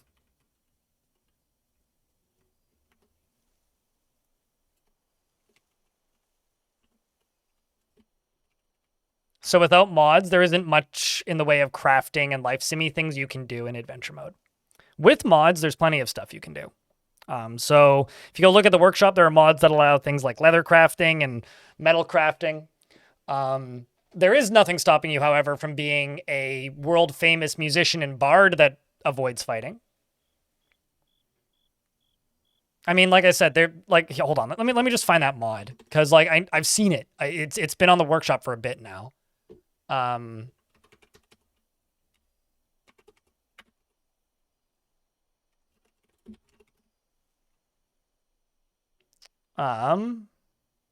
Yeah, this is actually from this is somebody who's a regular and who's been around the chat before. Excuse me. This right here. Adventure mode crafting. Basic crafting, which is bone crafting. Bone carving. Break down metal items, carpentry, furniture, containers, decorating items, leatherworking, and smithing, and it scrolls down. It adds bone carving, breaking down metal, bookmaking, carpentry, decorating stuff, leatherworking, stone crafting, and wood crafting. So if you want more crafting options, like that's not going to affect Fortress mode at all. The problem with gauntlets is okay. So they're trying to they've made a mod that doesn't require. Apparently, it needs an update, so it might be broken. I don't know if it works. But there is stuff like this. It's just a matter of whether or not it works currently. But yeah, if you literally just go search for adventure mode, there's another one. Eric Blank made one. Eric Blank is also active. This one was updated. What, today? No, sorry, June. What? June 30th, 24, not January 30th. So this is another one. I don't know if this one works. There's also this one, which just adds a shit ton of magic. Ironically, you don't need a mod for that.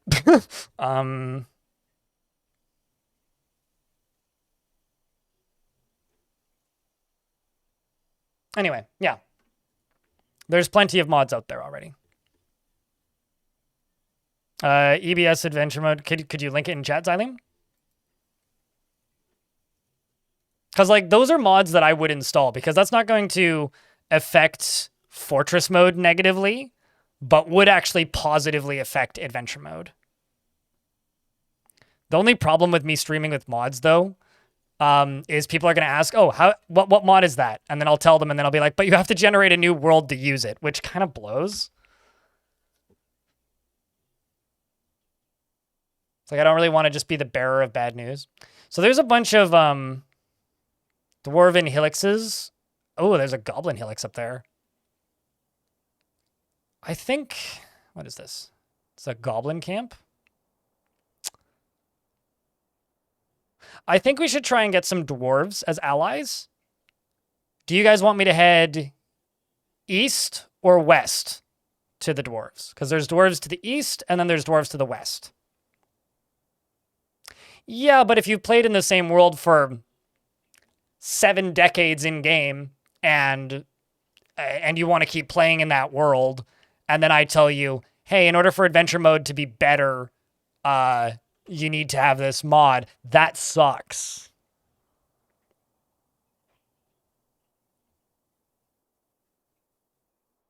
I mean, what's stopping you from watching while playing, Rockcat? Don't answer that question. I don't need to know. Enjoy your gameplay. Have fun.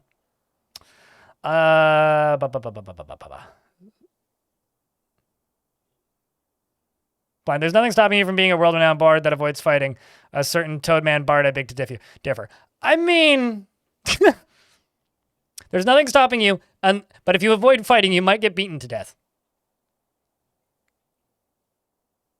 Laters, Rockcat. 0 to hero.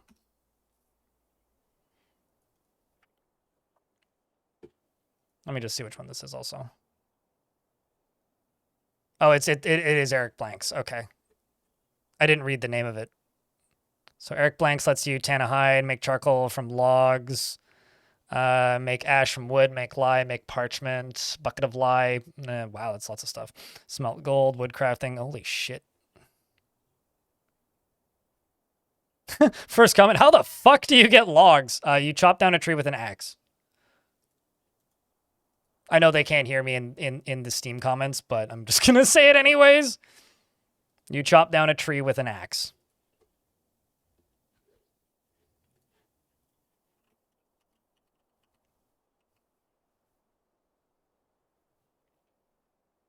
You know, I used to do that with games too. Like but there's some people who just like don't do that. I don't know. I don't know if I'm hungry or anything.